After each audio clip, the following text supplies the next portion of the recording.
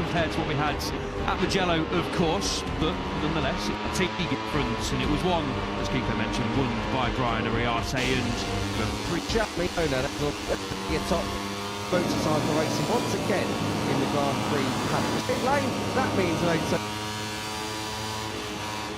Moto3 fires into life and Balaton Park comes alive to the sound of motorcycle racing once again in the Grand Prix Paris. The second successive year that we've been here, Hungary has welcomed MotoGP, and we get going then the opening 35 minutes of action. Where do we start with the stories, El? We've covered Brian Ariarte off from Barcelona. Let's just talk about him if we can from Mugello before we get into some of the other stuff. Fantastic stuff from Brian Ariarte. He really hit the front on the last lap and went full gas, full chat and tried to break them and proved, mainly to the others, mainly to other riders in the field, other classes, I'm thinking in Red Bull rookies, that you do not need to dawdle, you don't need to always be thinking about track position. One qualifying light lap will do it. And Brian Ariarte, in the end, comfortably over the line in P1 for his first ever win last time out from Mugello. Yeah, top job from Ariarte. And as I mentioned, that move at Casanova on Adrian Fernandez was aggressive but clean. Pushed Fernandez a little bit wide, spoke to Ariarte after the race, and he said it was a bit risky, but a gamble well worth taking, and that just put him at the front of the field when everyone was squabbling behind as well. A phenomenal last lap to watch. I don't think it was quite phenomenal for the riders trying to push their way through into the podium places and try and hang on to a podium and a top 5 and a sort of top 10 as well. But yeah, fair play to Ariarte for bullying his way to the front in superb fashion and just getting his head down and winning the race by just under half a second. And he said since Le Mans, basically, that he's made a step forward. So I did try and push him on what he felt on the bike within the team, and he was like, I don't really know. All I know is we've made a step forward, whether it's mentality, whether it's something on the bike, whether it's my riding style. We've changed something over the last few Grand Prix, and he did cross the line in P4 in Catalonia. Obviously, he has been disqualified from that, unfortunately, but that's no fault for Brian Ariarte. An honest mistake from the team and sometimes. And Ariarte backed it up with obviously that opening victory of his Moto3 campaign. We're expecting a lot more, of course, but Ariarte was keeping his feet on the ground, wasn't getting too carried away, knows that this is his rookie season. A lot of expectation, of course, as there always is, from riders. We've seen that with Rueda, with Carpeg, with Keelan, of course, as well, but he wasn't the double champion in the Moto Junior and Red Bull Rookies Cup class. Whenever someone moves up, like Angel Piqueras, of course, as well, as a reigning Red Bull Rookies Cup champion and a Moto Junior champion, a lot of expectation, of course, on the shoulders of Ariarte, especially when you're donning the replicating Iotas as well. So he's taken a little bit of time, said in pre-season that he didn't feel comfortable on the bike.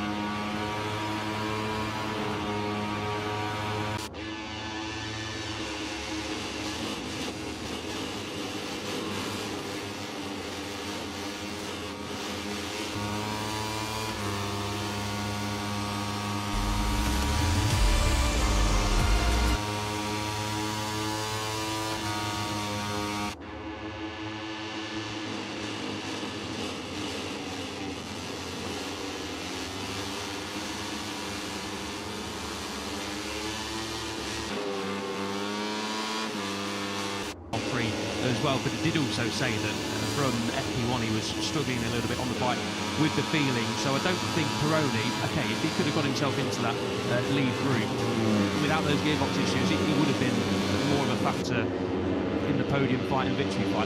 But you're right, it's not been the greatest run of form so far for Pironi, who we were all expecting to be challenging Quiles, who's on our screens now, of course, on a regular basis, and others as well. Carpi up inside the top two in the championship as well. It was there here last year, as you rightly mentioned, that Pironi really announced himself, I feel, as a proper contender in Moto3. It just hasn't clicked so far this season for Pironi, but he still sits in the championship, got a podium, of course, in Thailand as well. So you do feel like here is a great opportunity for Pironi, as long as he doesn't have any issues throughout the weekend as well, for him to really get back on the horse and have a good podium or a victory chance, get a good result. Not had a top 10 since Rep, which I don't think we were going to be saying that about Pironi when he stood on the podium over in Thailand. We thought that was a great start to the season, sort of a springboard for him to, be a title contender this year. It's not worked out so far, but there's a long way to go. Pironi, we know, is massively talented, a real star of the future, the young Argentine. So I'm not worried about Pironi just yet, but I do feel like this weekend he's got to have a good run of things, get a good result on a track he claimed a podium at last year as well. But if he struggles this weekend with the general feeling of the fight, then I am going to start to become a little bit more concerned about Pironi going into the rest of the season. But yeah, it was another quiet, difficult weekend for Pironi last time out, so hopefully for the young Argentine he can have a better time of things. It was his worst GP since Phillip Island last year, when he was 20th at the checkered flag. This is the only other time he's finished the GP out for points. He qualified 22nd that weekend as well. Magellan and Phillip Island, fast and flowing circuit, real high-speed corners. So I just wonder if that's an area where Valentin Pironi just needs to work on at the moment. We're just over 10 minutes into this, I beg your pardon, less than 25 minutes to go. And at the moment, Max Quiles is the rider who is unsurprisingly setting all the fast lap times at the moment. Ahead of David Winner for this rider on the screen, David Almanza. Welcome back to David Almanza, of course. Qualified on pole yet again last time out, the fourth career pole that he's had. And then didn't make the start. He was taken to hospital, quite severe tonsillitis for the number 22, our opening Grand Prix winner of this 2026 campaign. So David Almanza, great to see you back, but hopefully you're all right, because really must have been serious, because very, very rare does illness take someone out, particularly when they're qualified not just on the front row, but on pole. So David Almanza back in action this weekend at Balaton. Yeah, obviously after the injury troubles, after his huge crash at the lead over in Brazil, a shame to see Almanza missed the race. Again, qualified on pole position, was looking really strong. He's had a fantastic year so far as Almanza, but just had bad luck with injuries and illness. So fingers crossed he can have a clean weekend of things in Hungary. But great to see him back. Almanza said it started on Wednesday when he started to feel some symptoms. Obviously I spoke to him in Park Fermi as well on the Saturday when he qualified on pole, and I didn't notice anything. He's a quiet lad, unassuming character, especially when he's speaking English. I think he's not as confident as he should be, because English isn't that bad. Speaking in front of the cameras in Park Fermi, I think that's just his natural persona, and that's absolutely fine. But I didn't come away thinking, Almanza's not quite right. Just thought it was the cool, calm and collected character, sticking it on pole position once again. He was sort of not too bothered and not too happy, but obviously learning what we did on Sunday morning, he was clearly severely under the weather. So thankfully, after a trip to the hospital and a couple of days there and recovering, he is back on track here in Hungary, which is great to see, and of course straight up inside that sort of top three realm as well, which we're so used to seeing him this season. So fingers crossed Almanza can have a good weekend here and challenge for the podium and victory once again. Let's be honest, though, having to look at you in Park Fermi is enough to make anyone else. Very good, very good. That's why you're next to me up here in gold, to make me look nicer. Max Quiles on a flying lap at the moment. You can see a 1:47.592 is the fastest lap time in this.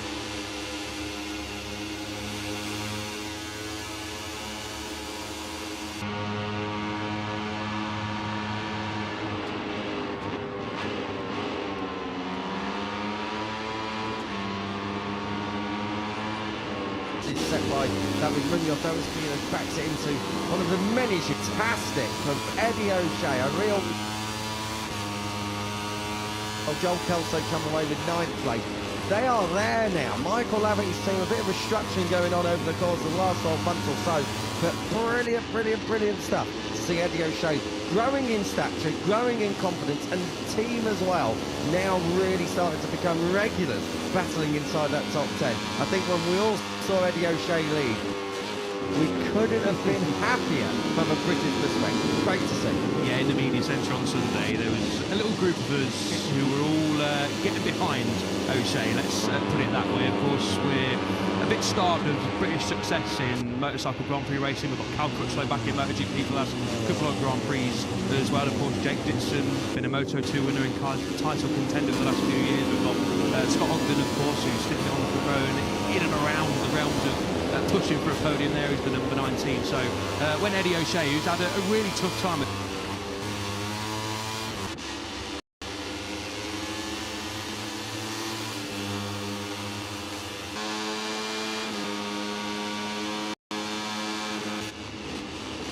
things in the last couple of years, and even before that as well. I remember in the Red Bull Rookies Cup he had a really horrible leg injury that did threaten his career at some point. As a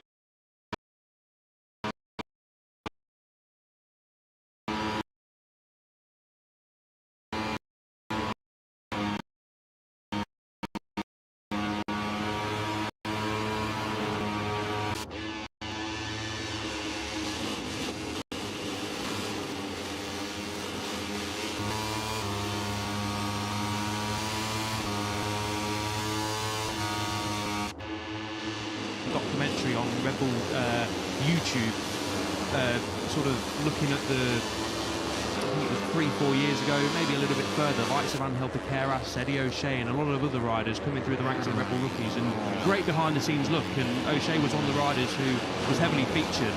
You know, his career was in doubt at some point, and he gave a really emotional interview actually to TNT, the British broadcaster, of course, with Natalie Quirk, and was obviously, we always like to see riders showing a bit of emotion. It shows that they're human, and it was fair to say that Eddie was absolutely over the moon. He said it wasn't about the result. The result was fantastic, obviously, being in the top 6 and, you know, having a chance of a podium on the last lap, but it was more about how he was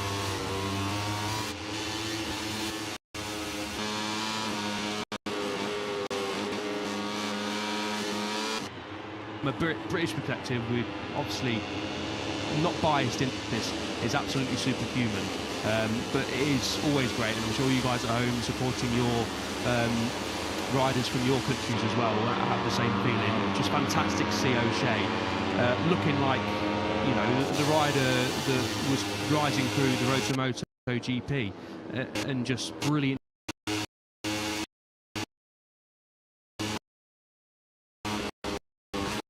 to see.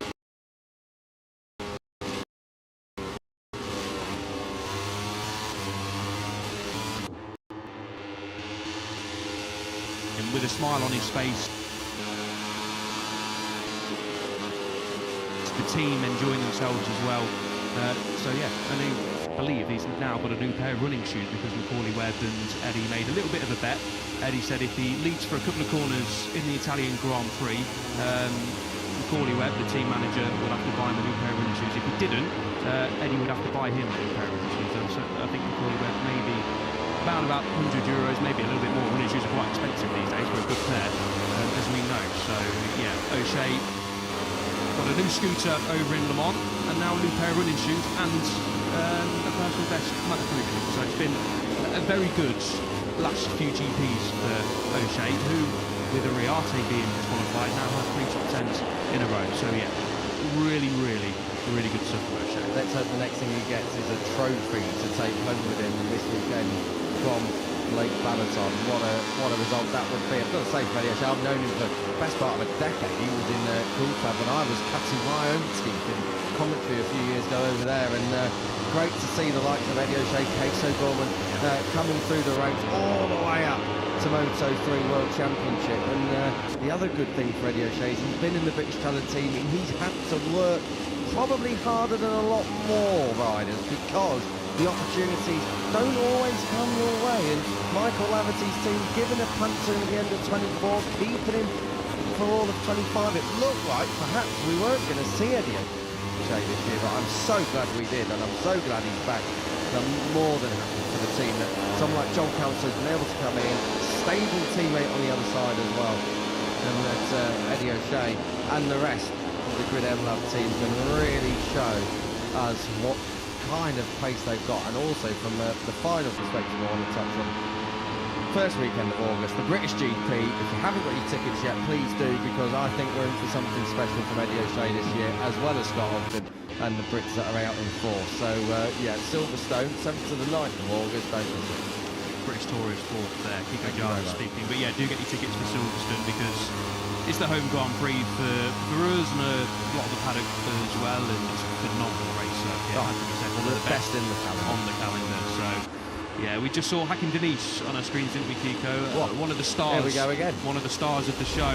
Another rookie who is massively impressing a lot of people in this paddock, and what a podium it was. What a podium, what a celebration it was over in Malaysia. The video that came out after, I think it was MotoGP pit lane reporter Jack Appleyard shared it to us, and his comment, I think, was probably the best one to sum it up. It was like they'd scored a World Cup winner in the 90th minute. The place went mental when it saw that Hakim Denish had got on the podium. Brilliant, brilliant stuff from Hakim Denish. The Malaysian Grand Prix at the start of November this year, and I reckon with the kind of form that Hakim's on, we're going to have a massive crowd at Sepang. So I mentioned Silverstone.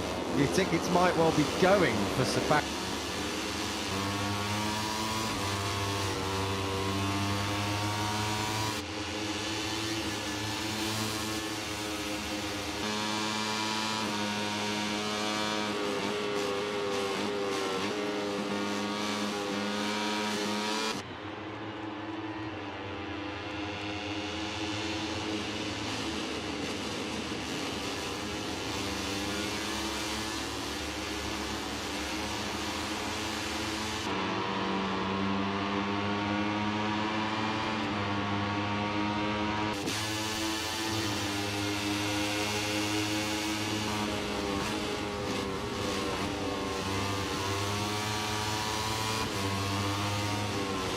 And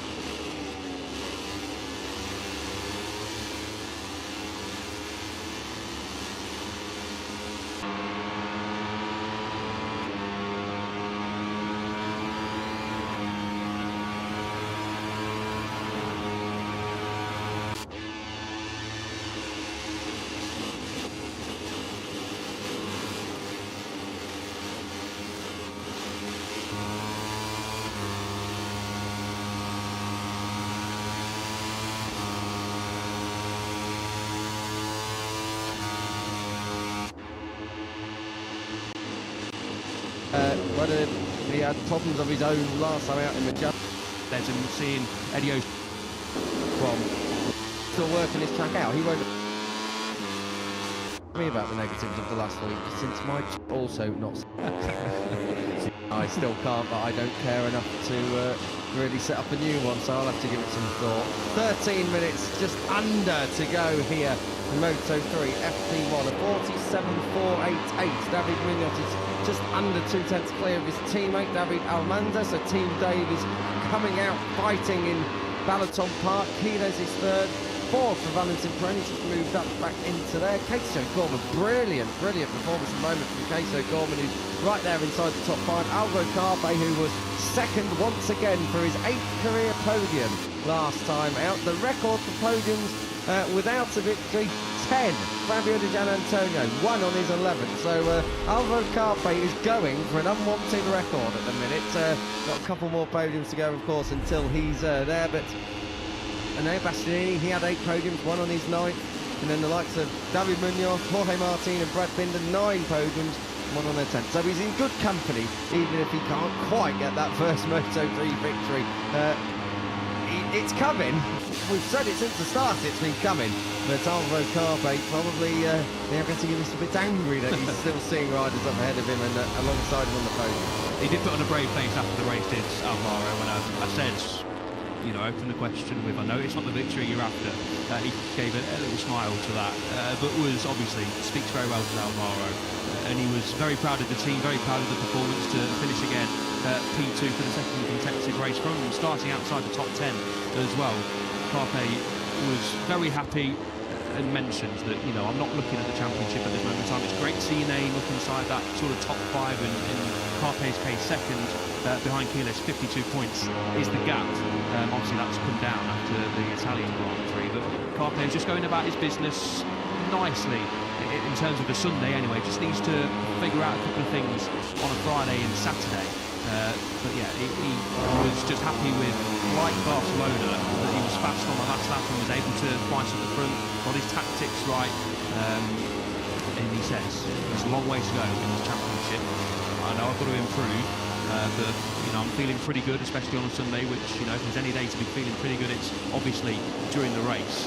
And he just said we need to be consistent, and to be fair to Alvaro Carpe, that's pretty much exactly what he's doing. Was 4th over in Thailand, 4th in Brazil, then picked up a P3 over in Austin as well, which could have easily been a win. Also could have easily not finished on the podium. A fantastic fight over in Austin, wasn't it? Which feels like yesterday, but also a lifetime ago since we're at the circuit of the Americas. Backed that up with a P5 over in Jerez, of course. Had that no score over in France, but then has returned from Le Mans over in Barcelona, and of course last time out in Magellan with a pair of silver medals. So Carpe is just keeping tabs ever so slightly on Quiles, needs to continue chipping away at that lead, but Carpe isn't stressed about that at this moment in time, and great for the Red Bull KTM team to have a 1-2 finish over in Magellan. So yeah, the team obviously used to winning races, used to challenging for championships, so do not count Alvaro Carpe out for this title race, because if he can just keep chipping away at things like he's doing, then he's going to give Quiles a bit of a headache. He is, but he's also got to win a race. I've got to say, we're a third of the way through the year. I wouldn't have been taking a bet of Alvaro Carpe not on the winner's sheet after 7 GPs, but that's where we're at, as Adrian Fernandez makes a complete mess of the final chicane here at Balaton Park. I can tell you, just 9 minutes or so on the clock, so business end of this session, a 45.700. It's the all-time lap record. That came in the race here last year. David Munoz it was who set it. We are about a second and 3/4 away from that at the moment. Munoz as well is at the top of this session. So expect the times to tumble a little bit later on, perhaps. You can be sure that David Almanza's at the forefront of that. We've got Practice coming up later.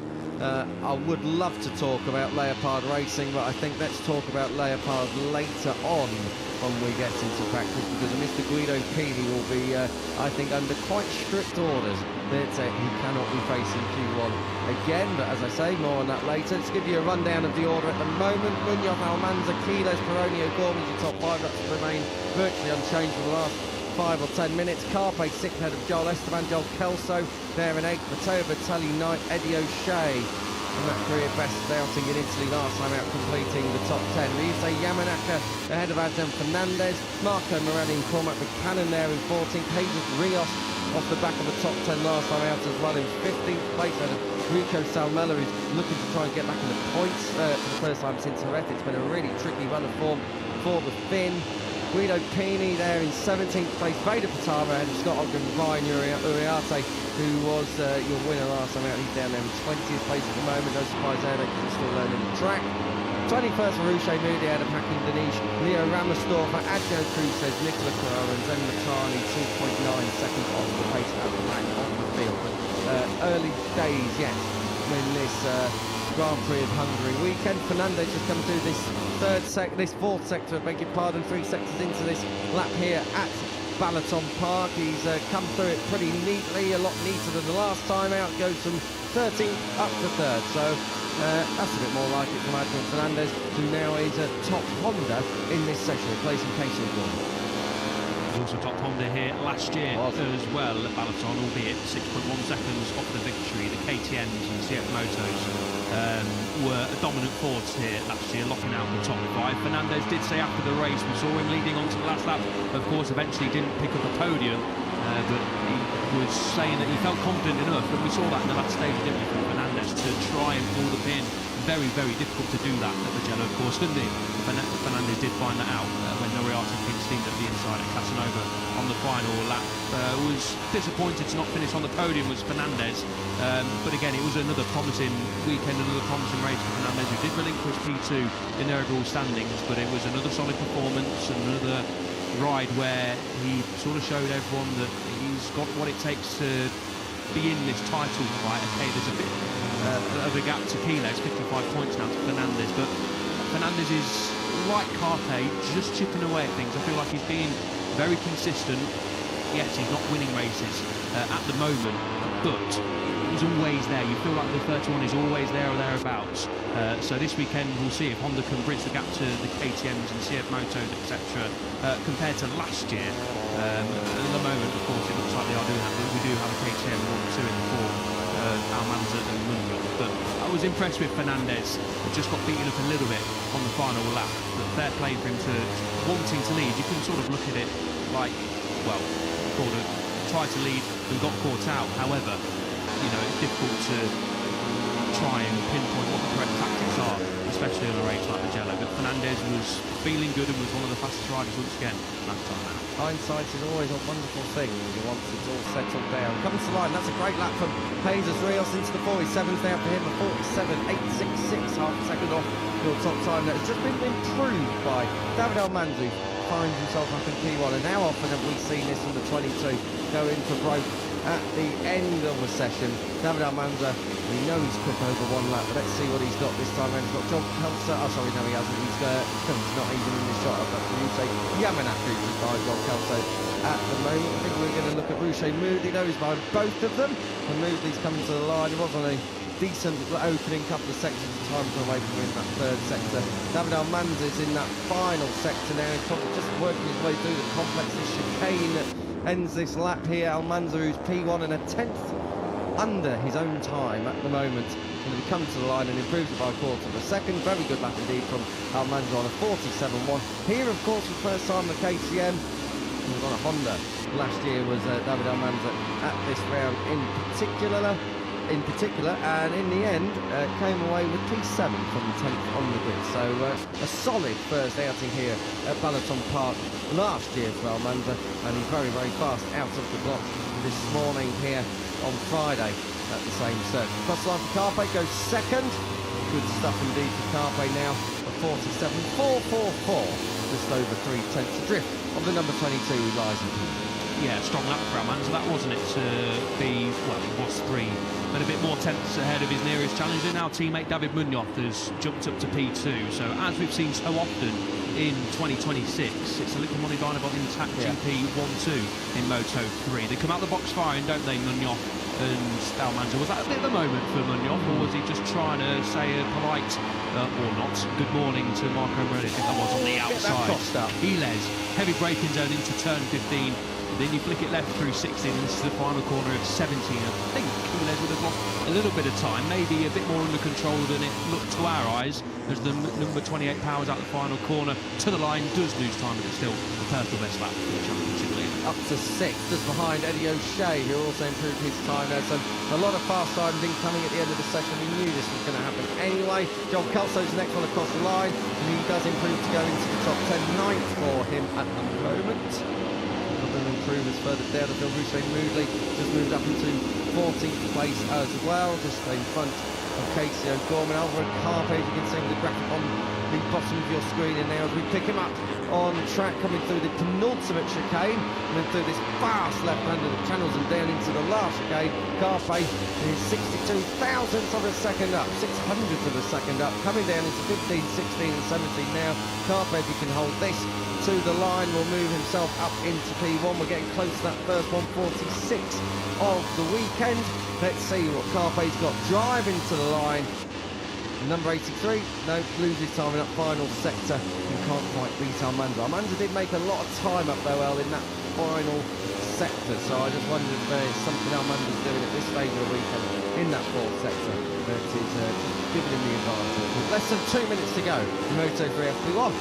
Yeah, we took up Quiles once again on a personal best lap time, shortly coming through the third split. That's turn 12 and 13 before you fire it out of 13. There's a fast kink here through 14, one of the better corners on this Balaton Park circuit. Loses a bit of time in that sector, does Quiles, but he's still on for a good lap, and that was a lot cleaner into turn 15 as well. Nicely done through the final chicane here at Balaton Park. Then, as I mentioned, flick it left through fastish corner of turn 17, and a pretty short burst of line where it was Quiles and Pironi who elbowing each other across the line. Great for us to see. It was clean enough, let's say, just trying to avoid each other potentially, or trying to elbow each other, who knows, after the race. But it was Quiles who just about beat Pironi on the runs to the line, well, just less than a year ago. We're here a little bit earlier in the season at Hungary, but more or less makes a difference a year ago here at Balaton.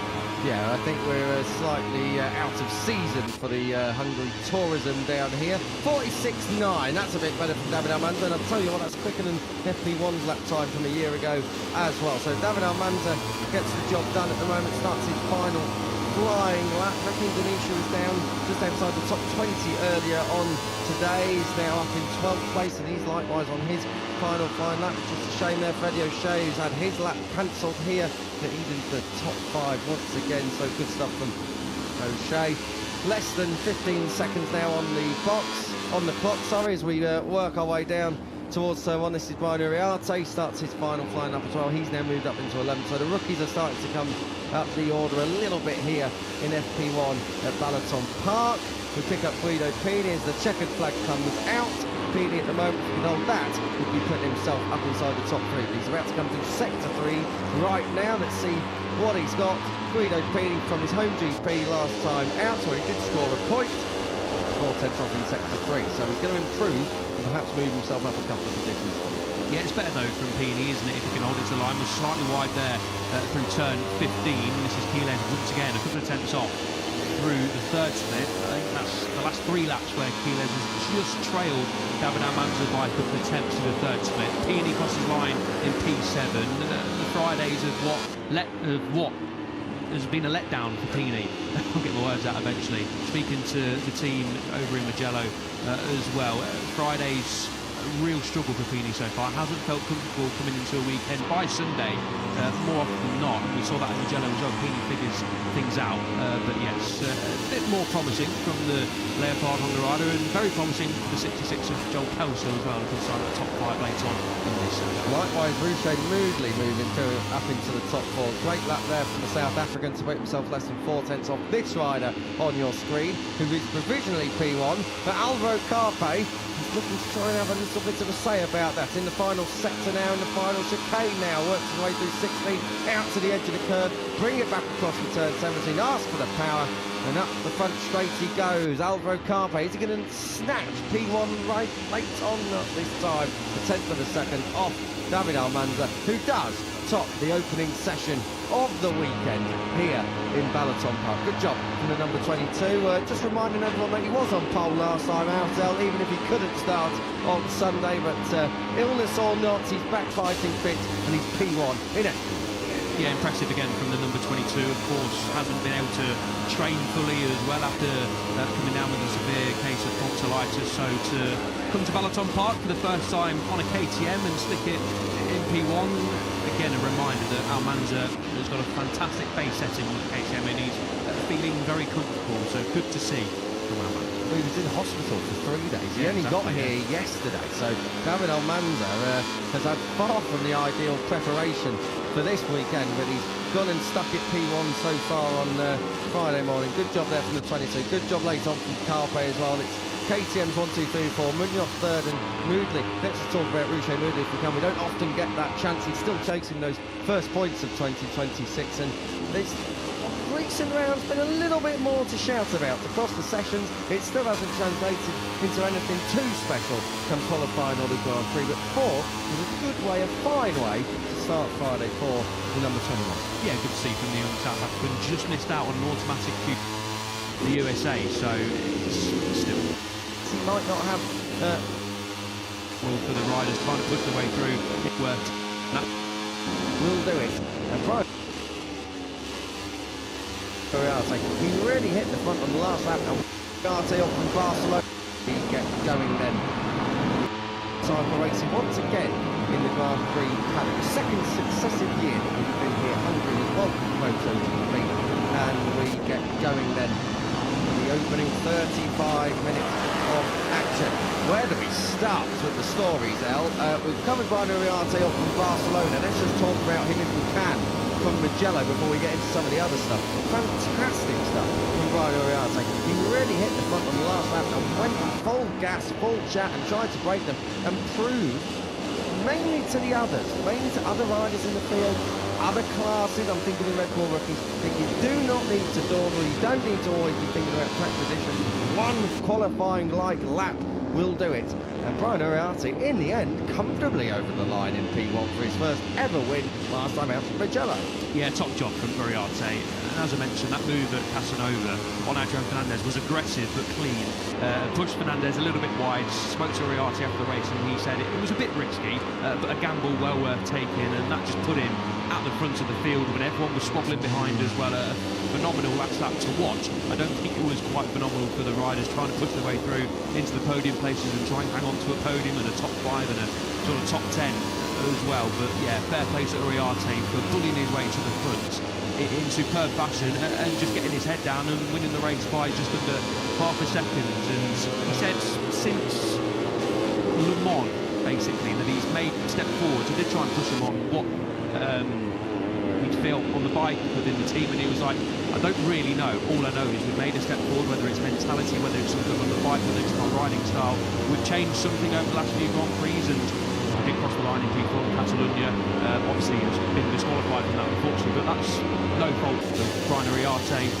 Acknowledged mistake from the team as well. They weren't trying to gain an advantage or anything like that. It's just something like that can happen sometimes. And Ugarte backed it up with obviously that opening victory of his Moto3 campaign. We're expecting a lot more, of course, but Ugarte was keeping his feet on the ground, wasn't getting too carried away, knows that this is his rookie season. A lot of expectation, of course, as there always is, from riders. We've seen that with Rueda, with Carpe, with Keelan, of course, well, but he wasn't the double champion in the Moto Junior and Red Bull Rookies Cup class. Whenever someone moves up, like Angel Piqueras, of course, as well, as a reigning Red Bull Rookies Cup champion and a Moto Junior champion, a lot of expectation, of course, on the shoulders of Ugarte, especially when you're donning the replicating Mayo colours as well. So he's taken a little bit of time, said in pre-season that he didn't feel comfortable on the bike, but in the last couple of Grand Prix, we've seen Ugarte take a step forward and confirmed his opening Grand Prix victory. So fantastic stuff from Ugarte. Not so fantastic in Mugello for Pino. Not at all. First real blunder, as I said earlier on, of his 2026 campaign. He could have come away from the Italian GP with the most points ever after the first 7 round of a season. That honour is held by the late great Louis Salom, 153 points after 17 victories, back in the second ever Moto3 season, 2013. But Max Keeler's just being pushed around and bullied, which is very, very unlike Max Keeler's. It's got to be said. Yes, he might not have it always go his own way, but it really didn't go his way over in Mugello. I mean, he was being pushed around by the likes of Eddie O'Shea, who was really, really motivated over in Mugello. So you're allowed to have a weekend off, of course. It's not the end of the world. He still sets a class record for consecutive point scoring finishes. Did this rider here on your feet, Max Keeler, but he'll be moving on swiftly from the Italian GP. Not the point holding. No, look, that can happen when you're in a group. Obviously, he started from the mid-pack as well, and that's the impression of how Keeler went about his business. And of course, in the latter stages, you can make a couple of mistakes, as Keeler did. He had a massive moment, didn't he, coming out of the final corner, turn 15, got the rear end spinning, was out of the seat, and he dropped outside the top 10 to Keeler, and on the last lap did able to pick his way through to be in that podium fight once again, but then was contact. I think it was Marco Morelli just coming into contact with the rear tyre of Hakim Denish at the final corner. That meant Morelli had to sit up, and I think Keeler's got caught up in that as well. So both the Aspar duo lost out at the final corner. So it was a potential podium still after a terrible qualifying really by Keeler's standards, and that big moment on the penultimate lap as well. Keeler's, we saw pictures afterwards that he was very angry in the box, and you can understand that as well. He's a championship leader, expects to be on the podium at every race and winning pretty much every race as well. It was just a bit of an off weekend. I still think Sunday was an impressive performance from Keeler's. Okay, he made a couple of mistakes, but as you rightly say, he's allowed to do that, and he's got margin to play with as well. And it was just another sense that Keeler was pushing hard. He wasn't sitting there accepting, I'll be happy with a sort of P5, P6, P7 sort of result. He was like, no, I'm absolutely going for the win and podium here. So yeah, some points lost in the title chase, but Keeler's saying afterwards that it's fine. He's going to quickly forget it. There's a lot of riders, of course, passing super hard. You mentioned the likes of Eddie O'Shea.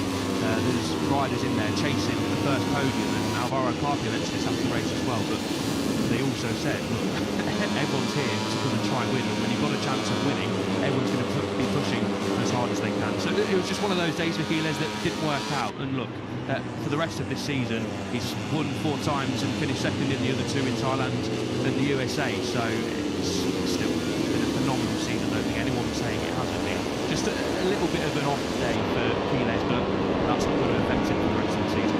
Not at all, and at the end of the day, he's still got more than 2 Grand Prix worth of points in his back pocket over the rest of the field. So I wouldn't be too concerned over Keeler's, and I don't think we'd be too surprised to see him roll out of this weekend and really show us what he's capable of. Max Keeler, we know he's a little star, and we know what he can do. It is the first time that we come into one weekend having not qualified or finished inside the top 10 for the weekend previous. So a bit of a struggle last time out at the Italian GP. We just saw Valentin Peroni. He is in some really tricky form at the moment. I mean, when we look at his form right now, the Argentinian who was in the victory fight here, this is where he looked so good last year. Valentin Peroni has really had a struggle really since we'll go to Jerez. He was 7th in Jerez, then he was 11th next time out at Le Mans, 11th in Barcelona, he was 12th across the line. Obviously we're thinking of the penalty there for Rino Alti. He was 18th now last time out, so whatever's going on for Valentin Peroni, whether he had problems of his own last time out in Mugello, but the form suggests that he's in a bit of a rough patch at the moment. Yeah, I spoke to Valentin after the race, and he did say that going into turn 1 on the opening lap, he experienced some gearbox issues that played in throughout the rest of the Grand Prix as well. But he did also say that from FP1 he was struggling a little bit on the bike with the feeling. So I don't think Peroni, okay, if he could have got himself into that lead group without those gearbox issues, he would have been more of a factor in the podium fight and victory fight. But you're right, it's not been the greatest run of form so far for Peroni, who we were all expecting to be challenging Keeler, who's on our screens now, of course, on a regular basis, and others as well. Carcoop inside the top 2 in the championship as well. It was there here last year, as you rightly mentioned, that Pironi really announced himself, I feel, as a proper contender in Moto3. It just hasn't clicked so far this season for Pironi, but he still sits in the championship, got a podium, of course, in Thailand as well. So you do feel like here is a great opportunity for Pironi, as long as he doesn't have any issues throughout the weekend as well, for him to really get back on the horse and have a good podium or a victory chance, get a good result, not at a top 10 since Rep, which I don't think we were going to be saying that about Pironi when he stood on the podium over in Thailand. We thought that was a great start to the season, sort of a springboard for him to, you know, be a title contender this year. It's not worked out so far, but there's a long way to go. Pironi, we know, is massively talented, a real star of the future, the young Argentine. So I'm not worried about Pironi just yet, but I do feel like this weekend he's got to have a good run of things, get a good result on a track he claimed a podium at last year as well. But if he struggles this weekend with the general feeling of the bike, then I am going to start to become a little bit more concerned about Pironi going into the rest of the season. But yeah, it was another quiet, difficult weekend for Pironi last time out, so hopefully for the young Argentine he can have a better time of things this weekend. It was his worst GP since for the Ireland last year, when he was 20th at the checkered flag. This is the only other time he's finished a GP out with points. He qualified 22nd that weekend as well. Magello and Phillip Island, fast and flowing circuit, real high-speed corners, so I just wonder if that's an area where Valentin Pironi just needs to work on at the moment. We're just over 10 minutes into this, I beg your pardon, less than 25 minutes to go at the moment. Max Keeler's the rider who is unsurprisingly setting all the fast lap times at the moment. Heading David Munoz from this side on the screen. David Almanza, welcome back to David Almanza, of course. Qualified on pole yet again last time out, the fourth career pole that he's had. And he didn't make a start. He was taken to hospital, quite severe tonsillitis for the number 22, our opening Grand Prix winner of this 2026 campaign. So David Almanza, great to see you back, but hopefully you're all right, because really must have been serious, because very, very rare does illness take someone out, particularly when they're qualified not just on the front row, but on pole. So David Almanza back in action this weekend at Balaton. Yeah, obviously after the injury troubles, after his huge crash out the lead over in Brazil, yeah, a shame to see Almanza missed the race. Again, qualified on pole position, was looking really strong. He's had a fantastic year so far as Almanza, but just had bad luck with injuries and illness. So fingers crossed he can have a clean weekend of things in Hungary. But great to see him back. Almanza said it started on Wednesday when he started to feel some symptoms. Obviously I spoke to him in Park Fermi as well on Saturday when he qualified on pole, and I didn't notice anything. He was a quiet lad, unassuming character, especially when he's speaking English. I think he's not as confident as he should be, because English isn't that bad. Speaking in front of the cameras in Park Fermi, I think that's just his natural persona, and that's absolutely fine. But I didn't come away thinking Almanza's not quite right. I just thought it was the cool, calm and collected character sticking it on pole position once again. He was sort of not too bothered, but not too happy. But obviously learning what we did on Sunday morning, he was clearly severely under the weather. So thankfully, after a trip to the hospital and a couple of days there and recovering, he is back on track here in Hungary, which is great to see. And of course, straight up inside that sort of top 3 realm as well, which we're so used to seeing him this season. So fingers crossed Almanza can have a good weekend here and challenge for the podium and victory once again. Let's be honest, though, having to look at you in Park Fermi is enough to make anyone happy. Very good. That's why you're next to me up here in gold, to make me look nicer. Max Keeler's on a flying lap at the moment. You can see a 1:47.592 is the fastest lap time. This is set by David Munoz. Thomas Keeler cracks it into one of the many chicanes there are around here at the Balaton Park circuit. Almanza, as we were just talking about, is in third place, Pironi fourth. But let's just talk about the rider in fifth. Fantastic from Eddie O'Shea, a real confident weekend, a huge turning point, career best, 6th place, last time out, led his first Grand Prix, double top 10 for Grid M Lab as well. Joel Kelso coming away with 9th place. They are there now. Michael Laverty's team, a bit of restructuring going on over the course of the last 12 months or so, but brilliant stuff to see Eddie O'Shea growing in stature, growing in confidence, and the team as well now really starting to become regulars battling inside that top 10. I think when we all saw Eddie O'Shea lead, We couldn't have been happier from a British perspective. Great to see. Yeah, in the media centre on Sunday, there was a little group of us who were all getting behind O'Shea, let's put it that way. Of course, we're a bit starved of British success in motorcycle Grand Prix racing. We've got Cal Crutchlow back in MotoGP for the last couple of Grand Prix as well. Of course, Jake Dixon, been a Moto2 winner in title contender for the last few years. We've got Scott Ogden, of course, who's sticking on for Rowan in and around the realms of pushing for a podium there. He's the number 19. So when Eddie O'Shea, who's had a really tough time of things in the last couple of years, and even before that as well, I remember in the Red Bull Rookies Cup he had a really horrible leg injury that did threaten his career at some point. There's a brilliant documentary on the Red Bull YouTube, sort of looking at it was 3-4 years ago, maybe a little bit further, likes of Angel Peras, Eddie O'Shea and a lot of other riders coming through the ranks of Red Bull Rookies, and great behind the scenes look. And O'Shea was one of the riders who was heavily featured.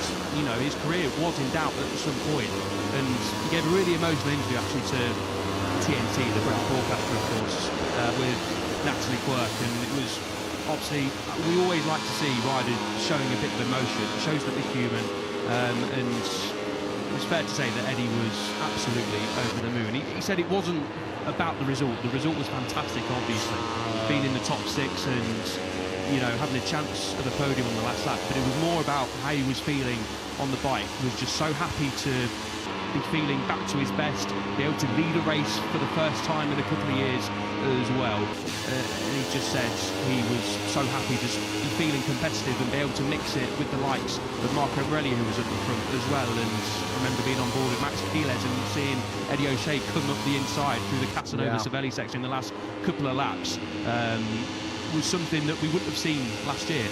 So fantastic from O'Shea. And from a British perspective, we've obviously not biased in this commentary box. When we're out the commentary box, we may be in the media centre when we're seeing one of our own in the front mix. But we're fans of all these riders. What they do on a weekly basis is absolutely superhuman. But it is always great, and I'm sure you guys at home supporting your riders from your countries as well have the same feeling. Just fantastic to see O'Shea looking like, you know, the rider that was rising through the Road to MotoGP. And just brilliant to see him with a smile on his face, the team enjoying themselves as well.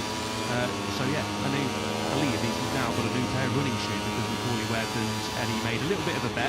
Eddie said if he leads for a couple of corners in the Italian Grand Prix, Macaulay Webb, the team manager, will have to buy him a new pair of running shoes. If he didn't, Eddie would have to buy him a new pair of running shoes. So I think Macaulay Webb maybe about €100, maybe a little bit more. Running shoes are quite expensive these days for a good pair, as we know. So yeah, O'Shea got a new scooter over in Le Mans and now a new pair of running shoes and a personal best Moto3 result. So it's been a very good last few GPs for O'Shea, who, with Ariarte being disqualified, now has 3 top 10s in a row. So yeah, really good stuff from O'Shea. Let's hope the next thing he gets is a trophy to take home with him this weekend from Lake Balaton. What a result that would be. I've got to say, Freddie, I've known him for the best part of a decade. He was in Coolfab when I was cutting my own teeth in commentary a few years ago over there, and great to see the likes of Eddie O'Shea, Casey Gorman coming through the ranks all the way up to Moto3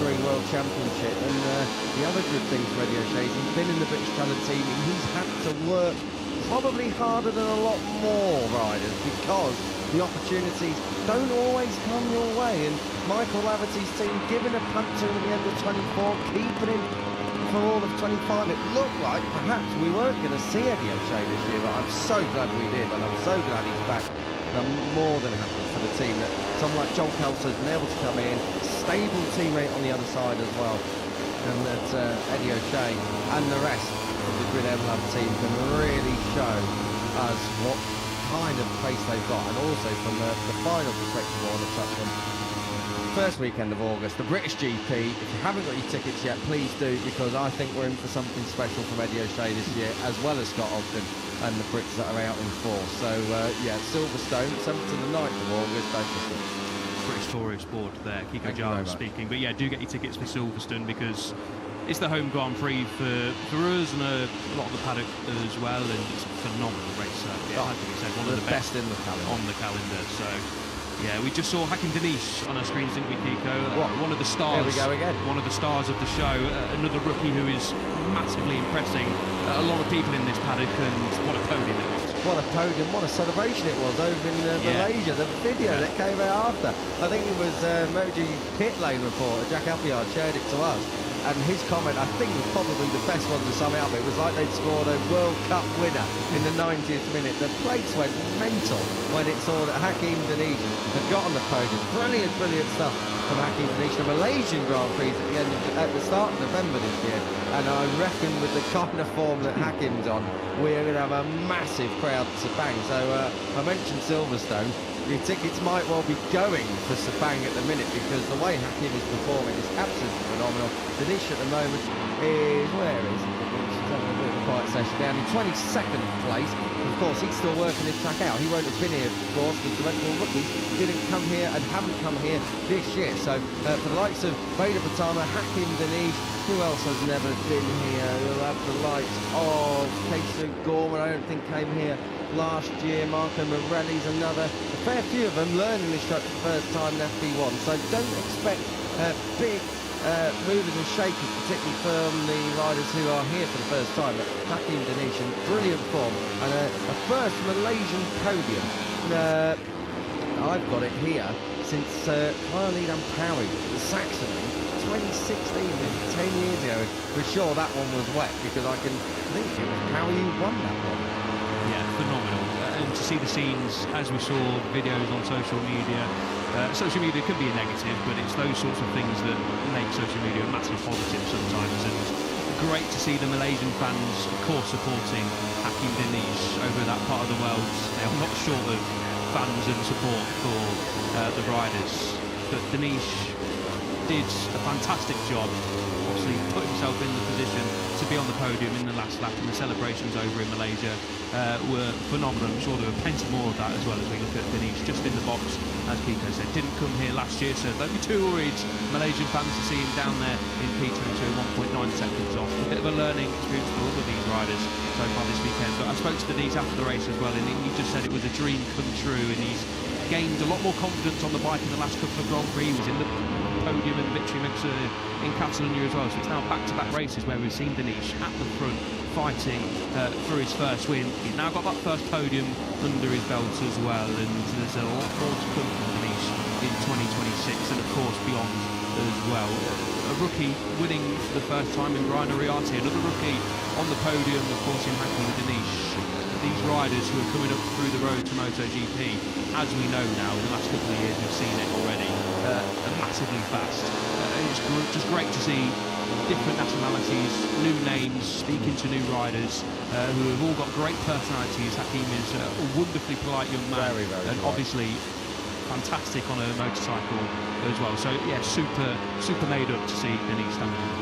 6 straight points finishes for the first time for a Malaysian rider since 2012. So Fahmi Khairuddin it was back then. So Hakim Denish is rewriting the Malaysian Moto3 record books. And I've got to say, Al, you did segue into it, say social media can be a positive and a negative. You don't have to talk to me about the negative for the last week, since my Twitter did get hacked. Sorry, X got hacked. So no one please go and report the GP account. It is no longer me. I am also not selling any crypto, so I don't give you advice for that. But yours is still up and running, so channel all the questions over to Al. How's your new Range Rover going? Lovely, yeah, I just need a license. Yeah, very funny at the end of that. Oh dear me, I remember coming back from the broadcast set on Sunday in Mugello, and yeah, well, I couldn't quite believe it, and I still can't, but I don't care enough to really set up a new one, so I'll have to give it some thought. 13 minutes just under to go here in Moto3 FP1, a 47.488. David Munoz is just under 2/10 clear of his teammate David Almanda, so Team Dave is coming out fighting in Balaton Park. Kiles is third. Fourth for Valentin Peroni, just moved up back into there. Casey Gorman, brilliant performance at the moment from Casey Gorman, who's right there inside the top 5. Alvaro Carpe, who was second once again for his 8th career podium last time out. The record for podiums without a victory, 10. Fabio Di Gianantonio, 1 on his 11th. So Alvaro Carpe is going for an unwanted record at the minute. Got a couple more podiums to go, of course, until he's there, but and now Bastianini, he had 8 podiums, 1 on his 9th. And then the likes of David Munoz, Jorge Martin and Brad Binder, 9 podiums, 1 on their 10th. So he's in good company, even if he can't quite get that first Moto3 victory. It's coming. We've said it since the start, it's been coming. But Alvaro Carpe probably now getting a little bit angry that he's still seeing riders up ahead of him and alongside him on the podium.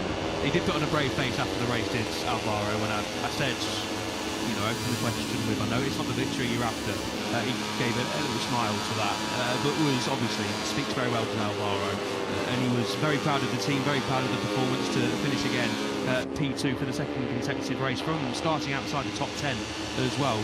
Carpe was very happy and mentioned that, you know, I'm not looking at the championship at this moment in time. It's great to see your name up inside that sort of top 5, and Carpe's case second behind Keyless, 52 points is the gap. Obviously that's come down after the Italian Grand Prix, but Carpe is just going about his business nicely in terms of the Sunday anyway. Just needs to figure out a couple of things on a Friday and Saturday. But yeah, he was just happy with, like Barcelona, that he was fast on the last lap and was able to fight at the front, got his tactics right, and he says there's a long way to go in this championship. I know I've got to improve, but you know, I'm feeling pretty good, especially on a Sunday, which, you know, if there's any day to be feeling pretty good, it's obviously during the race. And he just said we need to be consistent, and to be fair to Alvaro Carpe, that's pretty much exactly what he's doing. Was 4th over in Thailand, 4th in Brazil, then picked up a T3 over in Austin as well, which could have easily been a win. Also could have easily not finished on the podium. A fantastic fight over in Austin, wasn't it? Which feels like yesterday, but also a lifetime ago since we're at the circuit of the Americas. Backed that up with a P5 over in Jerez, of course. Had that no score over in France, but then returned from the one over in Barcelona, and of course last time at Mugello with a pair of silver medals. So Carpe is just keeping tabs ever so slightly on Keyless. Needs to continue chipping away at that lead, but Carpe isn't stressed about that at this moment in time. And great for the Red Bull KTM team to have a 1-2 finish over in Mugello. So yeah, the team obviously are used to winning races, are used to challenging for championships. So do not count Alvaro Carpe out for this title race, because if he can just keep chipping away at things like he's doing, then he's going to give Keyless a bit of a headache. He is, but he's also got to win a race. I've got to say, we're a third of the way through the year. I wouldn't have been taking a bet of Alvaro Carpe not on the winner's sheet after 7 GPs, but that's where we're at, as Adrian Fernandez makes a complete mess of the final chicane here at Balaton Park. So just 9 minutes or so on the clock. So business end of this session, a 45.700. It's the all-time lap record. That came in the race here last year. David Munoz, it was who set it. We are about a second and 3/4 away from that at the moment. Munoz as well is at the top of this session. So expect the times to tumble a little bit later on, perhaps. And you can be sure that David Armando's at the forefront of that. We've got Practice coming up later. I would love to talk about Leopard racing, but I think let's talk about Leopard later on when we get into Practice, because Mr. Guido Pini will be, I think, under quite strict orders that he cannot be facing Q1 again. But as I say, more on that later. Let's give you a rundown of the order at the moment. Munoz, Almanza, Keyless, Peroni, O'Gorman, your top 5. That's remain virtually unchanged for the last 5 or 10 minutes. Carpe, 6th ahead of Joel Esteban, Joel Kelso there in 8th, Matteo Bertelli, 9th, Eddie O'Shea, and that career best outing in Italy last time out, completing the top 10. Ryusei Yamanaka ahead of Adrian Fernandez, Marco Morelli and Cormac Buchanan there in 14th, Jesus Rios off the back of the top 10 last time out as well in 15th place ahead of Rico Salmella, who's looking to try and get back in the points for the first time since Jerez. It's been a really tricky run of form for the Finn. Guido Pini there in 17th place, Vader Patara and Scott Ogden and Brian Uriarte, who was your winner last time out. He's down there in 20th place at the moment. No surprise there, he's still learning the track. 21st for Ruche Moody out of Hakim Danish, Leo Ramersdorf and Adjan Cruz says Nicola Carrera and Zen Matani 2.9 seconds off the pace at the back of the field.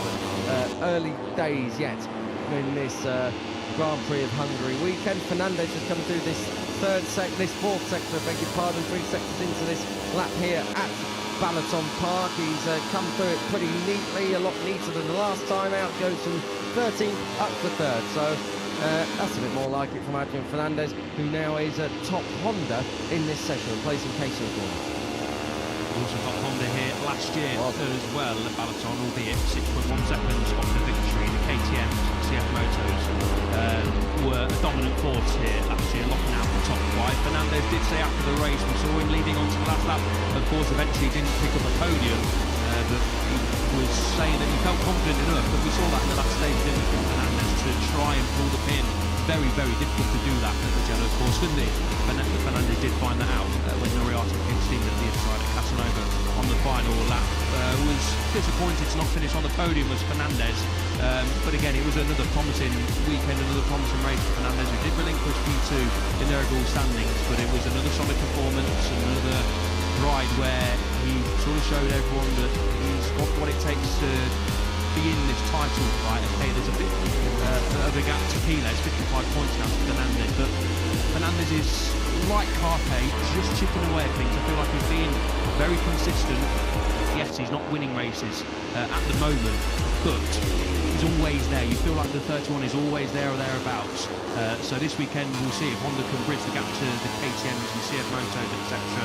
Compared to last year. At the moment, of course, it looks like they are doing that, but we do have a KTM 1 2 in the form, Almanza and Munzo. But I was impressed with Fernandez. It just got beaten up a little bit on the final lap, but fair play for him to wanting to lead. You can sort of look at it like, well, tried to lead and got caught out. However, you know, it's difficult to try and pinpoint what the correct tactics are, especially in a race like Mugello. But Fernandez was feeling good and was one of the fastest riders once again last time. Hindsight is always a wonderful thing once it's all settled down. Comes to line, that's a great lap from Pedro Rios into the boys. 7's down for him, a 47.866, half a second off your top time. That has just been improved by David Almanza, finds himself up in P1, and how often have we seen this in the 22 go in for broke at the end of the session. David Almanza, we know he's took over one lap. Let's see what he's got this time. He's got John Kelso. Oh, sorry, no, he hasn't. He's not even in the shot up at Rouge. Yamanaka is by John Kelso at the moment. I think we're going to look at Rouge Moody, though. He's by both of them. And Moody's coming to the line. It was a very decent opening couple of sections. Time away from him in that third sector. David Almanza is in that final sector now. He's probably just working his way through the complex. The chicane ends this lap here. Almanza, who's P1 and a 10th under his own time at the moment. He comes to the line and improves by 4 seconds. Very good lap indeed from Almanza on 47.1. Here, of course, for the first time, the KTM. He was on a Honda last year, was David Almanza at this round in particular, and in the end came away with P7 from 10th on the grid. So a solid first outing here at Balaton Park last year for Almanza, and was very, very fast out of the block this morning here on Friday at the same circuit. Cross line for Carpe goes second. Good stuff indeed from Carpe now, a 47.444, just over 3/10 adrift of the number 22 Liza. Yeah, strong lap for Almanza, that wasn't it, to be, well, it was 3, but a bit more tenths ahead of his nearest challenger. Now teammate David Munoz has jumped up to P2, so as we've seen so often in 2026, it's a little Money Dynamite intact GP 1-2 in Moto3. They come out the box firing, don't they, Munoz and Almanza? Was that a bit of a moment for Munoz, or was he just trying to say a polite, or not, good morning to Marco Morelli? I think that was on the outside. Piles, heavy braking zone into turn 15. Then you flick it left through 16, this is the final corner of 17. I think Piles would have lost a little bit of time, maybe a bit more under control than it looked to our eyes, as the number 28 powers out the final corner to the line, does lose time, but still purple best lap. Up to 6th, just behind Eddie O'Shea, who also improved his time there. So a lot of fast times incoming at the end of this session. We knew this was going to happen anyway. John Kelso's next one across the line, and he does improve to go into the top 10. 9th for him at the moment. Improvements further down until Rouge Moody just moved up into 14th place as well, just in front of Casey O'Gorman. Over at Carpe, you can see the graphic on the bottom of your screen, and now as we pick him up on track coming through the penultimate chicane, then through this fast left-hander that channels him down into the last chicane. Carpe is 62 thousandths of a second up, 600ths of a second up, coming down into 15, 16, 17 now. Carpe, if he can hold this to the line, will move himself up into P1. We're getting close to that first 146 of the weekend. Let's see what Carpe's got driving to the line. Number 83, no, loses time in that final sector. Can't quite beat Almanza. Almanza did make a lot of time up though, El, in that final sector. So I just wonder if there's something Armando's doing at this stage of the weekend in that fourth sector that is giving him the advantage. With less than 2 minutes to go in Moto3 FP1. Yeah, we took up key edge once again on a personal best lap time, shortly coming through the third split. That's turn 12 and 13 before you fire it out at 13. There's a fat kink here through 14, one of the better corners on this Balaton Park circuit. We took a bit of time in that sector, does Keyless, but he's still on for a good lap, and that was a lot cleaner into turn 15 as well. Nicely done through the final chicane here at Balaton Park. Then, as we mentioned, flick it left through fastish corner of turn 17, and a pretty short burst of line where it was Keyless and Pironi who elbowing each other on the European across trail the line. as we Great visit for a us to true see. classic on the Grand Prix circuit. Nestled in the hills and a stone's throw from one of our charming old town cities, the most exciting sport on earth has landed in the Czech Republic. Welcome to Brno.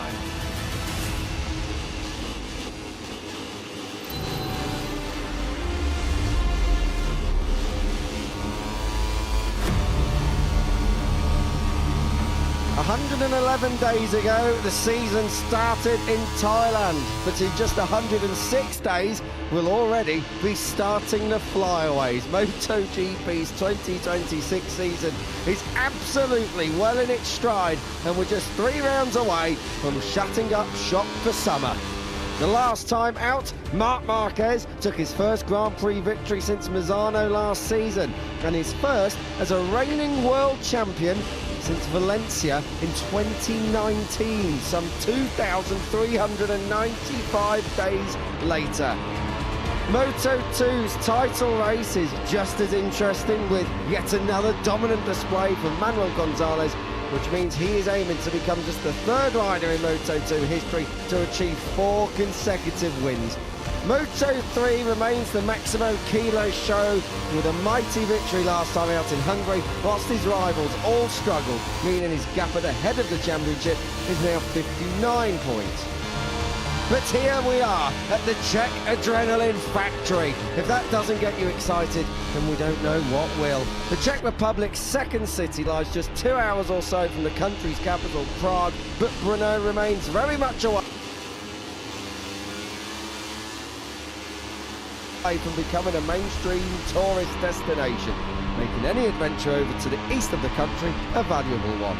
It really is one of our favourites in Europe. MotoGP's been coming to Brno's racetrack since 1987, but the Czech GP itself dates back to the street races of the 40s, 1947 to be precise. MotoGP returned to one of its staples last year, and we're back again in 2026, not far away from getting started. You're joining myself, Kiko Giles, and Elliot York, as ever, is next to me here on Friday morning, ready for liftoff, as this year's Monster Energy Grand Prix of Czechia hones into view. Moto3 FP1 is in the offing. Good morning, Al. Good morning, mate, and hello to everyone tuning in for Moto3 FP1. Looking forward to this weekend. A weekend off, needed after a busy back-to-back, and a bit of a different venue to Balaton Park, it's got to be said. The upcoming double-header of Brno and Assen really does get the juices flowing. Love it here, Brno. The city's wonderful, the circuit is fantastic. I don't think I've spoken or seen anyone have a bad word to say about this Grand Prix venue. So good to be back last year after not visiting this place since 2020. Great to be back in 2025 and of course 2020.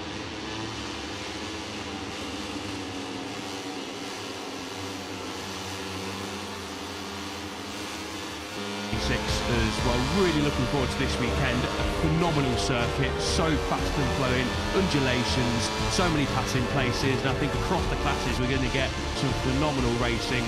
And yeah, can't wait to get this weekend started, and the weather for the entire weekend looks absolutely fantastic. Probably a little bit too hot. We can't really moan about that. It's never too hot in the comms box. Always remember that one. We're expecting upwards of 32 degrees from tomorrow, and on Sunday maybe even up to 35 on Sunday, depending on which weather forecast you get. It is crystal clear blue sky though today. There is not a cloud in the sky. It is beautiful.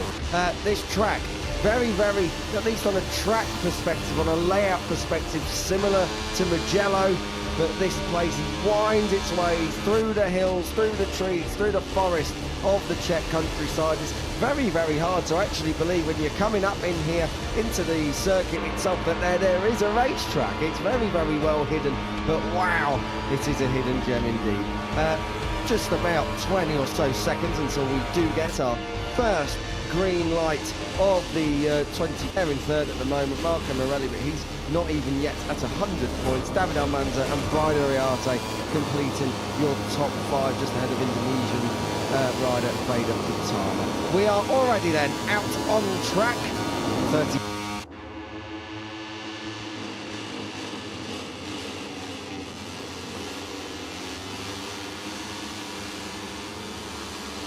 5 minutes of Moto3 action starts to tick down, and last year, El, we were here in July, the back end of July, and we were with a little bit of bad weather on the Friday. It wasn't brilliant all the way through the weekend, but really conditions should only be getting better and better right the way through the course of this weekend. We should have a real dry run right the way from now until Sunday, and that is what the Moto3 guys will want. Yeah, exactly that.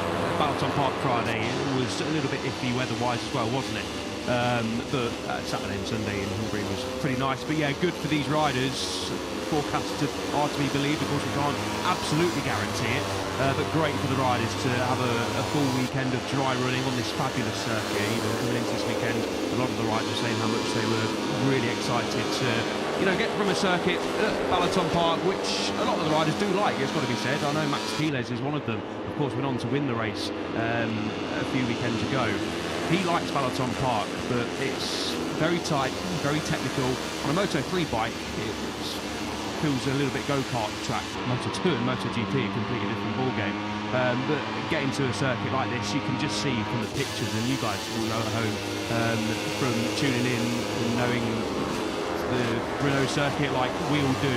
It's such a different sort of place. And we go to Assen next week, which again is not quite the same as Brno, but fast and flowing again. So really looking forward to the upcoming weekends, and 2 weekends where Quiles will head into them as favourite once again. It was another phenomenal ride, a phenomenal weekend really from Quiles last time out. Didn't stick it on pole position, that went to David Almanza, of course. Shout out to Almanza, we'll also speak about him in due course, but Quiles was once again the star of the show, and he's just continuing to grind out these results after a disappointing weekend over in Mugello. He bounced back superbly with the weekend off, go back home, train, keep the feet on the ground, and Quiles was on the podium here last year, of course, too.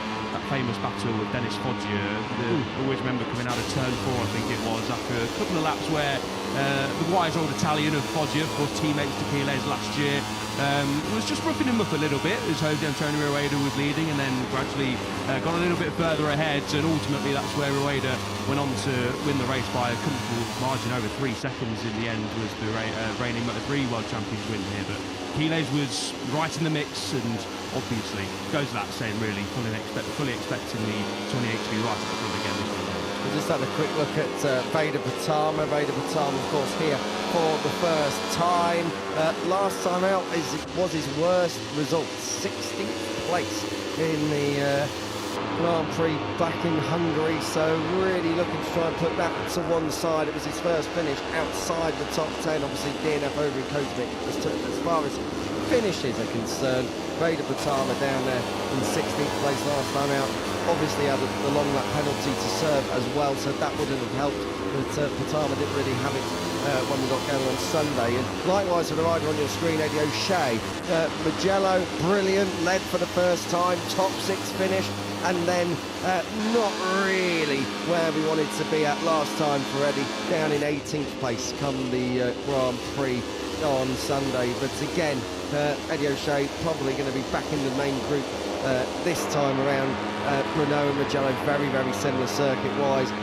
Last year, we did have a breakaway at the front. We did have Jose Antonio Rueda doing the business, but I've got to say that's not the norm around here. And all the Moto3 Grand Prix going back through the years, we do normally get a humdinger and a big freight train. Yeah, 100%. Lends itself well, doesn't it, to a circuit. Slipstream really important. This is Horsepower Hill that Kees O'Gorman's powering up now, the famously named Horsepower Hill, before you get into turn 13 and turn 14, the final 2 corners here at the Automotodrom Brno. phenomenal circuit, and yet, I mean, we saw this from Rueda last year, didn't we? And we're seeing it from Quiles again this year. David Alonso, of course, in 2024 as well. That sometimes in Moto3, you get riders who are just able to get into a rhythm. They've got such a rhythm that it's hard for the riders behind to keep with them. And as soon as you get a second, maybe 3/4 of a second in your pocket, like Rueda did here last year, and the riders behind the back then, very easy.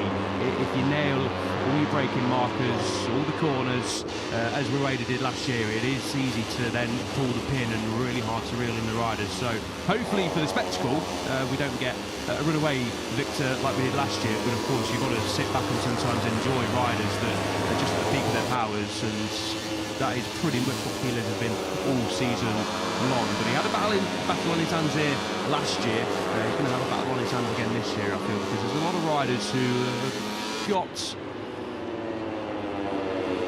to make amends for what unfolded over in Hungary. I'd say not make amends is probably a bit too harsh, but a lot of riders who need to begin chipping away at the championship standings. 59 points, as you might rightly mention, if you go to Alvaro Carpe, although Carpe is on a run of 3 straight podiums. Carpe ain't in bad form, but 59 points is a lot to make up at this stage of the season. Marco Morelli, of course, now Quiles' teammate. Had his debut here last year, did Marco Morelli. It was an impressive one as well on the grid Honda. So first time here on a KTM CF Moto. So yeah, watch out for those sorts of riders. But yeah, Quiles is definitely as the favourite this weekend. This is the number 88 of Marcos Uriarte. Worth noting, David Munoz is not here this weekend after his massive crash on the final lap over at Balaton Park. The number 88 in use this weekend for Marcos Uriarte. The crash helmet will say 89. So just keep an eye on that one. Marcos Uriarte, of course, the cousin of Brian Uriarte, who last time out did actually take the finish. He was 4th at the flag, even though he didn't really get there. Due to that red flag, Brian Uriarte likewise in good form. Winner in Mugello, of course, and 4th last time out. Rico Salmela, let's talk about him if we can, because it was a career best finish last time out. 5th place at the checkered flag. And by my reckoning, 5th place at the Balaton circuit was the best for a Finn since Nicky Io's 5th at Mugello in 2014. Last back-to-back finish top 5s. We've got to go all the way back to Mika Kallio, 2006. Talking about the lightweight class, of course, 1, 2, 5s. Estoril and Valencia, 3rd and 2nd. So the Finns are coming back in the shape of Rico Salmela. Strong ride last time. Yeah, it was. It was a great battle, wasn't it? For the final podium, was stages. Valentin Throni, Salmela's teammate, was right in the mix. Of course, David Munoz was in the mix. Alvaro Carpe, but as well, it was Munoz versus what looked like a mini Red Bull Rookies Cup race with the 2 Tech 3s and the 2 Io bikes with the Uriarte in there as well. Just touching on Munoz quickly, a real shame for Munoz to pick up another big injury, fractured pelvis. I understand he's undergone a couple of surgeries to try and fix that. Turn 7 and 8. This is the section that Carpe is coming through now. This is turn 7. Stadium section. Oh, Guido Pini already down on the floor. Well, it's not even been 10 minutes yet, and Guido Pini has found the gravel. And looks like he has been down as the right-hand side of his leathers are all scuffed. But Guido Pini is our first crasher this year at the Czech GP, and I'm not sure you would have got massive odds on that one, but Guido Pini unfortunately finding the kitty litter once again. The other flag's now in. Anyone who came through that zone would have had their lap time cancelled at the moment. Yeah, shame for Pini then. Good to see he's all okay. Hopefully he can get that bike restarted. Not sure whether that was 7 or 8. We had the other flags at turn 7 8 as you saw, but they're 2 completely different corners and close together-ish, but not really. So I'm not sure why they would turn 7 and 8 for yellow flags. But yeah, Pini didn't get round far in the Hungarian Grand Prix, but not his fault though. Of course, was contact with all of the level of MTA riders. Joel Esteban then went into the gravel with Catelli up the inside, who sort of turn 2, very obviously, as you know, a difficult opening couple of corners, especially on the opening lap when everyone's trying to fight the position. Easy to come into contact with riders over at Balaton Park. Catelli was judged to have touched Pini. Pini went down and that should have gone into the gravel as well. So yeah, not a good start for the weekend for Pini. But back to the topic we were talking about, Rico Salmela. Fantastic from the Finn to be in that group and fighting for a podium. Of course, it got red flagged with the Munoz crash, sending our best wishes to Munoz. Of course, hopefully we see the 64 back on track as soon as possible. Had a rotten run of luck of injuries and big crashes in the last few months for Munoz, so fingers crossed he's going to be back. I imagine it will be post-summer break now, but fingers crossed whenever he does come back, he's fully fit and can be challenging for victories again. But yeah, kudos to Sal Miller. Great to see the rookie on the number 27 machine fighting back in the podium fight. First top 5 since the United States Grand Prix for Sam Miller. He's had a little bit of a different form. That's understandable. He is a rookie, still learning his trade in the class, but he's been an impressive rider so far this year and a really exciting talent, I've got to say. I'm really intrigued to see how it goes for the rest of the season and, of course, into his sophomore season next year as well. Obviously, it was his first proper top 5 because the other one was courtesy of Adrian Fernando getting disqualified. The top 5 is top 5. It's the first one he's done on his own, it's got to be said, to Rico Salmano, and also qualifying was pretty strong as well, up there in 6th place on the grid on Saturday in Hungary, so that was his best qualifying as well. So he really got on with the track. Might be a little bit of a bonus that not everyone as well is quite up to speed there. They're still trying to work it out. It was only our second visit there, whereas somewhere like Renault, there will be riders who know this place well. It's an easier track to learn. It's got a lot more natural flow to it. So it might be a bit more difficult this weekend, but Sam Miller in good form at the moment, 6th place in this session as well at the moment. You see Cormac Buchanan flip through. This is Ryusei Yamanaka. Ryusei Yamanaka's season is just not getting much better at all. Missed the point in the last 2 GP, 16th and 17th. He has missed qualifying 2 last time out as well. He was plumb last on the practice timesheets over in Hungary, so Ryusei Yamanaka, whatever's going on down there, he definitely needs to step it up a gear. Someone who doesn't need to step it up a gear as much though is David Almanza. He's had back-to-back pole positions. He's on for 3 in a row. That would be something rather spectacular. It is worth noting though that really Almanza's pace last time out, I think that was as close as we've seen him in the first 2 rounds. Obviously been a bit of an injury hit season for him following on from that Goiânia crash, but I think last time out at Balaton Park when he was giving Max Kilos a bit of a headache in the opening half of the race, it was the first time where we can say, yep, that's the David Almanza that we saw back in Buriram and back in Goiânia pre-injury. Yeah, safe performance of the weekend, to be honest, for David Almanza. Last time out in Hungary, Kiles went on to win the race, but that was sort of to be expected going into the weekend. Almanza didn't do any training at all, was in hospital for 3 days leading up to the Hungarian Grand Prix. Of course, after slicking it on pole position over at Mugello, didn't have any time on the bike, then went out in practice and was quick out of the block straight away. First time at Balaton Park on the KTM as well. As Kiko mentioned, of course, stuck it on pole position and was the only rider really to get within touching distance of Kiles. Kiles ran away with it in the end, but Almanza was again well ahead of the chasing pack, fighting for the final podium spot. So I was really, really impressed with Almanza. He's gelled with that KTM and in the Liquid Moly Dynamo Intact GP team superbly in 2026. Didn't have any doubts that Almanza would be a podium finisher and a race-winning contender this season, but I've got to say, I didn't expect him to be this fast, this quickly, and the injury troubles he has had, the illness he had, of course, a couple of weeks ago as well, meant that this season has been outstanding, to be honest, for the number 22, and sounds like he's pretty much fully fit now coming into the Czech Grand Prix, which is good to hear. So really intrigued and quite excited actually to see what the 22 can do and if he can take it once again to Kilos. Indeed, and it's worth as well noting with Almanza that this is his first time, as it is for almost all the tracks that we go to now, his first time here with KTM, but the KTM was really the bike to be on around here.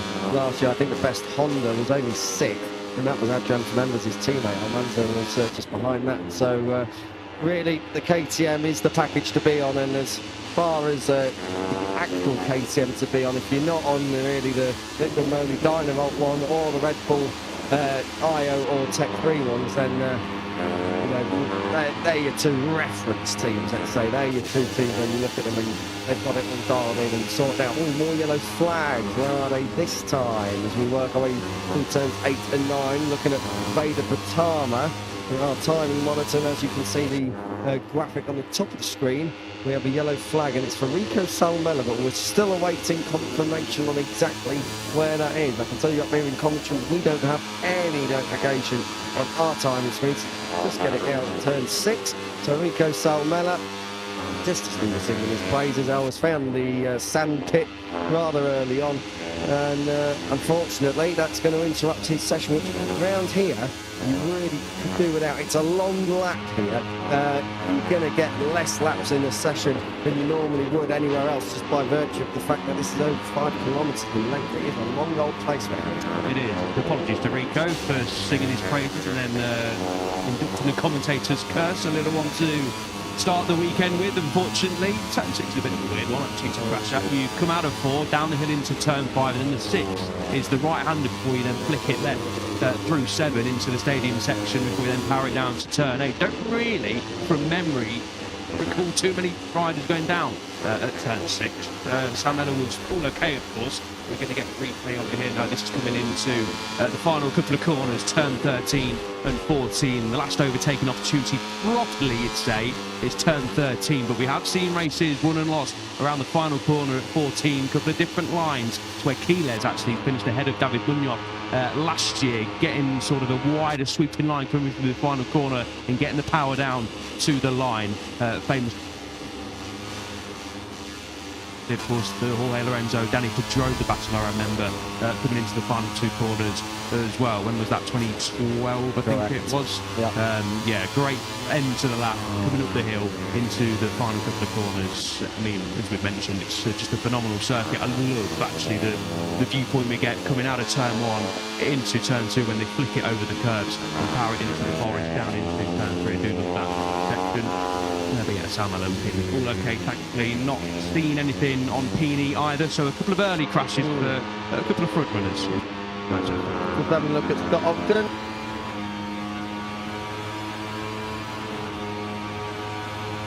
Good flagging sport.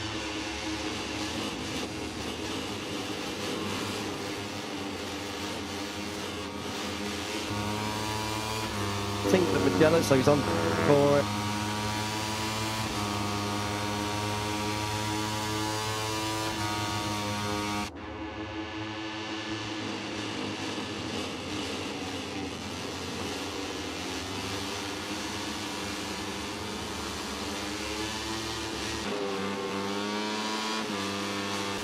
Three consecutive point scoring finishes. That'll be the first time since last year in the flyaways, the Phillip Island round, as well as Sepang and Portimao by my reckoning. So it might not be outstanding result.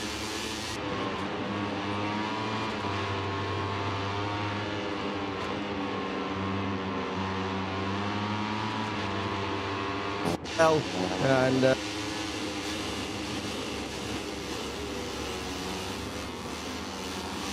so out in that final sector, so Ogden's lap will go away from him. Yeah, fortunate for Vitelli then. You can see the yellow flags waving there in the background as Ogden completes that, but that will rightly get chalked off. Just trying to see if I think Vitelli is just slowly getting back up to his feet again. A final corner crash. Very Don't odd. really see that too often either. Yeah, I can't think of almost any crash here, but at least only one rider. I remember back in 2009 we had Mika Kallio usurping, could have been Nicky Hayden or Marco Melandri in a final corner when he was on the factory Ducati replacing Casey Stoner for a while. That's good to see. Matteo Bertelli, no need for a stretcher, at least for now. The Italian's up on his feet. Oh dear. This going to be a big one. Out the front door and landing hard as well. Matteo Bertelli, he got some big airtime there.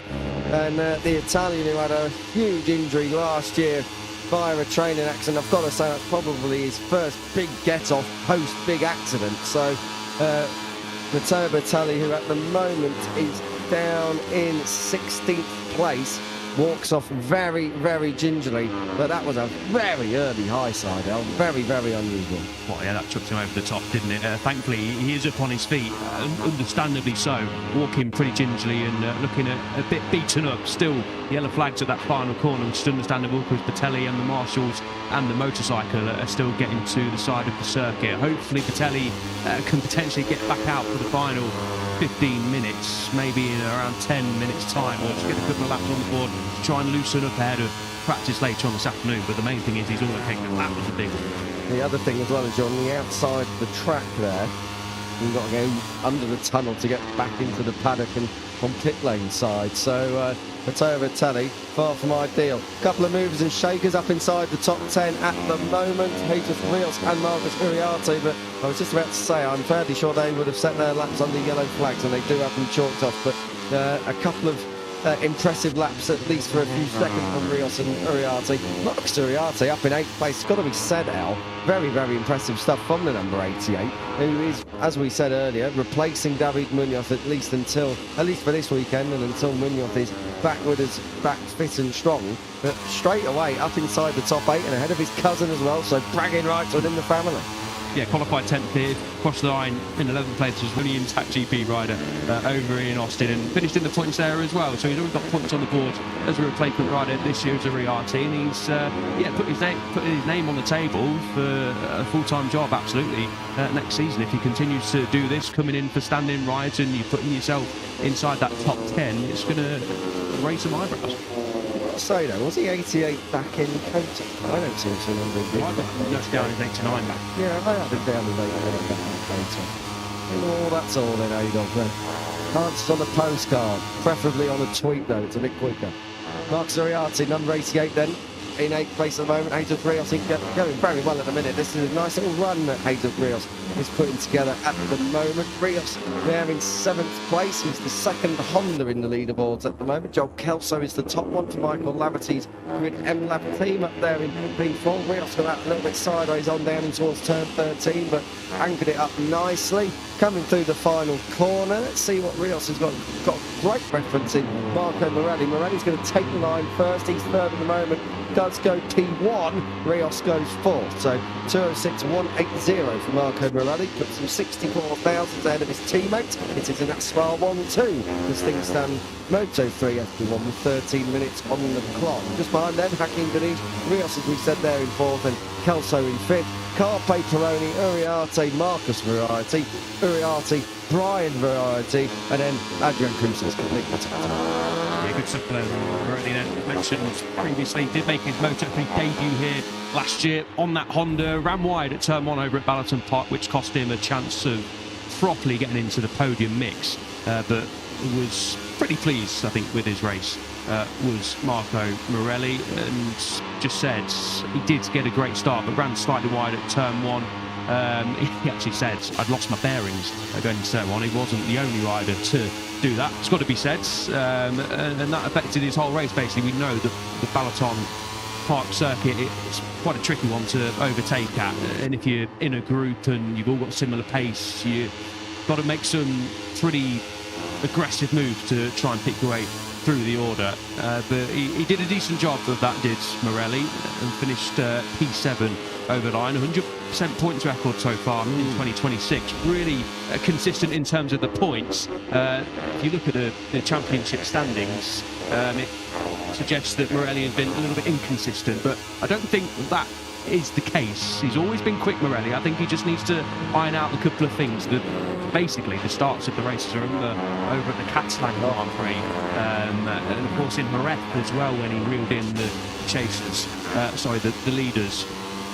At the end of the race, Marco Morelli is absolutely superb, arguably as good as anyone on the grid at this moment in time, but at the start of the races, Morelli is struggling a little bit so far this season, but he's chipping away at things, and he's having a quietly impressive season on the Aspar 97. Of course, a lot of the limelight has been stolen, rightly so, by his teammate Maximo Quinez, so that's probably helping Morelli as well. But third in the championship, 93 points away from Quinez. But a couple of podiums already so far this season. Brazil, of course, most famous when He was really challenging Keelan, and actually looked a little bit quicker Keelan as well, actually, rolled Marco Morelli off. But yeah, I've been impressed with Morelli so far this season. It just needs to have a clean getaway, the clean opening laps, and get himself in that sort of top 5, top 6 mix, and then I really think Morelli can have a proper go at winning the Grand Prix very soon. Morelli's sequence since Guyana, we touched on this last time out, has been top 10, no top 10, top 10, no top 10.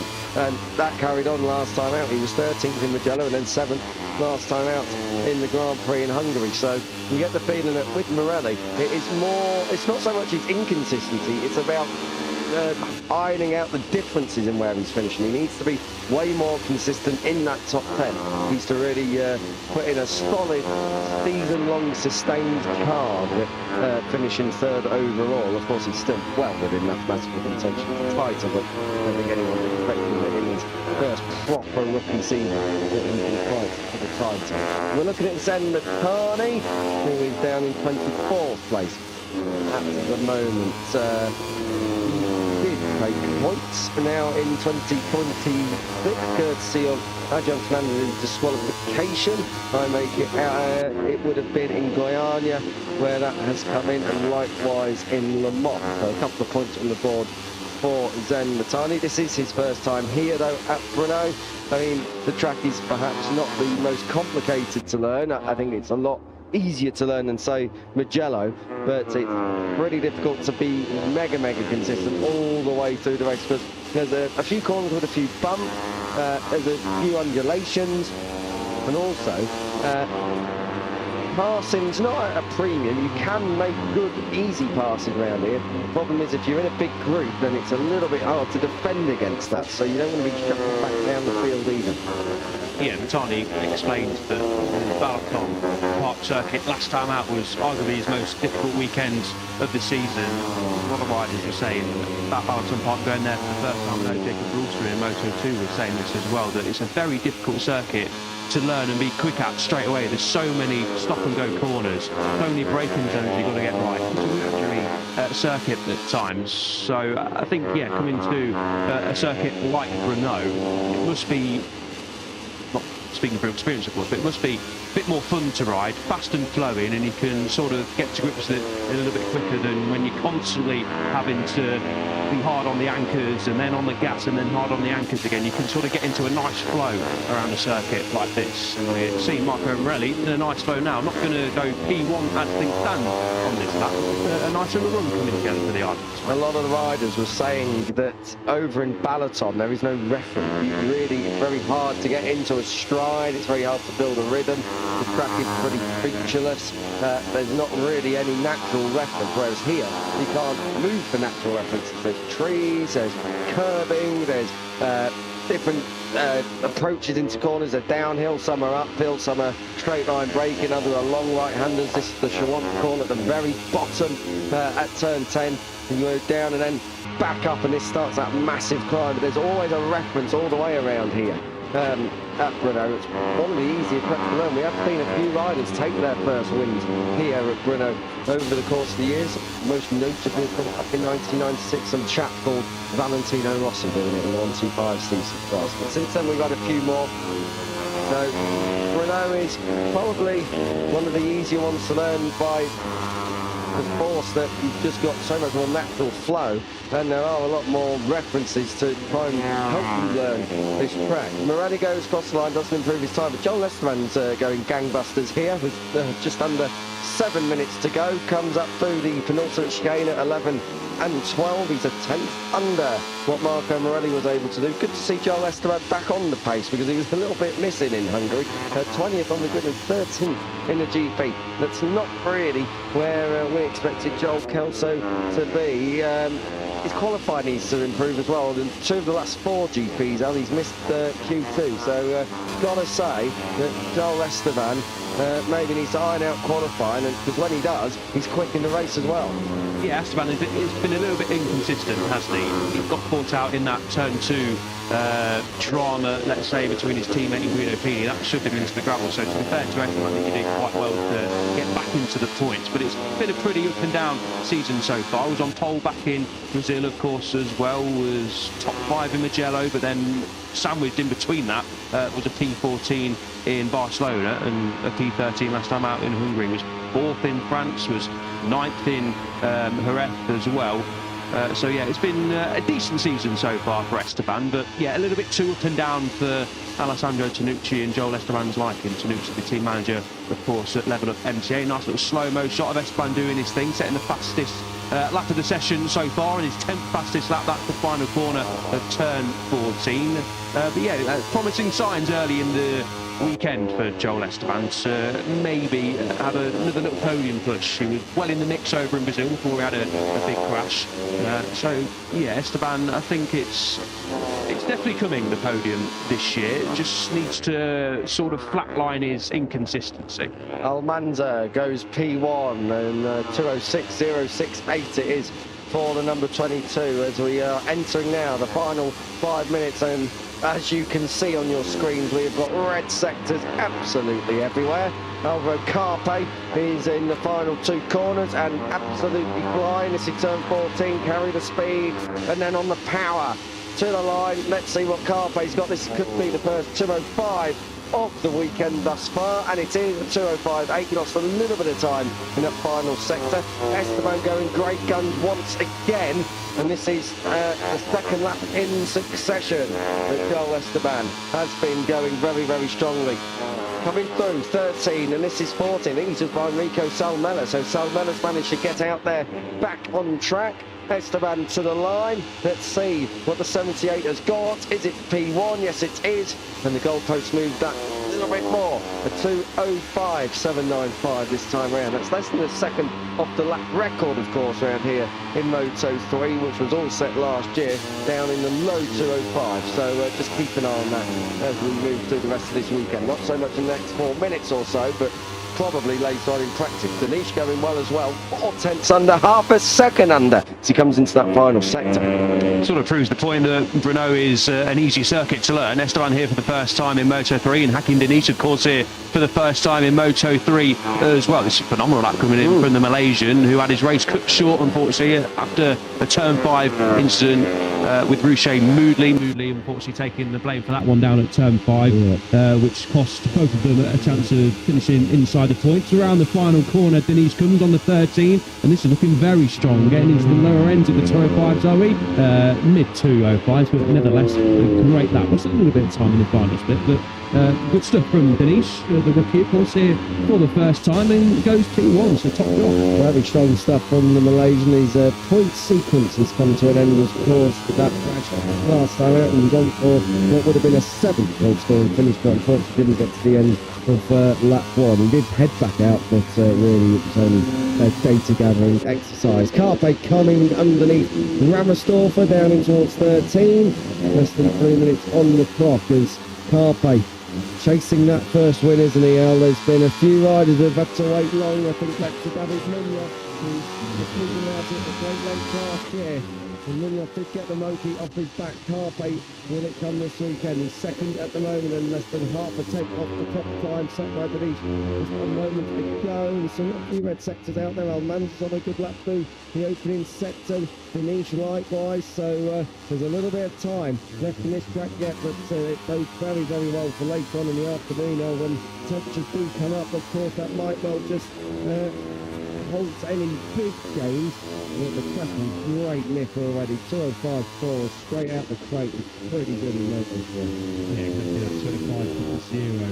That is the all-time lap record. So Carpe getting towards Denise's fastest time so far, and yeah, that maiden win in Moto3 that you spoke about, Carpe. God, I feel it's coming soon. Fair play to Carpe for rolling out the Sunday in Hungary. Did he needed to after a disappointing qualifying session. Was on P18 on the grid. Came across the line to finish on the podium. 3 consecutive podiums now for the first time in Moto3. And he hasn't seen the flag, Carpe, outside of the top 4 so far this year. So when he's seen the flag, he's been well in the hunt Of course, with Piles winning 5 times already this season, that's why the gap is a little bit on points. But Carpe is in a really strong run of form, and a good run of form on that lap, which happened Denise. Top job into the 204s, and a new lap record, a 204.938 for the Malaysian with just less than 60 seconds on the clock. So we said Denise was going great guns in the opening sector, as was Almanza. But it was Denise who got the lap all completed and done across the line. He found a lot of time in the second half of that lap as well, I can tell you. So Hakim Denise absolutely flying round here. Like what you said, Alan, it really does emphasise what we were saying about this place being a bit easy to know. There's not so many hard braking areas, hard stopping areas. You know, you can really carry a lot of speed and momentum, and that's something you absolutely can't do last time out in Balaton Park, where it's riddled with chicanes, let's say. Scott Ogden just moves up into the top 6, so good job from the Brit there, number 19, the second off, but in the top 6, that's a bit more like it from the rider from Doncaster as we pick up the racing field. This is down towards the Charlotte corner. Casey O'Gorman, the Irishman, in 10th place at the moment, just looking up the rear end of Adrian Fernandez. I've got to say, I haven't seen Guido Pini, neither Matteo Batelli get back out onto the track after their crash with Salmela. Yes, but the other two no. So that's going to be a very big and important Moto3 practice coming up later on. The checkered flag is out. Joel Esteban and Salmela have already taken it. These guys are going to be the next ones across the line. Fernandez and O'Gorman. Get Pino O'Gorman being slowed up a bit here by Adrian Fernandez. Coming to the line. Let's see. Fernandez at the moment is in 9th place. O'Gorman 10th. Does O'Gorman move up at all? Yes, he does, into the top 6. Good job by Casey O'Gorman to put himself up there in 6th place, and that is top Honda honours at the moment. Let's see what Joel Kelso's got in the final sector. Yeah, good luck coming in for Kelso. Good job from O'Gorman to get inside that top 6. Kelso just chasing the top 2 from Balaton Park. Piles shadowed by David Almanza, who is then shadowed by Joel Kelso. Kelso coming around the final corner now, firing out of turn 14 and fire it to the checkered flag. Piles, then Almanza, and then Joel Kelso. Personal best for Kelso, yes it is, and a P4 time to go with it to claim top Honda honours in FP1. So good job from the 6th. Good job indeed. The top 7 all inside the 205. In the case of Denise, she's in the 204. But my point is that the pace is instantly quick. 8th place for Ogden at the moment, 206.004. And that's just a fraction of a second ahead of Marco Morelli, and then there's Adrian Fernandez who completes the top 10. A second covers the top 7, so gaps perhaps a little bit bigger than what we normally see. As Alvaro Carpe does it, see Chuck Willis like quite some margin. That lap will go away from him anyway. Ogden comes across the line, no improvement that time around 206 though for the number 19. So Hakim Denise, the Malaysian, bouncing back again from his Hungary disappointment with a new lap record of 204.938. That is not the way you're supposed to end Moto3 FP1 if you're Joel Esteban. That's the service road, and that looks like it's gone kaput rather than he's gone through the gravel. So maybe a bit of technical problem down there for the number 78. Yeah, trying to get it going, of course, you can't do that on the side of the circuit. You've got to hop onto the service road, which is what Joel Esteban has done. So not quite a massive amount of drama by the looks of things for Esteban, but not the start of the weekend level of NCA would have wanted, with Batelli having a massive high side and Esteban having maybe a technical issue. Is this what happened? No, it's a big moment for Brian Ariarte. That's in the sand pit, and he done very, very well to keep hold of that coming through the exit of the Schwantz corner. So Brian Ariarte, great job there. Number 51, just able to keep it all on its wheels, and 51 at the end of the session, 12th place. So a pretty solid, steady start. No prizes, of course, for Moto3 FP1. You can't win anything. You can just make the weekend a lot harder if you do throw it at the scenery. But saying what you can win is a load of momentum, and that is Hakim Denis's run of form at the minute. Very unlucky last time out. We can almost put Hungary to one side, but fantastic to see. The number 13 has really come into Moto3 and lived up to some of the expectation that we had for him. Yeah, 100%. Was P1 on Friday over in Barcelona, ended up with a top 6 finish, and then of course was on the podium back in Czechia. Well, Hakim Denise leads the way then, the only rider in the 204s ever in Moto3. But expect that to change later on. Conditions are perfect here in the Czech Republic. David Almanza there in second, Alvo Carpe third, Kelso fourth, championship leader Max Giles rounding out your top five. Esteban with technical problems right at the end of the session, not ideal for him. He's there in sixth. We work our way down through the order. Valentin Peroni, another slow start on Friday morning. So we almost didn't see him at the moment in that session. 15th for the number 73. Further down the order, you'll see Marcus Uriarte there in 17th. He's in place with David Munoz. Julio Pini down there in 26th place, but that is because he pretty much didn't set any valid laps, only the two of them, and he was a crasher and did not get back out.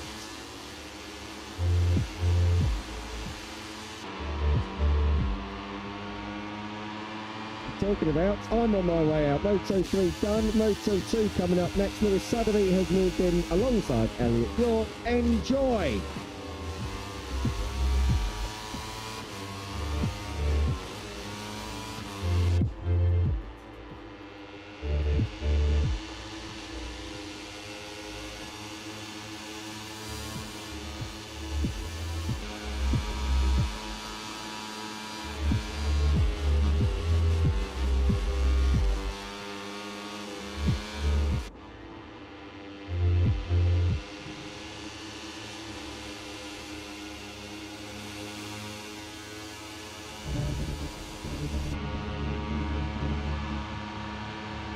It's a very good morning to you from Brno. This is the Czech Grand Prix, one of the destination events of the season as we head at breakneck speed through this summer run of races, which will be taking us to the classics of Jerez, Le Mans, circuit to Barcelona, Catalunya. The next 4 weeks, 3 more to come. Brno, the Cathedral of Speed Assen next weekend, and of course before we all head up on our summer holidays, the Saxonry and the German Grand Prix in mid-July. Summer heat wave is very much rolling through this part of the world at the moment. Scorching temperatures expected through today, tomorrow and into Sunday. Hiding on the pressure and bringing the heat in Moto2 right now is Manu Gonzalez, who arrives here on the back of 3 consecutive Moto2 victories. He really has a stranglehold now on the Intermediate World Championship. 49.5 points is his advantage over Ethan Prabara, who found himself on the wrong side of the stewards at Balaton Park 2 weeks ago, which contributed to his difficult afternoon from pole position. You will see in the grandstands along the hillsides that envelop this beautiful Brno circuit a lot of number 12s. This is the reason as we welcome you to Moto2 Prix Practice 1 for the first time this weekend. I'm Lewis Sotheby, alongside me is Elliot York. Here, Manu Gonzalez leads the World Championship, but quite rightly, let's let Philip Salax take top billing. Good morning, El. Good morning, mate. Hello to everyone just tuning in for Moto2 FP1, and I'm sure a lot of Czech fans are tuning in to Moto2 this weekend, and of course coming to the circuit as well. Hopefully we get a few more people flooding in to Brno after Philip Salac took a quite brilliant podium last time out. It was of course only the brilliance of Manu Gonzalez who was able to topple the Czech rider last time out, and so good to see Salac back in the mix, back in the podium mix. He's now scored back-to-back top fives for the first time actually in Moto2, which I was quite surprised at running through his results. But it's a run of form now. Actually, it wasn't just a one-off. He'd really picked up the momentum, and it's great to see the Czech rider standing on the podium for the first time in a couple of years, and really emotional afterwards as well. He was explaining that he's had some very tough times at home, was out of the ride basically at the end of last year, wasn't even sure he was going to be back, and there you can see a big Salac sign, the Czech flags of course, and everyone here, whether they've obviously got MotoGP allegiances or not, will be supporting Salac.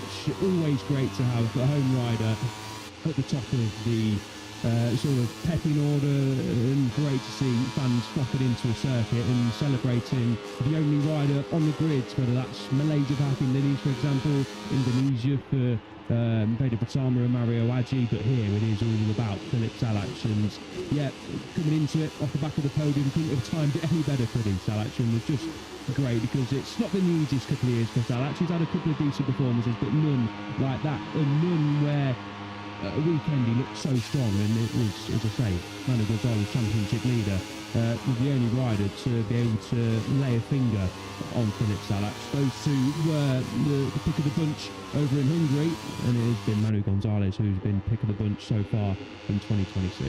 Gonzalez looking to achieve something this weekend that only two riders previously have done in the Moto2 World Championship since it took over from the 250s in 2010, managed to win 4 consecutive Grand Prix. The two previously to achieve it, Tony Elias on his way to that very first Moto2 title back in 2010, and Fermin Aldeguer in that incredible run he had at the end of 2023 after Pedro Costa had won the World Championship. Aldeguer won everything in sight.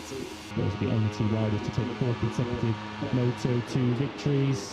Feels as if it's going to take something quite special to deny Manu Gonzalez this weekend with the red hot form that he's in. Of course, we must persist as to whether that's going to earn him a place on the MotoGP calendar. And with potential news in the coming hours and days, which might bring forward some rider announcements for the future in MotoGP, perhaps we will start to get some genuine answers to how the MotoGP grid is going to look next year, and whether Manu Gonzalez is going to be a part of it.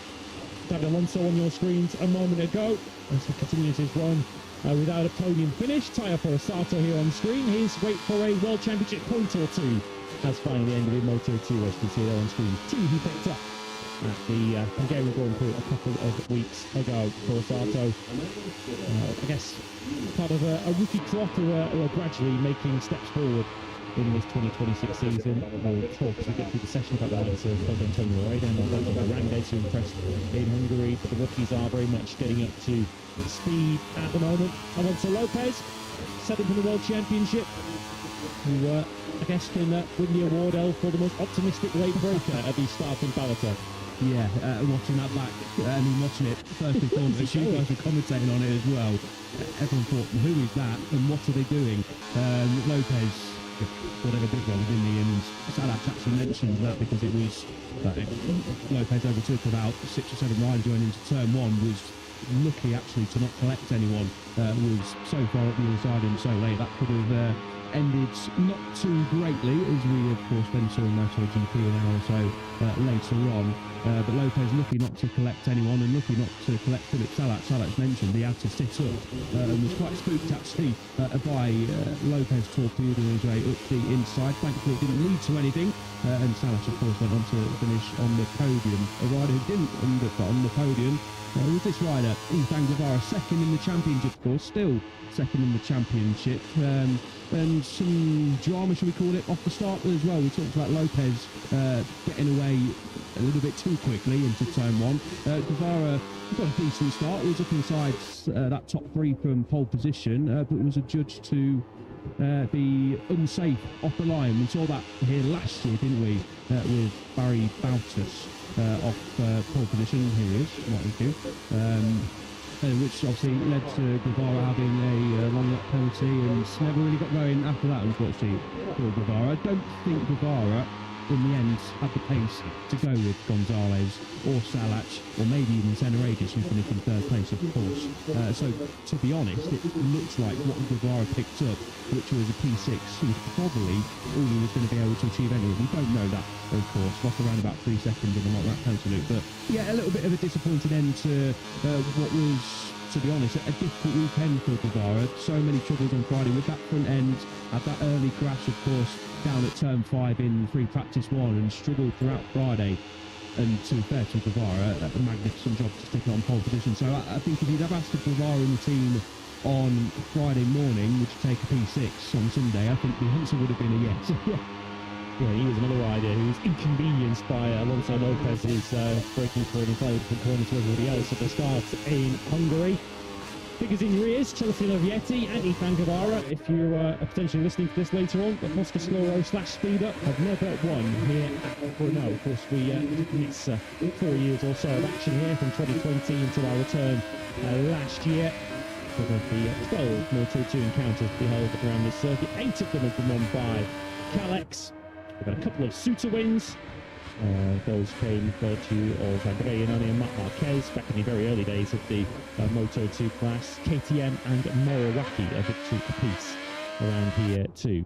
The 54 of the 24 of Tony Elias back in that occasion, the Morawaki winner in 2020. The 54 you saw there of Alberto Barandez. Bit of a good news, bad news weekend, wasn't it, for the Moto3 Practice team? We've touched on Guevara's various adventures. His teammate Barandez finished behind him, but was by far the happier of the two at the end of the weekend. Barandez, his best weekend by some distance in his Moto2 career so far, finishing up inside the top 10 in 9th place. A result that Alex de Angelis was very keen to point out, the team manager, sporting director, whatever you want to call him, down there in Canada. That was a result achieved entirely on merit.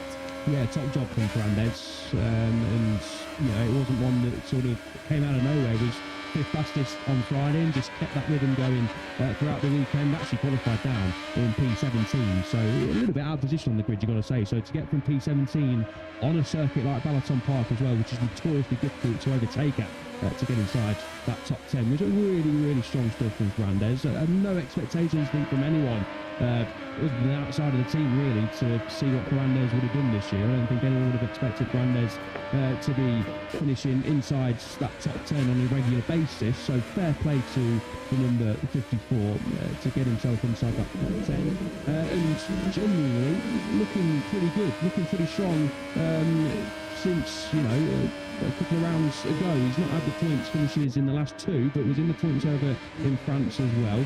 So yeah, that was a sort of weekend maybe that ignites his season and can, not necessarily push him to finish on the podium. I think that's expecting a little bit too much, such as the calibre, of course, of the riders who are fighting for podiums and victories. So I don't think anyone's expecting that, but to finish in the points more often and make a top 10 or 2, I think that's got to be the aim of Fernandez for the rest of the season. That's very key too. 2 of the last 3 Grand Prix automatically, as Alberto Fernandez hasn't gone on to translate that into a place at the front end of the grid. 17 of his last 2 qualifying sessions, but certainly taking strides in the right direction. FP1 is underway. Let's just tidy up some loose ends from Hungary and also some riders to inform you about their return from injury. Here's Ivan Ortola. This is the loose end that we needed to tie up as he whacked out Danny Munoz in the middle of turn 3. The Hungarian Grand Prix, very difficult to blame anyone other than Ivan Ortola, and the FIA MotoGP stewards were in agreement as the flames licked from the MSI Kalex. It feels like his Czech Grand Prix weekend is already going through flames. Ivan Ortola causing a crash, first offence, long lap penalty before we go into the various injury issues for this weekend. I don't think Ivan Ortola can have many complaints with that. No, agreed. Unfortunately, it's 2 riders going for the same circuit, but the same piece of track, I should say. But yeah, Ortola up the insides. Danny Munoz obviously trying to come back onto line again. Munoz can't really see him. Munoz nothing to really do with the crash. Wasn't his fault. And yeah, Ortola, I think when he looks back at that, we think, yeah, that was probably more my fault than Munoz and the long lap penalty to serve in the race. I think, to be fair, the long lap penalty here isn't as long as a lot of other circuits. Who was it last year in Moto2? Marcos Ramirez. Twice had long lap penalty and still had a decent result with Ramirez. And looking at the race from last year, didn't lose too much time either. So that's a nice little thing for Ortola to try and look at. Of course, Ortola will carry it around the outside of turn 6. Chelsea Vietti there, isn't it? The top of the picture out of turn 11. I don't know whether he's crashed or whether he's stopped. He certainly has come to a stop. Whether it's due to a mistake from him or the motorcycle packing up, we'll have to wait and see. As he is now pushed out of the gravel track. Of course, Ethan Guevara on his outlap, a fellow Boscoscuro rider, he had problems back in Hungary in Free Practice 1 when he decked it at turn 5. And Chelsea Vietti, as mentioned, the circuit that Boscoscuro have never won at, has already found himself in some early trouble. Technical problems, we understand, with the Boscoscuro. Yeah, unfortunate start to the weekend then for Vietti. That's 2 weekends in a row. Guevara in FP1 in Hungary, and now Chelsea Vietti here in Brno. 2 of the main contenders, 2 closest contenders to Manu Gonzalez in the championship, suffering some early drama. Good news for Gonzalez, of course, but not very good news for the riders who are trying to chase him down in the championship. So yeah, intrigued to see what the cause of that issue was for Vietti, and if he can get out pretty quickly. Obviously experience round here is Vietti, but will not want to miss valuable track time in FP1. You know, I just got a glimpse of that long lap penalty loop there coming through turn 7. You know, a bit of notoriety, didn't it? The long lap penalty here when John Tocco expertly tackled it back in the 2020 Czech Grand Prix. Here's Angel Taqueras. So yeah, let's pick up the injury issues. Taqueras returns, I guess is the best way of calling it. Even though he didn't go to the Hungarian Grand Prix, just withdrew prior to qualifying, so still has only started in his Moto2 career officially just the once. Angel Taqueras described himself as not 100% comfortable and thought he was putting himself at risk of crashing and hurting himself again, so decided not to proceed with the rest of the weekend in Hungary after Prix practice 2. But as you saw there, he is back on track alongside his teammate Ortolo, who has the long lap penalty to serve. Sergio Garcia is another rider worth drawing attention to from an injury point of view. Now, of course, we did see him race and finish in Hungary last time out. Came across the line in P20. He has undergone arm pump surgery since we last saw him on his right forearm. That surgery was 8 days ago. So Garcia has essentially been declared fit for Prix Practice 1, and he will be reviewed at the end of this session to determine whether he will take any further part beyond this session in the rest of the weekend. And as you saw in Hungary, Mario Lanci absent to injury. His absence continues this weekend, so it's a second opportunity this weekend for Jacob Wilson to earn his stripes in Moto2. Yeah, good to see Keras back on board. Spoke to him in qualifying last time out in Balaton Park, and obviously had that crash, didn't he, on the Saturday morning, I think it was, or the Friday afternoon. Can't really quite remember. All sort of molds into one. But had a big crash over in Hungary, did the Keras, and I think understandably and rightly, okay, looks enough this weekend. I've got back on the bike and shown some decent pace, to be fair. So another week of training, a little bit of rest, of course, as well, heading into the Czech Grand Prix. So good to see the Keras back on board. He's inside that top 10 in these early exchanges as well, which is good to see from 36. And yeah, good to see Jacob Wilson having another chance, another crack at the whip on the Team Asia. Kalex describes the weekend in Hungary as a very difficult one in terms of jumping on that Kalex rides a best scorer over the Moto2 European Championship, so jumping on a different chassis in Moto2 for the first time on a circuit like Balaton Park, which is so technical and so tricky to work out. Yeah, the Australian had a tricky time things. Of course, he also had a big crash which affected him on Sunday as well. But good to see Wilson back on board that bike on a circuit he knows from last year, of course, here in Moto3. And a bit of an easier one, and maybe a more enjoyable one for Wilson to try and show what he can do in the Moto2 World Championship. Well, without question, it is way too early in the weekend to get excited. But let's get excited. Look, he's in P1. It is the home hero, Filip Salac, as we watch him now cascading downhill towards Schwantz curve of turn 10, and you're then climbing very much uphill for the rest of the lap. Horsepower Hill, as it is nicknamed. This is through the left-right section of 11 and 12, where we saw Celestino Vietti come through a stop. No question at the moment now that Filip Salac is in the best form of his Moto2 career, and it was noticeable, wasn't it, in his apart from the interview with our friend and colleague Jack Appleyard back in Hungary, that he puts a lot of that down to the environment he finds himself in at American racing. Yeah, I've spoken to Eaton Buckle, of course, team manager down at the OnlyFans American Racing team a couple of times this year, and he's explained that Salac has gelled superbly with that team as Salac improves his time at the top of the standings. Let's just end the Moto2 weekend now, shall we? Salac on top of the podium that we can see directly ahead of us here in Brno. I'm joking, of course. We want to see them go out and race, because he just makes a little bit of a mistake there going through turn 2. But yeah, Salac and teammate Joe Roberts, I know after the Austin Grand Prix, they both went over to California, of course, where Joe Roberts is from, and enjoyed some training and some time off there ahead of the European leg of the season. It's always good for a team to have two riders who get along so well. Now, of course, it might be different if they're both challenging for titles and challenging for wins on a regular basis, but of course makes the team environment much nicer to work in, and seems job a lot easier as well to not have to try and separate some riders and try and keep both riders happy. The environment down there, the American racing team, looks and sounds like a very, very positive one. And Salac has thoroughly enjoying himself, and this is the best we've seen of Salah. He says it himself. He's riding the bike as good as he's ever have done, feeling as comfortable as he ever has done as well. And he said after the race as well, he's now in his peak. And fingers crossed, this is the Philip Salah we're going to see for the rest of the season. Of course, he's not a Moto2 win to his name yet, but if he continue on this way, you do feel like a Moto2 win is absolutely possible, which, you know, despite the season, I don't think anyone would have said Salah had a little bit of a choppier season last year. He'll come back onto a Alex in a new team, of course, as well.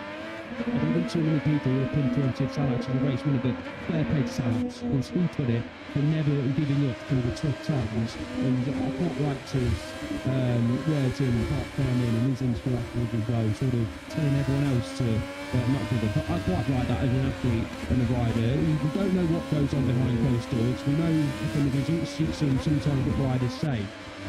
But sometimes it's tough times. But Salah said he kept all that to himself, didn't try and show anything, that he was really struggling both mentally and a little bit physically as well in the last couple of years with what was going on, results not coming his way, getting unlucky at times, but now he's reaping the rewards of just sticking at it. Obviously, American racing team gave him a chance this season, and he's paying them back in amends, and that's in dividends, and that's really good to see from the number 12, but it is now the Champions League with Manny Gonzalez, who just topped him in a P1. Playing the role of pantomime villain this weekend is Manu Gonzalez, who, of course, when you're fighting for a world championship, leading a world championship, no room for sentiment, no room for thinking of the Hollywood ending to this weekend, which would be a Salah's victory, let's face it. Here at the Czech Grand Prix, Manu Gonzalez is looking to really put his foot on the throat of his Moto2 Championship rivals. The way his points advantage has really evolved through the last few Grand Prix. Of course, he was out for the French Grand Prix that Ivan Guevara, who riding on board with him now watching, won. There was only 9.5 points between Gonzalez and Guevara. He extended that by a further 9 points in Barcelona, by a further 16 points in Mugello, and then another 15 added on to his advantage at the Hungarian Grand Prix, as Guevara has not exactly been having a bad time of it, but hasn't been able to match the relentless consistency of race winning that we've seen from Manu Gonzalez as of late. 3 on the band, that is why that World Championship lead has really ballooned out to just shy of 15 points. And Manu Gonzalez, I guess, when you're on that sort of upward curve of confidence, you just want to ride that momentum wave for as long as you can, don't you? Yeah, 100%. And we mentioned Fermin Aldeguer's run of form a few years ago, those victories in succession, ultimately, Fermin Aldeguer, the MotoGP seat. We don't know if that's going to be the case for Gonzalez, but he's doing all he can to be on the MotoGP grid in 2027. We're really interested to see where Gonzalez ends up next year. Does he hop into MotoGP as he fully deserves? Does he then think, you know what, forget this, I'm going to go into a World Super, I can try and win for the challenge for titles and win more races there, or does he stick it out in Moto2 for another season? That all remains to be seen. What he is doing, though, is doing a superb job and sending message after message to riders like Ivan Guevara, to Celestino Vietti, to his teammate on the other side of the box, Senna Regis, and to the Aspar riders who we fully expected to be well in the title hunt this year of Holgado Alonso. To say, catch me if you can, boys, because I am riding the crest of the wave and I'm not slowing down anytime soon. 3 wins in the last 3, was second in France before that, was second in the ref before that, had a bit of an off weekend, if we can call it that. I'm not going to call it that, but P5 over in Austin, and then podiums, of course, in Brazil and Thailand, and he's just giving the others so much work to do in this championship chase. Heading into the summer break, we've got Assen, and then we've got the Saxon ring. If he leaves the Saxon ring with this sort of points advantage, okay, the 50 points, 49.5 as it is right now, is still catchable, of course, we know that. And Gonzalez, we know that from last year, of course, from Diego Moreira, and the Brazilian going to win the Moto2 title. A lot can happen. We're not ruling out anyone just yet, but this form that Gonzalez is in, the likes of Guevara and Vietti can't afford to be picking up P6s and P7s too more often if Gonzalez is going to continue to churn out wins, churn out podiums on a regular basis. Celestino Vietti, for example, can't be qualifying down in P16 in Italy, can't be qualifying down in P12 in Hungary. Okay, Vietti went from P16 to P2 in Mugello, but he can't do that every weekend if he's doing that. that. So the riders behind aren't doing a bad job, but Gonzalez just doing such a good job that it's making their results look bang average. I was going to make that very clear. Ethan Guevara is having by far away, his best Moto2 campaign so far. It's really very harsh to criticise the 28 at this point. And Chelsea Vietti, easy to forget, has never actually finished in the top 6 of the Moto2 World Championship, even if he has led it before some 4 years ago. So they are, in many respects, riding at a level that they've not ridden that often, if at all, in their Moto2 careers. And here is Chelsea Vietti. I was just about to say that we haven't seen him back on the racetrack yet, but we have now at least seen him back in pit lane, and it would appear as if he's got the bike back to the box by his own 2 feet himself. Yeah, it's taken a while, hasn't it?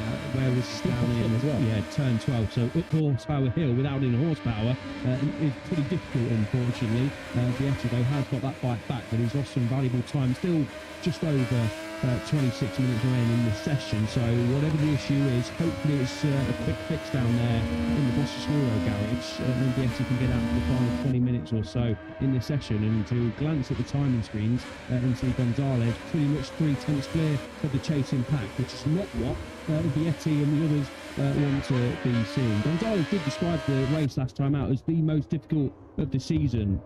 And he is saying a lot of riders, it's not coming easy. We know that.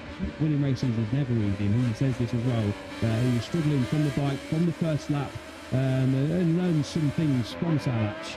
And in the end managed his tyres potentially a little bit better than Salach. He just had a little bit extra than the Czech rider last time out in Hungary. Here is what happened to Vietti. Oh, it looks like he just put out. It's a glance behind, and it was one of the Clint factory racing bikes who narrowly avoided Vietti. Thankfully, it looked like Vietti didn't have much warning about that. So him twisting the throttle there, hoping for... Vietti had to park it at the side of the road. It's perhaps the last 2 qualifiers. Vietti trails the World Championship leader by 52.5 points now. So, going to back up that pair of podiums back in Mugello and in Barcelona. Hasn't been on the podium. It wasn't on the podium at the Hungarian Grand Prix. He never really looked like he was ever going to come close to it, did he, in fairness? 7th place as Colin Vaya hits the deck. He and Ethan Guevara have been lapping pretty much in tandem for the whole of this FP1 session, but that has now come to a screeching halt for Vaya. Yeah, turn 3 that looks like for Colin Vaya. It is turn 3. Is he slightly wide? No, not really. And it goes quite late around turn 3.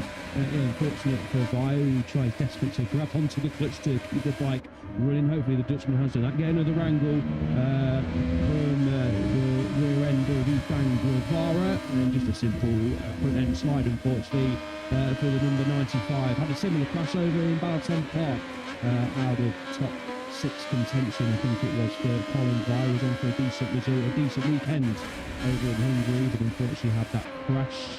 Too many crashes, unfortunately, keeping in at this moment in time for Vaya. It is looking pensively on as he sees his teammate Jose Antonio Rada up inside the top 4. We pick up the Rada now, which is great stuff from the Rada. But yeah, hopefully Vaya is all okay after that crash and not too much damage, and we can get back on the bike and get on his way, because that's not the start of the weekend the Dutch rider would have wanted. No podium, of course, after that fantastic podium over in Jerez for Vaya, and only 1 top 10 as well. He'll be wanting a good weekend this weekend. Of course, no matter what, you want to go to a Grand Prix and have a good weekend, but of course the Dutch Grand Prix is coming up next weekend, a really good one for Vaya. So fingers crossed for Vaya, we can have a solid weekend at Brno, and then head into his home Grand Prix with a bit more confidence in the back.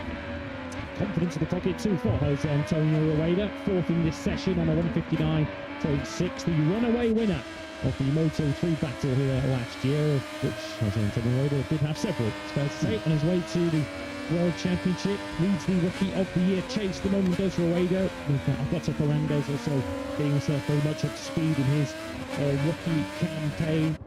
Rueda backing up points finishes in Catalunya and Mugello, with another at his best so far as a Moto2 rider, 11th at the checkered flag in Hungary, even if once again he did begin to feel the physical strain in the latter stages, because he has undergone arm pump surgery already this season. He did find himself coming in a bit of a drop in arm strength in the latter stages, but but was able to grit his teeth and get over the line in 11th place.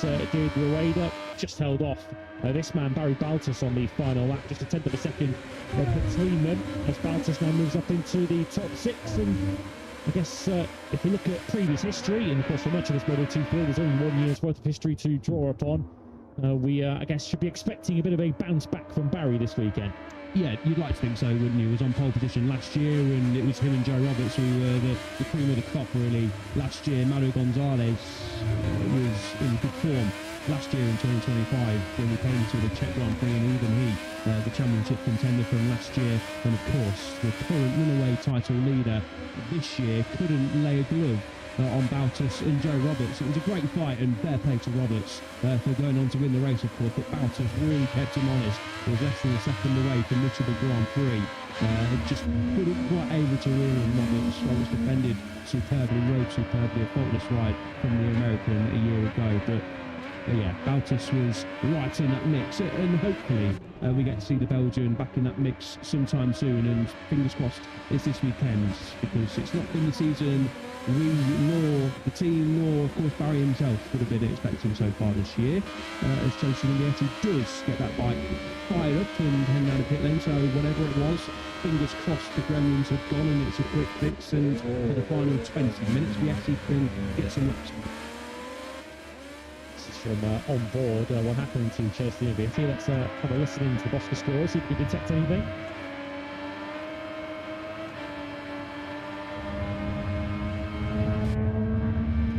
To pick up anything, obviously there wasn't changing gear, was Chelsea Vietti very much in second gear. He does then shift down to first as he pulls it to a stop, so gearbox was working okay. Whatever the problem, it would appear to have been fixed for now for Chelsea Vietti to return to the racetrack on the number 13. I referenced the beautiful weather we have here this weekend. Well, it's beautiful, but I guess if you're a player of foot 3 in the coach box, this might just be slipping over the limits of what kind of temperatures we can. We're expecting air temperatures getting to this afternoon's action here in excess of 30 degrees. 31 degrees of air temperature is expected later on, which will translate to a track temperature predicted by IRTA of in excess of 55 degrees Celsius. And tomorrow's air temperature for Moto2 qualifying for the Tito Sprinter MotoGP over 33 degrees, and a potential track temperature of nearly 60. These are going to be punishing conditions for riders, for machines, for tyres, and I think the most essential item in a Moto Grand Prix paddock here this weekend, that is this air conditioning unit. It's about a foot behind us. Yeah, doing a superb job so far, isn't it? And we'll continue to do so. 33 degrees in the afternoon doesn't sound fun in pit lane especially. So yeah, looking forward to getting a bit moist down there in pit lane later on this afternoon, and hopefully might be speaking to Jose Antonio Reda in Park Ferme, who knows, but it's a strong opening half of FP1 for Reda. But yeah, conditions later on this afternoon are going to be challenging for the riders, punishing for the tyres, and of course when track temperatures get above 50 degrees, that changes the grip levels as well. So it's going to be interesting to see who can adapt to that better when we go for time attacks later on this afternoon. Some nice slow-mo shots here around the automotive circuit. That is the championship leader, Manuel Gonzalez, the current session leader as well. Not had too many quicker times come in lately. So Gonzalez's third lap out of 10 so far is his quickest, as the riders obviously put some longer runs together to get warmed up into the weekend, and of course focus on Sunday. That will happen of course later this afternoon as well, before we get some fresh tyres slotted in. Then it's on to cutting up the inside, it's onto the Van den Voorberg. Looks potentially like turn one, but obviously very difficult to tell from that angle. But yeah, some good vantage points here in Brno to get some great pictures and great slow-mos of these riders doing their thing around one of the best circuits. She returned to the scene of his Grand Prix debut in Moto3 some 7 years ago. There's probably a sweat building there for Ethan Guevara, who's managed to lap this circuit in just under 2 minutes, 59.9. He's 8/10 of a second up the pace in 11th place. Looking up the timing screen up ahead of him, he is still the leading Bosca in this session. Actually finished up in the top 6 last year, did Guevara here in Brno, so a circuit that he has some good memories to draw upon from his one previous visit. Yeah, the top three at the moment resembles the top three from the checkered flag in Hungary. It's Gonzalez, Salac and Agius, your 1, 2, 3. For Senna Agius, he probably had a bit of a score to settle after losing a podium within metres of the flag back in Mugello. A score that he very much did settle with Malta. He did, and he came under pressure, didn't he, from a hard-charging David Alonso, who was sniffing that first podium of the season, was unable to get it. But yeah, he just did well to fend off the Colombian in the latter stages. Aegis was expecting actually to have a bit more, especially in the opening exchanges, to Salac, the rider on your screen, the home hero this weekend, and Gonzalez in the hotter conditions, because he said on Saturday he felt like he had a little bit of a step on the other two compared to what unfolded on Sunday. Aegis was there or thereabouts, but was thinking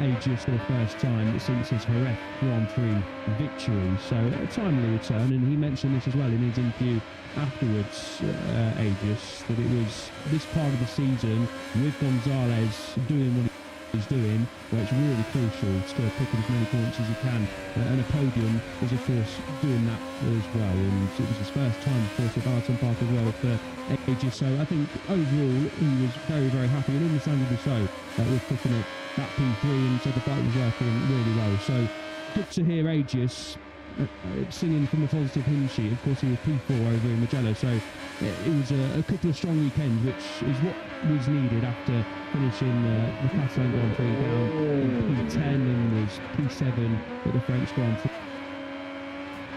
Prix as well. So not terrible results of course, but not where we were used to seeing Aegis this season. Back-to-back victories in Austin and the rest, so good to see the Australian back on the podium and picking up some important points if he does want to continue to challenge his teammate for this title.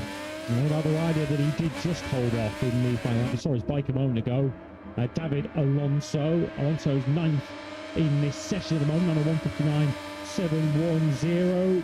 Looked so good for so much of the weekend, did Alonso. Was second in all 3 practice sessions, and then was of course the fastest rider, as he so often is, in the latter stages of the race as he chased down Senna Aegis. It's now 9 races without a podium though now for David Alonso, and continuing to pick up on the theme of the number 9. It was qualifying down in 9th place that did so much of the damage to David Alonso, and for all the good things we could say about the Colombian, and there are many we could say about the former Moto3 world champion, it's that clear inability at the moment to fully exploit the performance from a brand new Pirelli tyre in qualifying that's costing him any hope of challenging for the World Championship. Exactly that. Hasn't qualified on the top 2 rows since Jerez, and that is really costing Alonso to be first and foremost finishing on the podium. We say this every weekend, don't we? You'd have had very good money off a lot of people to say that Alonso wouldn't have been on the podium in the first 8 Grand Prix of the season. Round 9 coming up of course as well. It is now 9 races without a podium, as Lewis mentions. That was the best result since Prix for Alonso, where he also finished a very close P4 to the podium. But the rider on your screen does need to start finishing on the podium and pick up wins if he wants to challenge Manu Gonzalez for this championship. 83.5 points down is Alonso in this championship chase, and like the podium streak and the winless streak, you'd have had very good money on saying Alonso would be that far down the pecking order in the title race at this stage of the season, because he was a lot of confident favourites, and understandably so as well. But the better of his teammate, which I think he would have been happy about, over in Hungary did have Alonso, and again it is that latter race pace that's just outstanding. But he's not putting himself in the position to be able to use that to fight for the victories, unfortunately, as things stand. But Alonso was overall pleased with how the race went. He was able to apparently observe other riders, and did say he learnt a lot off his teammate as well, who has a different style. So picking up some pointers as the 2024 Moto3 world champion. And I think both him and Holgado are both saying they're making positive progress, they're taking it step by step. and not getting carried away, keeping sort of the feet on the ground and not trying to raise any expectations, but knowing them as we do, both winners, and I'm of course a world champion as well.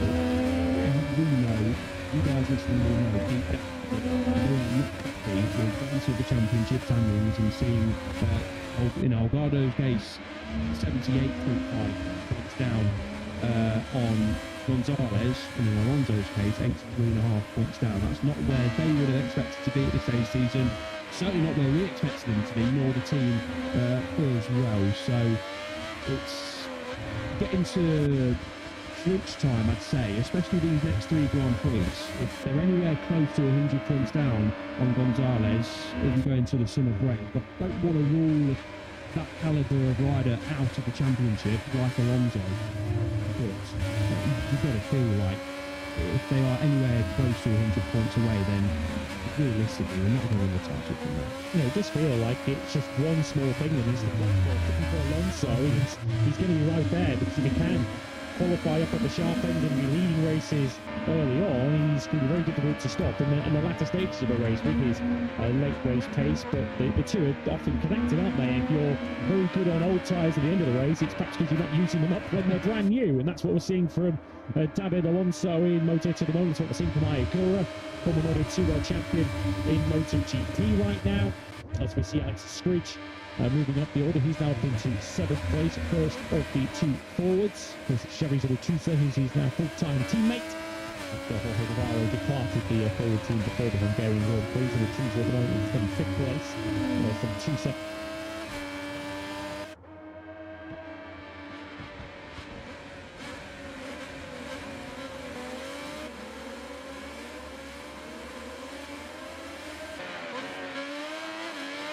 Off the pace as we follow last year's pole sitter Barry Baltus.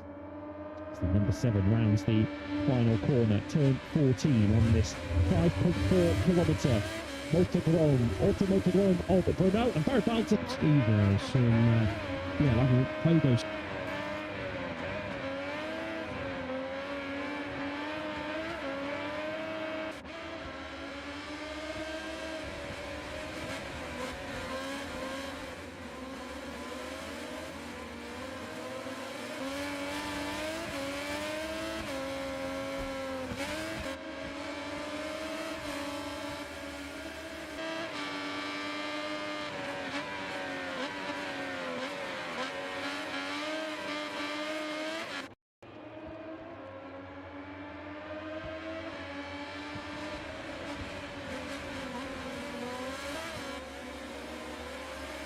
A new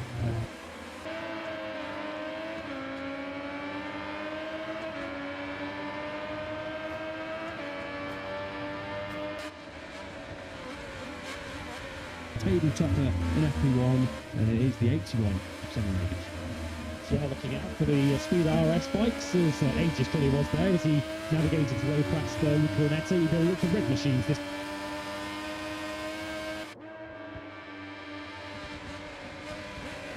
weekend, as once again they continue to change their title sponsor and livery by the weekend.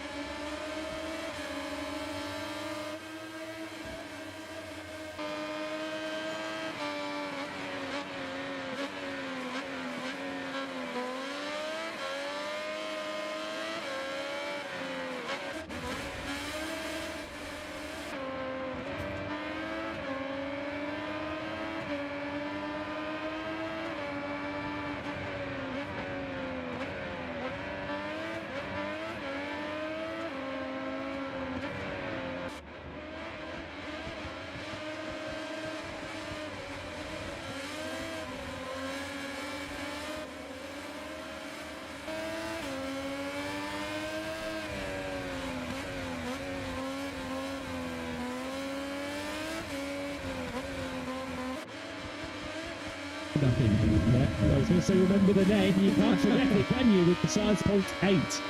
I have to say, if this is the kind of weekend we're going to have, if it resembles this free practice one session with the dominant world championship leader and title favourite taking on the local hero, that's quite the Hollywood script, isn't it? Yeah, I'll have some of that. Oh, Gonzalez getting a bit out of shape there through turn 4, and it's a top 3 from last time out in Hungary. It's a top 3 now. Gonzalez leading, Talat leading, Senna with Barry Bautis and Joe Roberts inside the top 5 now. Roberts has improved his time to jump inside the top 5, the top 2 from last year, chasing the top 3 from last time out, and of course for American Racing, great to see 2 of their riders up inside that top 5 as well. So this is a very promising start to the weekend. Of course, very early days, but it looks like we're going to have a good battle on our hands for the rest of the weekend. And now the Asperger are trying to get in the act as well. Yeah, here comes Alonso, who's all arms and legs and full of commitment into the final S-bend of 13 and 14. Quarter of a second down, which looks set to lift him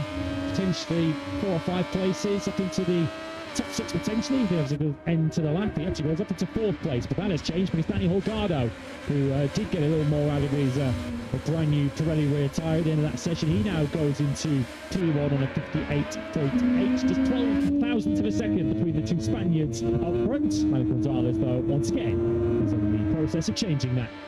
Yeah, lost a little bit of time in the third split, but as you can see, still over a 10.5 up on now Danny Holgado's time. Let's see what he can do through the final split, because Holgado had a pretty decent one out of the final corner. Gonzalez comes with just over 5 minutes of the session remaining. Is he going to improve? Yes, he does, and finds time in that final split as well. So Gonzalez laying down a little bit of a marker here for the rest of the weekend, and this is the Gonzalez we saw last year, straight out of the blocks, straight firing, then up into P1. Yeah, and he says, and we've sort of suspected it from the outside, so it's good to have it confirmed from the man himself, but mentally just so much stronger. His mindset stronger than it was a year ago. And when it sort of brings us back to the conversation around this man, David Alonso, and his teammate Daniel Holgado, it doesn't feel as if a Manuel Gonzalez collapse is coming, does it, in the second half of the season? They're going to have to go out and take the World Championship from him this season, with Manuel Gonzalez in such supreme form. Technically, he's a better rider than he was last year, but mentally on board the bike. He's got the experience of having fought for a World Championship at this level for the first time. Of course, he has won World Championships, Manuel Gonzalez. He's the youngest road racing World Champion on 2 wheels when he won the Supersport 300 crown at 16 years of age, or certainly was the youngest when he achieved it. And Manuel Gonzalez looking to benefit from the experience of coming so close in 2025 to go one step better this year. Clearly learning from his mistakes, learning from the loss last year, which is what the question was coming into this season for Gonzalez. Would he be able to go again? Would he be able to recover from the disappointment? And yes, he absolutely is. And referenced the mental side of things at the end of the weekend over in Hungary. He said last year he was really bothered about trying to finish P1 in every single session in all types of conditions, but that's not the case this year. Gonzalez is obviously unhappy when he doesn't finish P1 in a session, like a lot of these riders are, but doesn't look at the timesheets when he's maybe a little bit further down the order outside the top 5 and think that's an absolute disaster. Working much more methodically this year and knows that come Sunday he is one of the quickest rider out there, certainly has been the quickest rider out there in the last 3 Grand Prix. So it is a different character we're seeing this year for Gonzalez. Maybe you could call it a bit more mature, certainly more experienced after what he went through last year. That's it, isn't it? If you're so focused on being P1 in every session, it can also become an unhealthy obsession, can't it? Through a weekend, if you find yourself knocked off Autosport, then you could potentially doubt yourself, you can potentially try and reinvent the wheel, make unnecessary changes on the bike.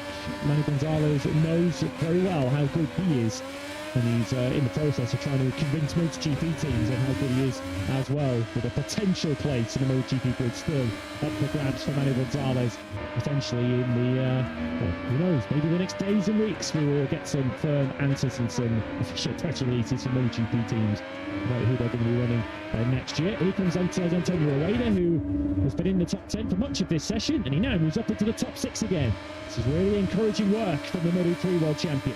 Certainly is, and this is encouraging for the Czech fans as well, and Philip Salac and only fans American Racing. I don't think he's quite going to go P1, won't rule it out. He goes P2 and improves his time. Just lost the timing screens for a second there, but Salac does improve his time. Just over a tenth away now from Gonzalez, but does rise back into P2, and that's his girlfriend there, and I assume some family and friends there as well, which is lovely for Salac to have support around him at his home Grand Prix, as you would expect. His phone will have been ringing plenty, won't it, since Hungary. Any chance of some tickets, Philip, for the Czech Grand Prix in a couple of weeks' time? I'm sure many will have got their wish. There was barely any room in the fan zone yesterday evening, in fact, in the nearby city centre, as they all came out to support their home hero. It's Joe Roberts, teammate to Salac, winner here last year. Certainly impressing his team manager, Eaton Bulbul, second and fifth now for the American racing duo. I think Eaton, given Joe's record around here and Philip Salac's allegiances and nationality, this would have been a weekend I think he might have circled alongside the United States Grand Prix in Austin this start season as a weekend to remember. Yeah, 100%. Obviously, coming into a weekend, you never know how it's going to unfold. You can't really go off last year. Hey, that's what we do with the results and the form book. But obviously a lot can change in a year, and a lot has changed for Joe Roberts as well. Hasn't been on the podium since that victory last year, but great signs for Roberts certainly in this weekend where he is in that sort of podium mix, and obviously the team very happy with that as well. So it's not the season Roberts would have wanted, of course, but for Salac to be second and Roberts in P5, it's a really promising start for the American racing team, who, as Lewis rightly points out, would have been looking at the calendar and thinking Austin, the Czech Grand Prix, and then hopefully a few others that could have been a real sort of pinpoint where we can have good results, and looking good so far, but that can be repeated. Well, it improves again. He's now in fifth, with Prix just joining us in this FP2 session with around about 35 seconds to go, with MotoGP FP1 coming up. We've seen a crash for already his teammate Colin Wire, so we haven't seen much of him in the interim. He is now back out on the racetrack, is Wire instantly. Colin is circulating in 14th place. What's technical problem at the start of the session for Celestino Vietti. In terms of how much lap time or how much mileage he's lost, he's done 8 laps in this session, which is half the mileage of this man, Manu Gonzalez, who's about to complete his 16th lap of the session, and Vietti at the moment down in 21st place, on 1.4 seconds in arrears. There's Gonzalez then coming around the final corner, not going to improve unless he pulls something out of the bag. There is the checkered flags, but it is an end of session run that was very, very positive for the championship leader, who's looking like he's going to end the session on top as well. There's some improved lap times coming in, but no red crash helmets on our timing screen, so I think that is pretty much all she wrote in the session, and it is the championship leader Gonzalez, who doesn't lay down a gauntlet necessarily, but picks up the weekend in P1. Salac in second place as well, so good for the Czech fans. But yeah, a very good session from Gonzalez, who will take confidence into the afternoon. But not that he really needed any added confidence, because he's riding the faster wave at the minute. It's Gonzalez, but another sort of little message at the start of the weekend. Say, yep, I'm bang on form here again in Brno. Update on the riders making returns from either injuries or surgeries. We've got Sergio Garcia in 16th place at the moment. We would assume, given that he's taken a full time this session, 14 laps next to his name, that Garcia will get the go-ahead to continue on the weekend from here. Reminder, he was to be reviewed after this FP1 session after arm pump surgery. And Angel Piqueras, his fellow Spaniard, who's trying to resume his Moto2 season after the broken femur earlier in the season and a curtailed return in Balaton Park. Piqueras 24 at the end of that FP1 session, 1.5 seconds off the pace. Good end of the session then for Salac. I think he'll be very, very pleased with that. And so will the Czech fans as well. We're going to get a glimpse of the big Salac sign one more time before Moto2 rolls into the MotoGP programme. Maybe, maybe not. Who knows? Coming on Sunday and you want to get on telly, exactly, you know what to do. It's just going to be a hillside, just full of massive Salac posters. Everyone's trying to get their airtime. Which is insane. So in fact, I'd actually love to see that. So if you are also coming on Saturday, so please do that. But yeah, Gonzalez spoiling the party a little bit, not quite the all-time lap record, but as we've seen for all this season, as soon as we get underway in the weekends, we're sort of creeping down towards that and expect that. Although temperatures are going to rise, so maybe not, but do expect that to go later on this afternoon. To quote a famous wrestler of the past whose catchphrase was to be the man, you've got to beat the man. Well, that's kind of the challenge awaiting Filip Salač this weekend. If you want a fairy tale home victory at the Czech Grand Prix this weekend, it feels like he's going to have to take on and beat the World Championship leader, Manu Gonzalez, who continues his red-hot summer streak. 3 consecutive victories and tops for Prix Practice 1 here at Brno. Podium finisher, of course, last year was Gonzalez, in a situation where he was very much thinking about the World Championship with Barry Baltus and eventual winner Joe Roberts up the road ahead of him. Didn't have the pace ultimately to manage a challenge, so settled for a comfortable third place. It doesn't feel like Manu Gonzalez is in any sort of mood to set up a second or third at the moment. He wants to take a record-equaling 4th consecutive Moto2 victory this weekend to equal so firming out the gear. And pen champion Tony Elias, we do get them on screen one more time, and the blue flares also are populating the Czech air here in Brno. Filip Salač was second though overall. Manu Gonzalez, the World Championship leader, saw to that. Gonzalez quickest in F1 from Filip Salač and Danny Holgado. Senaragius, the last of the 4 in the 458. 4 from Moto3 champ Jose Antonio Rueda. Good morning for him ahead of last year's winner Joe Roberts. Alonso Guevara, Baltus and Munoz completing the top 10 from Estridge. First of the forwards, Ortola, Arbolino and Bayer, who crashed at turn 3. Sasaki, Garcia, Unju, Ferrandes, Fuertes and Aaron Canet complete your top 20. Vietti had some early technical problems, got back out on the track to take 21st ahead of Tycho Salto, Zonta and Goldberg and Michael Piqueras. Final one for Alonso Lopez, standing 25th. Ahead of Luca Lanetta, Xavi Izuratusa and Jacob Wilson, the substitute at Honda Team Asia.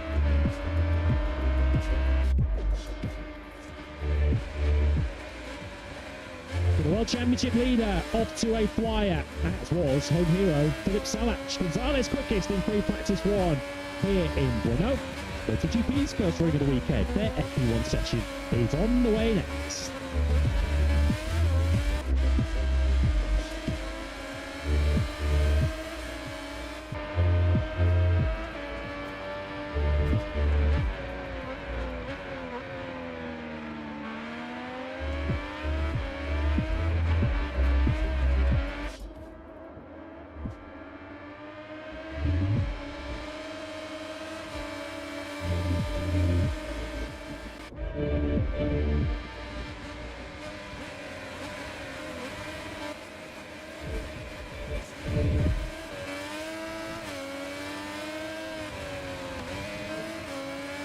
MotoGP has made the 300-kilometre trip from Balaton Park to Brno for round 9 in 2026. Beautiful Brno is Czechia's second largest city and its iconic track. First out to MotoGP nearly 40 years ago, back in 1987. Brno the adrenaline factory and Simo Valentinootti's first Grand Prix success 30 years ago. We're on the way next live with FP1. It's time for MotoGP.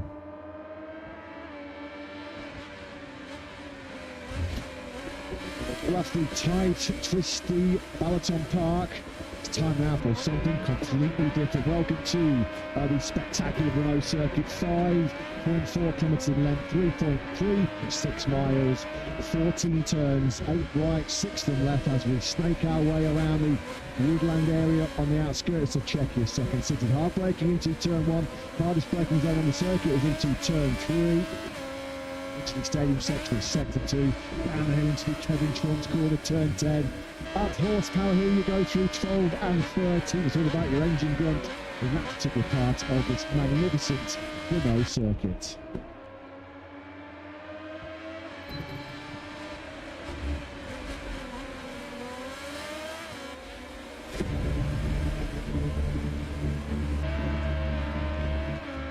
Good morning and a warm welcome to Czechia, a warm welcome to Brno. And when we say a warm welcome, boy do we mean it. It's scorching hot already as we approach, just gone 10:36 a.m.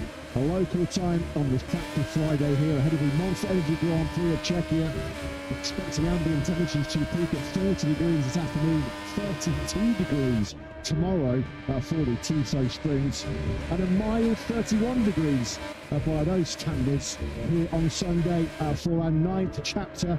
The weather's turning out to be an enthralling and captivating MotoGP World Championship battle. So much to talk about after our latest edition of this year's championship at the Balaton Park in Hungary. But Marco Bezzecchi left with a 20-point lead over his factory Aprilia teammate Jorge Martin, who left him put some considerable pain as well. That controversial first lap incident involving Jorge Martin, which saw him clatter and clean out the chance with Marco Bezzecchi, Fabio Di Giannantonio, Ferdinand Aldeguer and Ralph Fernandez also involved in that turn 1 melee. The outcome of that this weekend, we'll see Martin here on Sunday in the 21-lap Grand Prix of Czechia have to go through the long lap penalty lane.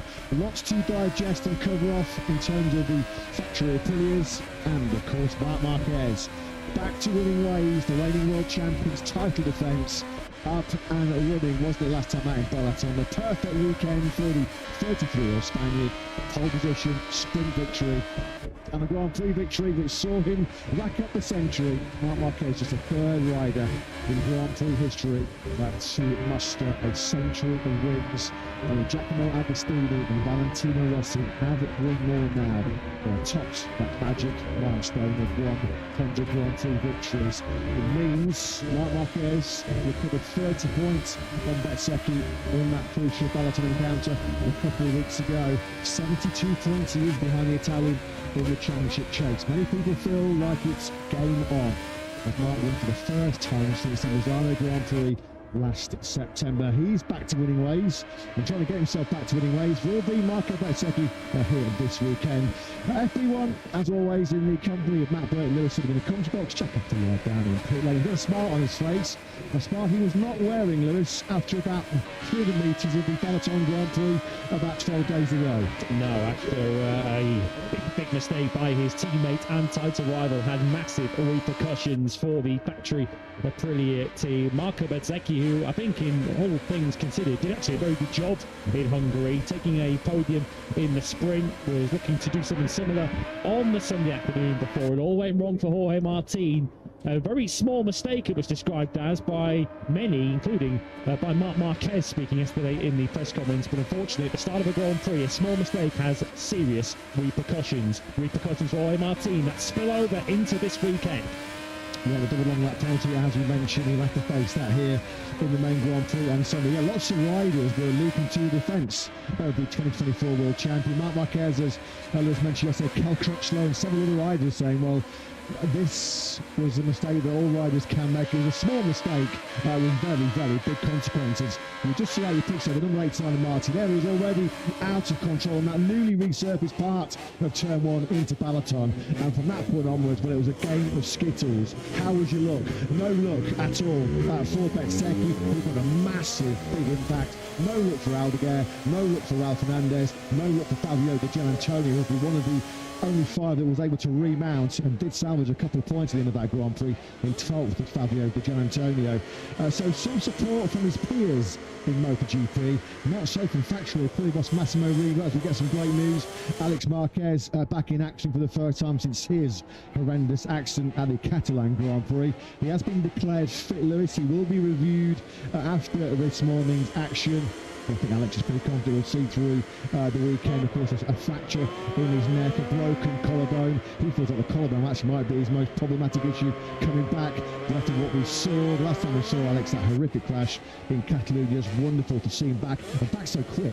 Yeah, back in after missing just a couple of Grand Prix, and it's one of the things that just sets these riders apart and just underlines why they are superhuman in every respect. And Alex Marquez has got no problems watching that crash back from Barcelona. I think many fans don't really particularly want to see it again, but Alex has no problem. He wanted to understand what had happened to him because he doesn't remember much of the incident itself. But Alex Marquez back in action. I think these next 3 Grand Prix are all about him just building himself physically wise and also acquainting himself with a bike that is certainly improving in 2026, so he can really have a good crack at it post-summer break. Yeah, Alex said the best way he felt like personally to deal with the big crash he had in Catalonia, the sort of way to draw a line underneath it was to actually watch it back.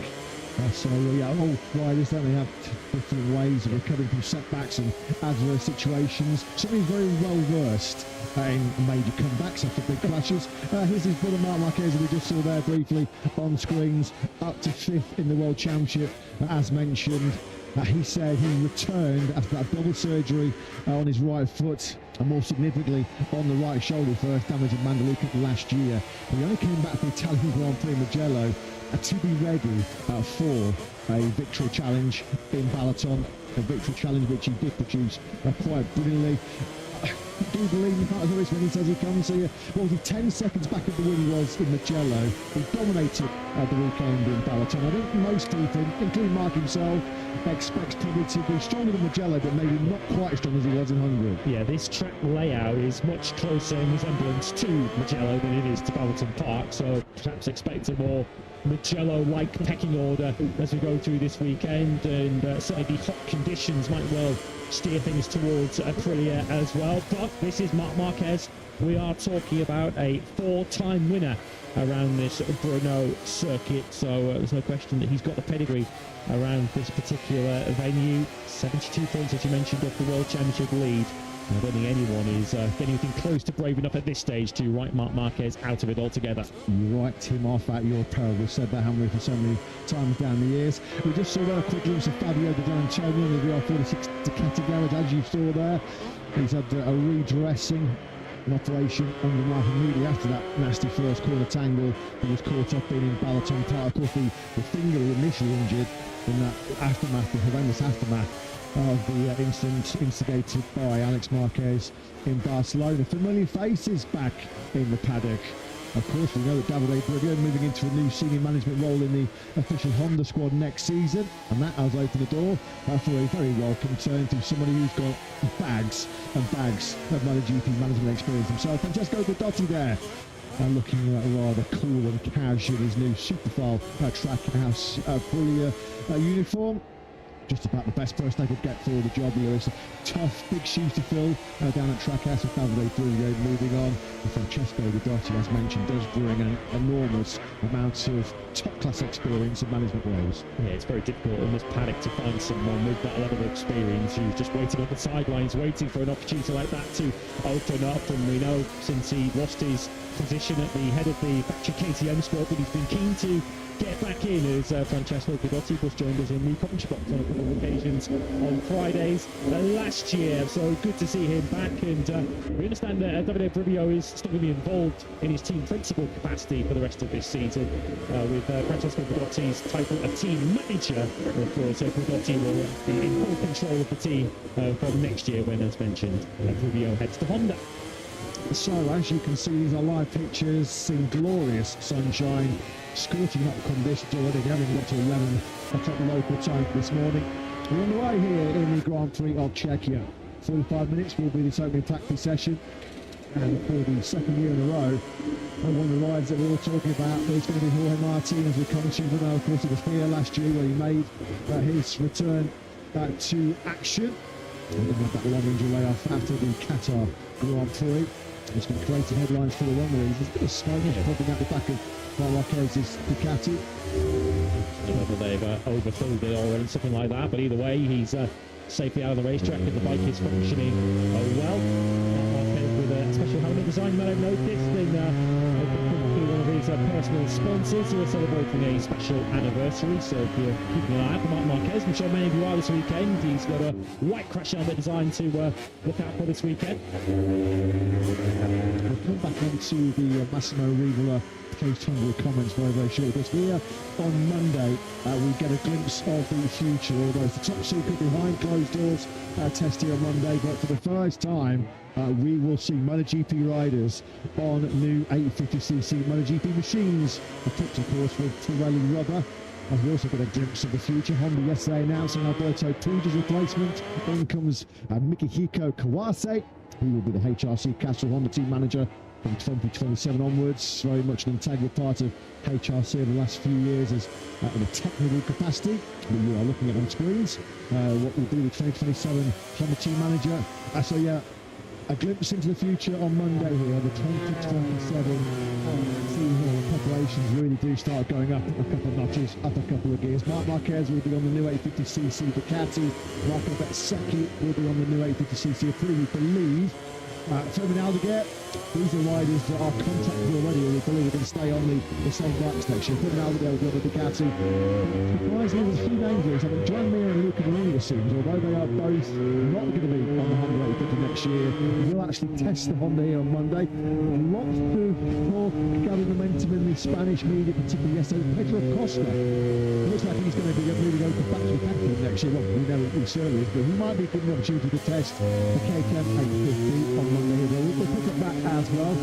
But honestly, Massimo Rivola said after the brilliant Mugello, where it's probably one of the best Grand Prix that Aprilia have ever had in their history, Balaton was a cold shower after Jorge Martin's controversial collision with Marco Bezzecchi and Mal Fernandez in that first corner. Let's get some thoughts on the heart of the Royal Factory Camp. Paladinora joins Jack. Good morning, guys. Yeah, good morning to everybody at home on this rather warm and sunny Friday morning here at Renault. From 1 to 11 already, 30 degrees down in pit lane. It's only going to get warmer throughout the weekend, and I imagine it was quite a heated atmosphere in the box 2 weeks ago, Paolo. We've heard Jorge Martin yesterday defend himself, saying it was a small mistake with big consequences, but team boss Massimo Rivola saying a mistake a world champion cannot make. He felt stronger punishment was maybe deserved. So what's your opinion on what happened 2 weeks ago, Paolo? Good morning, by the way. A nice easy one to start. Nice to start, easy question, huh? No, to be fully transparent and honest, we would like to keep what happened in Balaton. So now we are in Brno, and we are very positive with the positive mood for this track layout, for this weather forecast. It is coming warmer and warmer, probably and it was something not good for Aprilia. We need the opportunity to score many points. We never know what the result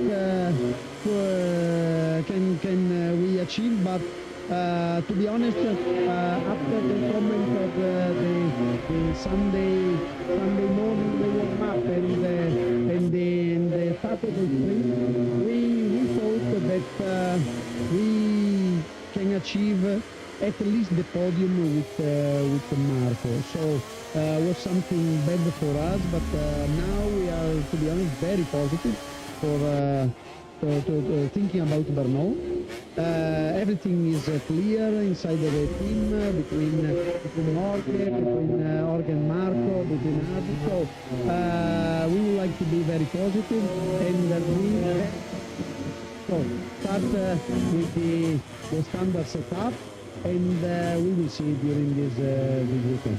We spoke in Mugello after what we saw between Jorge and Raul in Barcelona, and you said that the key word down here is respect, total respect. Was respect shown on Sunday in Hungary? I think so, yeah. It was a mistake, to be honest. It's something that nobody wanted to do. So he did a mistake. He did only a mistake, and is something that can occur. It's necessary to take more care about it. In particular, in the corner one in Balaton, where there is not the best grip situation. So it's something that Jorge was very honest to say, yeah, we have to take care in a better way. In that situation, nobody won in the corner. So it was hard to understand, and we think that he he had fully respect on it. He did only a mistake. Just finally looking ahead to Monday, you've mentioned what we can expect here in Brno over the weekend, but for people at home that might not know, Monday's quite a big day, the first opportunity for the official riders, some of them at least, to try the new 850, the new regulation bikes that are coming into effect from 2027. So who's going to be riding the new Aprilia 850 on Monday for you, Paolo? For sure, Marco Bezzecchi. It's easy to say, no? But talking with Davide Bribio and now with Francesco, that we welcome him in this. We are very happy about him. So we were talking, and at the moment the plan is to have Raúl Fernandez in our garage. Okay. He felt not quite good. Probably it's better to ask it to them. Yesterday he felt not in 100% very well. So we are checking his situation. But at the moment the plan is this: Marco Bezzecchi and Raúl all together in our team. Paolo, thank you for your time. Sorry for those tricky questions on a Friday morning. I promise to be kind in the future. Problem, I don't think so much. Cheers, Paolo.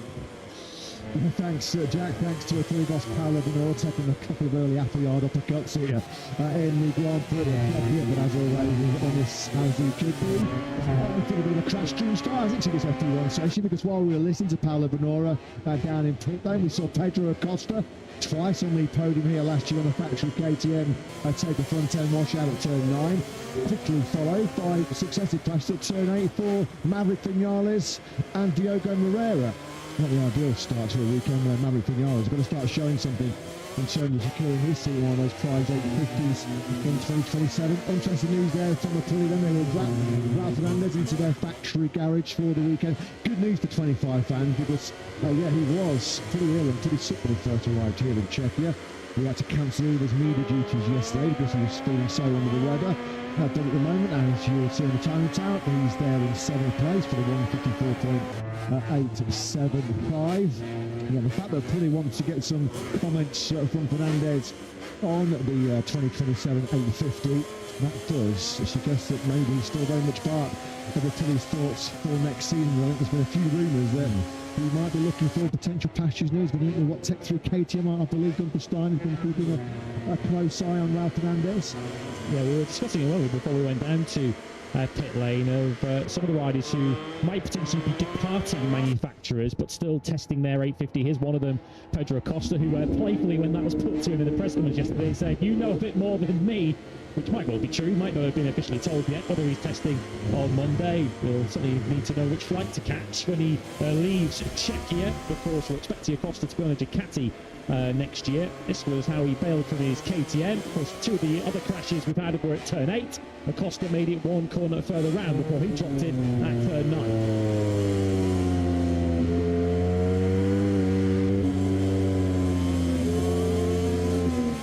You can see there he's back on the gas, wasn't he, going through turn 9 when the front name just said, "I don't got to hang in there." So I'm expecting him on to really face plant on the gravel track for Pedro Acosta, who was fully body once again, was out of shape into the final corner marks in his penultimate corner. He was pushing hard early 93 by. This is going to be a lap, but nevertheless, despite how out of shape he was going into turn 13, it should be full mark top of the time sheets. Indeed it does. He's the first ride into the 153s, the 153.599 for Mark, on a track where he did win the sprint and the Grand Prix here last year, collected all 37 points.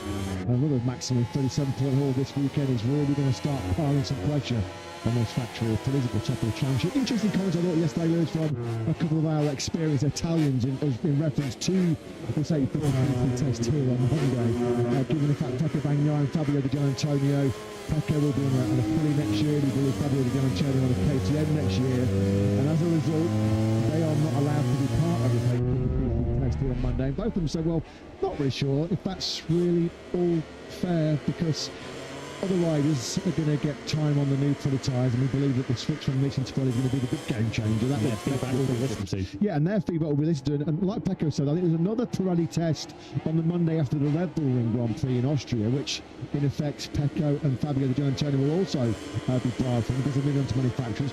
So like Pecco said, well, I'm not going to jump on a MotoGP bike on Pirellis until there's probably going to be a very cold December the 1st in Valencia. So I can't actually see where he's coming from on that one, really.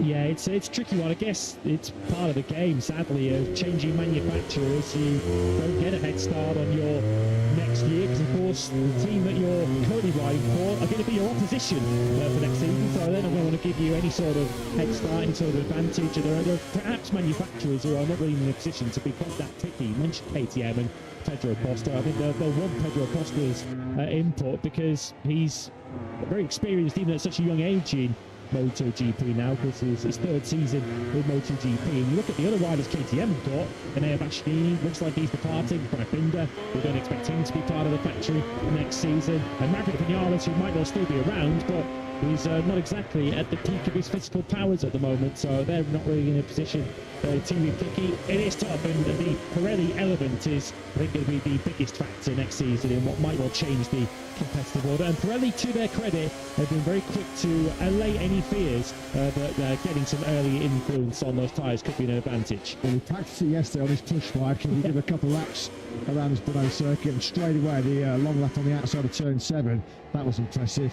Of course, I think we had the best ever long lap in history from Johan Zarco there in 2020 when he was almost elbow down going to that long lap. But this is interesting. Look, here's Martin. I was just about to mention, I saw him coming into pit lane. He was stretching out that left shoulder. We've talked about the fact that Marco Bezzecchi was probably a little bit shy of his 100% physical best after he suffered a muscle tear in his right leg after the clout he took from Jorge Martin. And Horizon himself, I'm nowhere near 100% fit. Coming here once again riding in a lot of pain in recovery mode, just as he was here last year.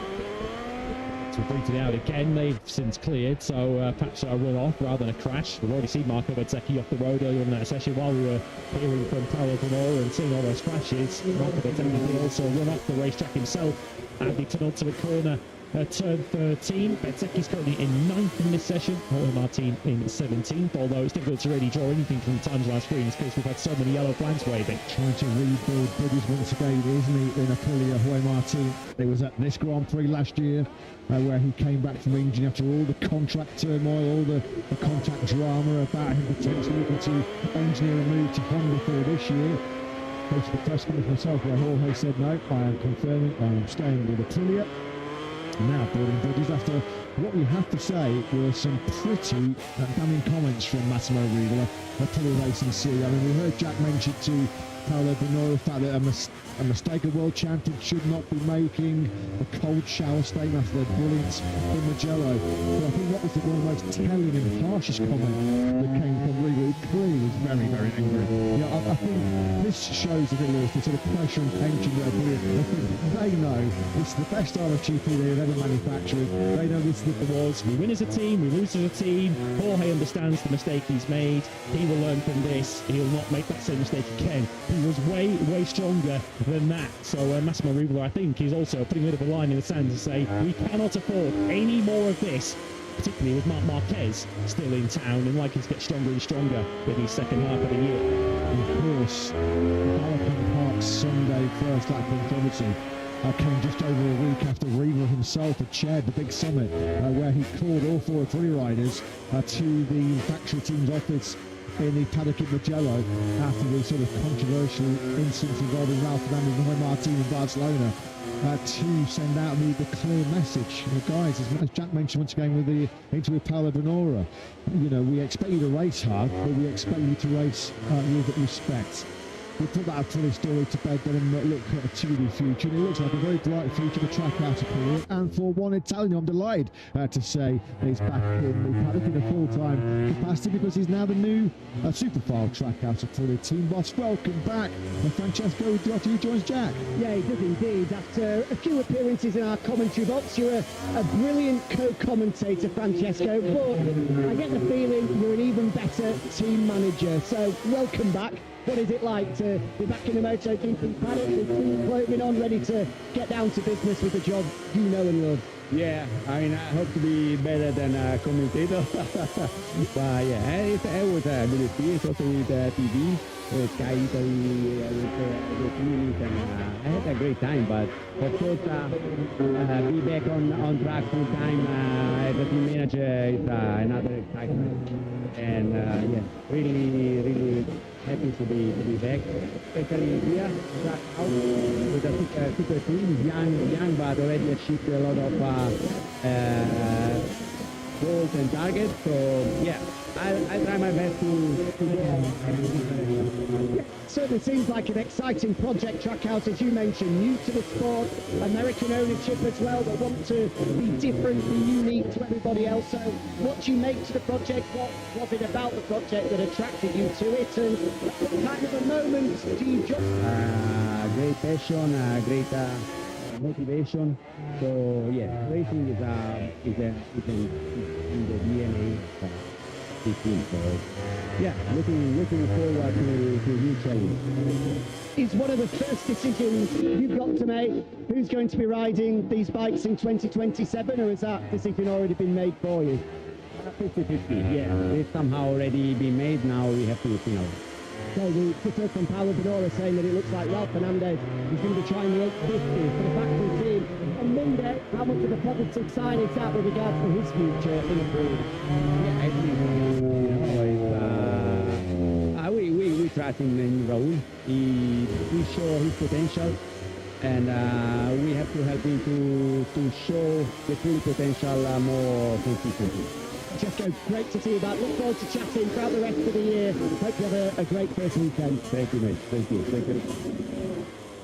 Yeah, here. Thanks, Jack. Awesome to have Francesco Guidotti back in a team management role in the paddock.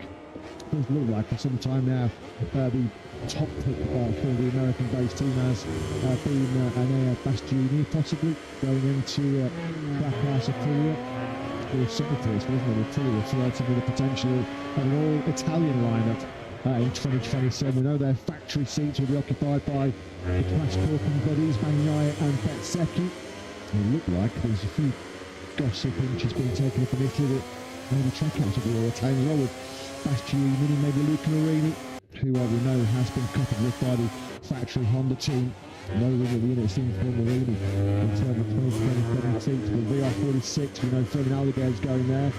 And it looks like, given the fact that he's now, 25 successive wins, he's won all 21 races so far this season. Nicolo Bulliga, who has turned World Superbikes into very much a one-man show so far in 2026. It does look like that rumour about Bulliga looking at once again Valentino Rossi, of course, as a former member of the VR46 Academy. That rumour starting to pick up some serious momentum. He's another rider, of course, who will have ample experience on not just Pirelli rubber from his World Superbike exploits, but from the Pirelli MotoGP rubber. And by the time he takes to the grid, if he does indeed at the start of next season, because he's effectively fulfilling that testing capacity for Ducati with an eye to the new generation of MotoGP that comes next year. And as Matt mentioned, we'll get our first taster of it on Monday in that behind closed doors test. Here is Brad Binder, of course. His and KTM's first MotoGP victory came here some 6 years ago, but as he arrives at Renault for the 2026 edition, it looks as if his spell in KTM Orange is starting to wind to a close. Yeah, unfortunately, after that incredible start to his Premier Class career, that win here in 2020, and just his third ever MotoGP race, there has been slim pickings since. Just one more victory in the 120 MotoGP Grand Prix that have followed for Brad Binder. Yeah, he was scrapping for a ride on next year's grid. I believe his manager Bob Moore has been pushing hard. He's been trying to go on the hard sell for the South African Trackhouse Aprilia himself. And it seems like the more doors are closing, unfortunately, on the 30-year-old are probably being open. As we look at two Italians, Marco Bezzecchi, one we know that will be for sure on the 2027 grid. People cover up at 2027 is all about a reduction from 1000cc to 850cc. That's the first significant engine change since 2012.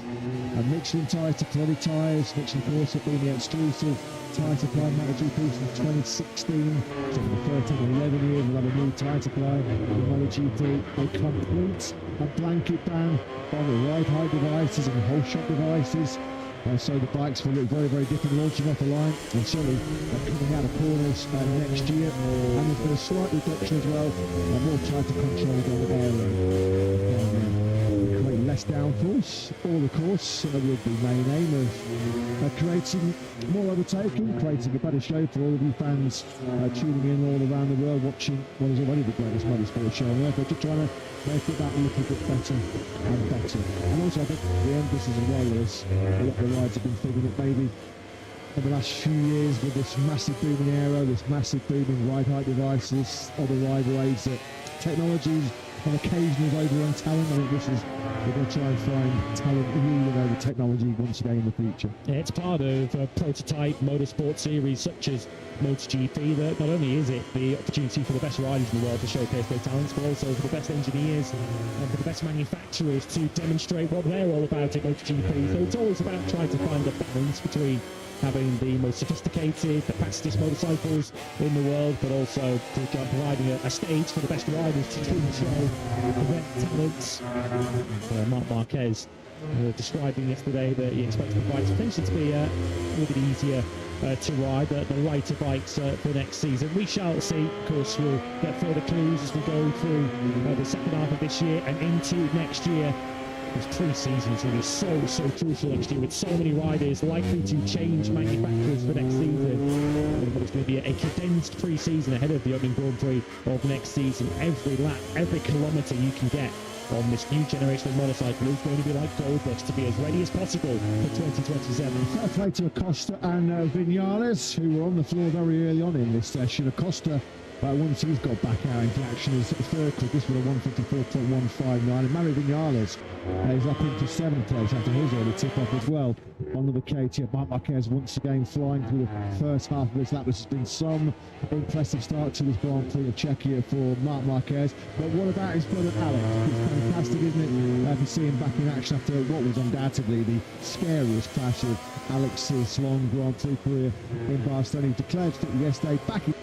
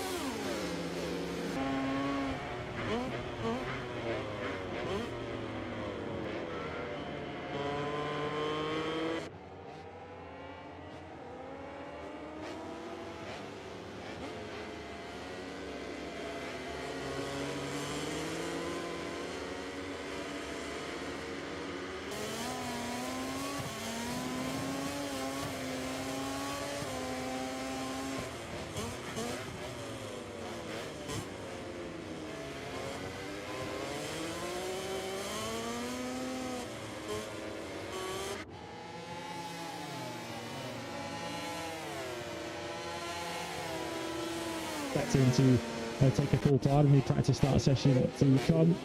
A minor blot on the credit book for Marc Marquez in what otherwise was a very impressive morning session for the reigning world champion, who once again is doing a very good job of contradicting his own predictions and expectations for the weekend. Well, P1 was a number that he saw next to his name pretty much throughout that Balaton Park weekend.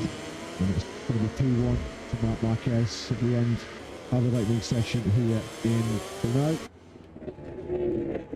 You can just see the comparison between the line he was on and the line that Razgatli Olga was on directly behind him. It just looked like Marc was just it strayed a little bit offline there. Front tyre just could not handle there underneath it. So of course, when Jorge Martin of course took the long lap penalty practice, just how crusty it is offline. He only had to be a metre or two wide to have a serious loss of grip. A very small mistake, but for Marc Marquez it sent him to the gravel track. Fabio Quartararo then. A much needed lift, a much needed morale boost for Fabio. He tries to pop a wheelie up that Horse-Tower Hill.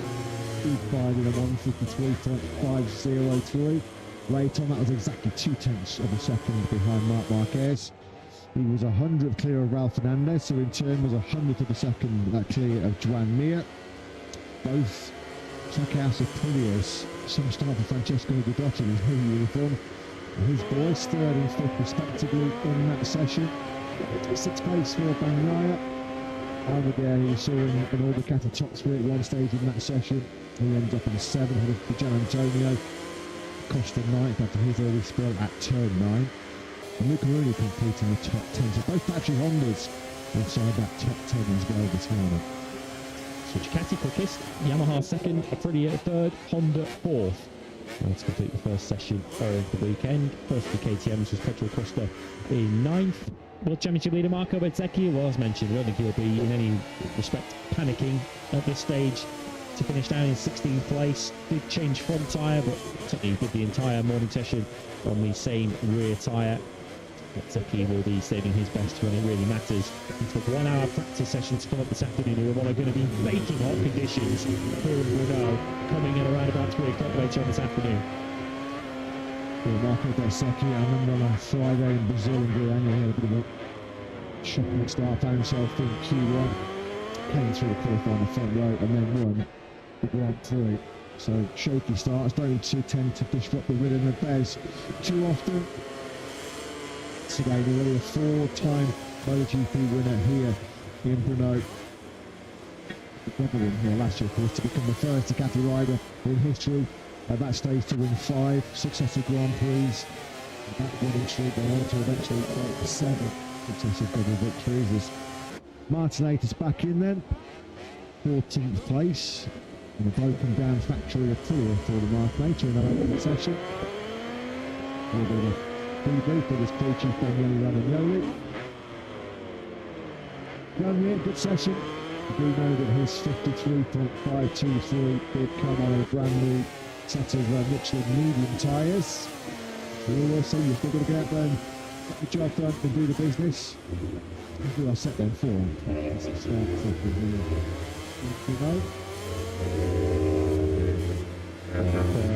That's not a start coming up tomorrow afternoon or on Sunday, where there'll be quite the same tension as we had in Balaton Park a couple of weeks ago. Whether that contributed anyway to the mistake of Jorge Martin and the ultimate collision we saw involving 5 riders at turn 1. Only Jorge will truly know, but it's certainly a circuit where overtaking is easier here in Brno. Of course, many straights into keeping expense around this Brno circuit. As Jorge Martin looks top lane alongside a rider he knows very well, Diogo Moreira, so hopefully we won't see quite so much desperation from some of the MotoGP field at the first corner. The whole race shouldn't all hinge on that run to turn 1 in the same way that Practice did it.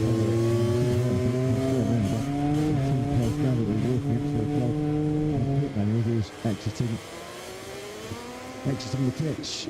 Yeah, Marc Marquez, as he so often does, he spoke so brilliantly, so eloquently when he was asked for his own personal views on the controversial start in Balaton. And Marc said, well, we do 2 tactical starts at the end of FP1. Of course, then we do race starts with a sprint on Saturday afternoon. And then we do race starts for the Grand Prix on Sunday from grid positions. And Mark was talking about all the practice start sessions around the circuit. So he said, we do 4 practice starts across the weekend. So by the time it comes to the main Grand Prix on Sunday, we're so dialed in. We know exactly where the optimal point is to brake. And so we're looking at everybody is right on the limit. Everybody's trying to jostle for position. And mistakes will happen. So we do 44 race starts in the season. So you know that the most dangerous part of a sprint on the Grand Prix can be in that first corner. I suggest that maybe the hot start device, whole shot device, that have contributed to some of the sort of nasty incidents we've seen so far this year. But the riders have been pretty keen to sort of to play down that fact. They just say that it's just the fact we're doing so many starts now. We're all dialed in and we're all banging the money when it comes to braking for the first time. Yeah, of course, the MotoGP Sports Entertainment Group sporting director, Carlos Spaletta, who joined us in the commentary box in the recent past. Joined us in Mugello, didn't he? And of course described some of the steps that they're perhaps looking to make to try and make Grand Prix starts as safe as possible. One of the options being looked at potentially to build a bit of extra space in between each row of the grid, which is certainly not off the table either. Yeah, make the most of this, folks, because you will not see MotoGP bikes sitting this low when they fire away from the start lines in 2027. All start devices, all ride height devices, a blanket ban on all of that technology. We'll be right now. We said it's so often in 2026. It's the best time of motorcycling Grand Prix. There's barely any air between Tarmac and Jorge Martin's front tyre as they dump the clutch. What an idea of how dirty it is offline. That's a good demonstration. Looking overhead from the drone shot, you can see the difference in colour from the tarmac on the pit wall side to the tarmac on the racing line down the left as the riders go down the main straight. That just gives you an idea of potentially what Marc Marquez was facing when he was perhaps a metre or half a metre offline going through the left-hander of turn 7, and how little grip he would have had when he took the front. Close session, even though we saw several riders on different tyre strategies in that session. The factory, the Ducatis in particular, not out on fresh rubber. And then Fabio Quartararo was out on a new set of tyres as once again. Jorge Martin, this is the 3rd time we've seen him practice this long lap. Twice he has to come through it on Sunday. That was brilliant, wasn't it, by Jorge Martin. I'm just wondering now, we saw him on the green on the exit. The long lap penalty route. That will not be a factor because the riders and the team have been informed that we were perfectly entitled to use the green on the exit of the long lap penalty route, purely for the fact that it's going to help you have a safe rejoin on circuit. That's brilliant by Jorge. Elbow down almost through the long lap penalty route. Absolutely brilliant. Yeah, and you can see already the lines that he's left, the rubber that he's put down on the green tarmac there, and of course the knee down is allowed to be outside of the long lap penalty loop as long as your 2 tyres are within the confines of the long lap penalty loop. That is a-okay. Because you will escape any kind of track limit sanction if you're in the long lap penalty loop and on the green, assuming that you do not gain any kind of advantage, which will be keeping the MotoGP stewards very, very busy this weekend. Sure, too, you'll also be in very close conversations with the stewards just to understand what they're allowed to do and what they're not allowed to do. That is going to be key to Jorge Martin's race. He's not a MotoGP bike, he's not on his push bike. He's going to be very well rehearsed in the long lap group, isn't he, Jorge Martin? Once again. It's a pretty rocket off the line, isn't it? Absolutely rocket. How early is Martin going to break into turn 1 here on Saturday and Sunday, do you feel? Well, I guess the problem he has, and I think the riders discussed this yesterday, is if you brake it earlier than you're supposed to for the first corner, you could quite easily find yourself getting rear-ended by someone behind you, because you'd expect that Jorge Martin is going to have a good few riders behind him on the grid wherever he qualifies, even allowing for his issues getting a qualifying time out of the quali. He'll generally be starting somewhere near the front, so you've almost got to attack, you've got to be on the limits. If not, you can find yourself in trouble from the other end. What about Frankie Morbidelli back in Brno for the first time since he almost won the Grand Prix here back in 2020? Of course, a real nasty accident that Frankie had in the Saxon Ring Sprint last year when he was not fit to take part in last year's Grand Prix of Czechia. And he's having a rough old time, a tough old time, isn't he? The 31-year-old Italian. He has scored points in all 8 Grand Prix so far this year. Only a pair of top 10s in Catalonia and Burram. Just cannot get any correct. 0 bit front in the right now. For number 21. Once again. It's particularly the Mazzano World Superbike. I paddock last weekend. Frankie Morbidelli under serious consideration potentially to slot in as Nicolo Bulliger's factory Ducati replacement there next year.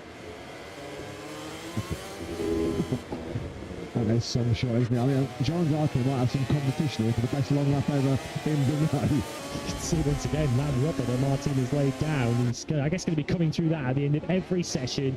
Through warm-up, he's going to be going through there, because it's worth reminding you that that double on lap penalty only applies for Sunday's 21-lap Czech Grand Prix. It does not apply to tomorrow's TISO sprint. So that's another element of Jorge Martin's weekend worth reflecting on.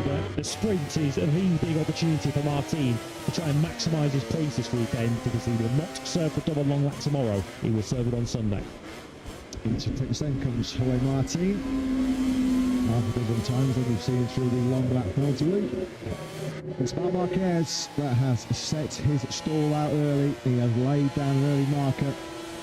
As mentioned, a lot of different strategies at play in that assessment. It's still mighty close. Brad Binder, 2020 Brno winner, down 17th place, not even a second behind Marc Marquez. So a second covering the top 17 riders. 53.303 is the time that tops the lot though. Marc Marquez exactly 2/10 faster than Fabio Quartararo.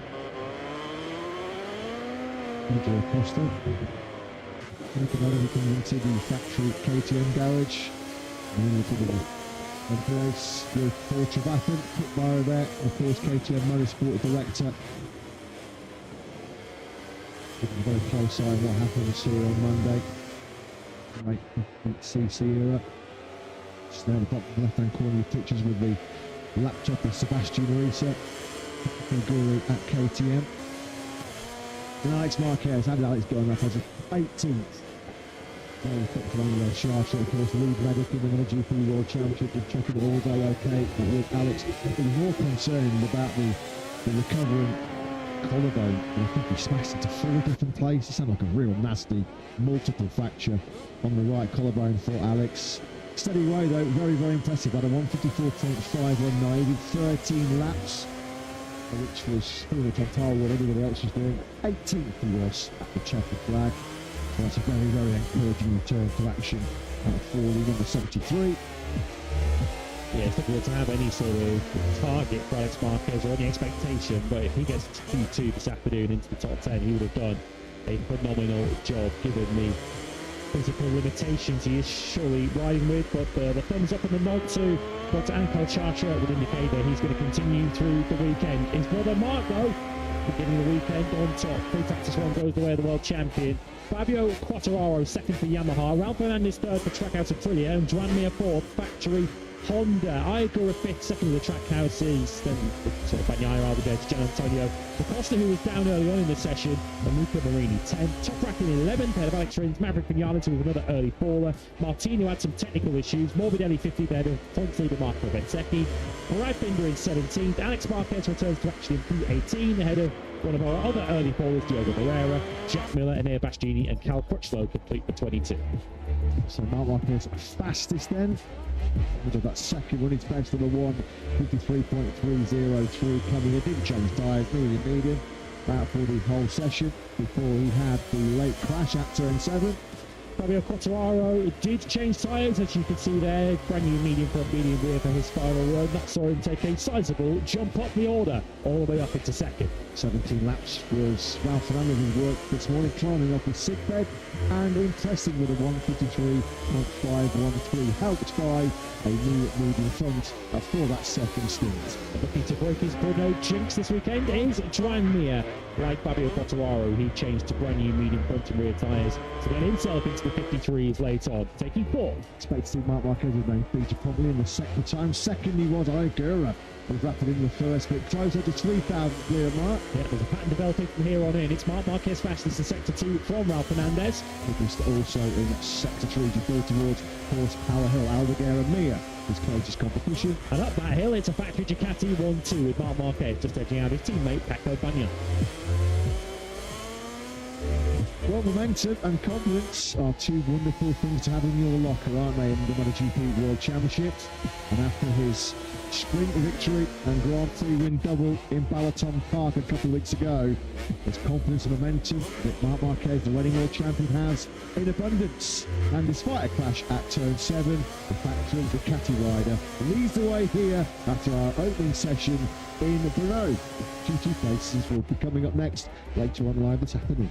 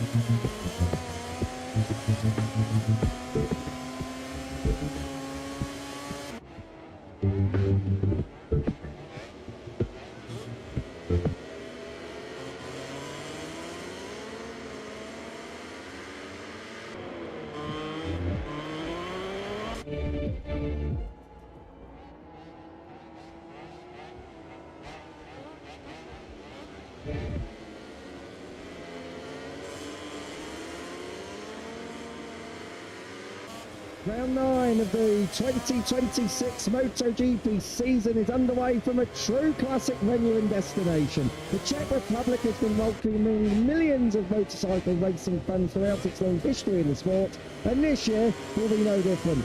The MotoGP show has landed in Brno.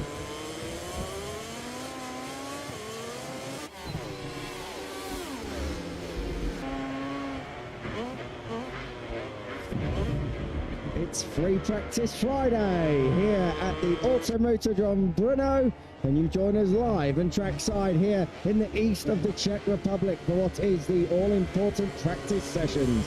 The top 14 will go straight into Q2 qualifying tomorrow. Everyone else is going to be left to fight it out in Q1, where the top 4 will graduate into the pole shootout. Conditions, as you can see, are about as ideal as you could expect, and lap record pace will be the order of the afternoon. We've already seen the times tumble in the morning, and Hakim Danish on his first visit here was in the 204, so expect a few more to join him this afternoon. You're joining us though, Kiko Giles here, Elliot York next to me. We're going to be taking you through the action, and it was Danish who was the rider to beat this morning now, but this is where it matters. This is practice.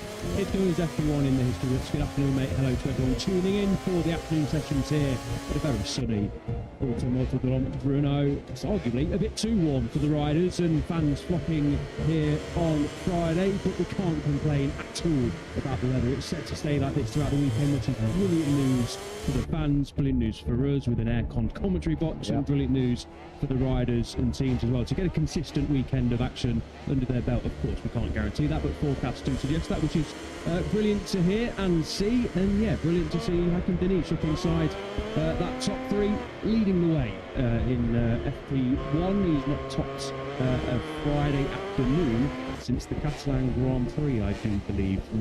So it will be interesting if Danish can carry that form over into this afternoon. Completely different conditions to the track temperature, but it's definitely risen somewhat compared to a few hours ago this morning. So that adds a little bit of a challenge for the riders this afternoon, but it should be a really, really good session for the Moto3 riders. And it's going to be interesting where Quiles lies at the end of play. P5 this morning, nothing to worry about for the championship leader. A decent session. He won't really care that he was pretty much 8/10 away from Danish. Lots of different riders pushing in the last stages, some others not doing so more than others. Quiles, one of those, but expect Quiles to be right to put the sharp in the He only needs to be in the top 14. He won't want to be leaving it too late, of course, to get out there and set that lap time, but at 5th this morning, top 5 will do it again this afternoon. David Almanzi was in good form this morning, 2nd at the checkered flag, so just keep an eye on him. We know he's quick over one lap. We know he's quick on Fridays, Saturdays and nights of this year's Sunday, so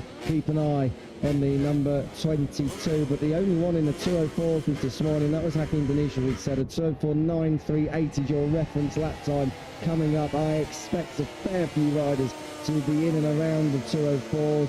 I think you're going to need to be at least 205.5 to be guaranteeing yourself a spot in the top 14 directly. Worth noting, of course, as we have a look at Marco Morelli, that yes, conditions are perfect, but you quite rightly say it is maybe a bit too hot, so temperatures are only going to rise up all the way through the afternoon, so it's really important to get a good lap, a good banker early in this session, whilst conditions are still pretty decent, because it can get too hot, and we saw across all 3 classes this morning, Moto3, Moto2 and also MotoGP, that there were a few crashes, and it's greasy and it's slippery out there. Yeah, 31 degrees was the ground temperature this morning, air temperature 25. It's risen above 30 degrees, 29 degrees / 30 degrees, whatever you want to believe, pretty much around the 30 mark. So not sure what track temperatures are as things stand. Haven't got that information in the commentary box. box, but if we do get it at some point, we'll bring it to you. Maybe the graphic will appear at some stage, but it's going to be well into the 40s, if not creeping into the 50s. So yeah, it's going to be a bit greasy out there. So different kind of track conditions to what we had this morning. So as mentioned, it's going to be interesting who deals with that best, who deals with the quickest as well, who comes flying out of the blocks to get themselves up inside that top 14 early door. Expecting this rider on your screen to be one of those. And he was the one to do it earlier on today. A really good lap time towards the end of the session, and that put him just over 3 tenths clear of David London. Not many riders can say they've been able to do that this year on the 22. 35 minutes of Moto3 practice to get going, or not is the case as Prix does struggle just to get out there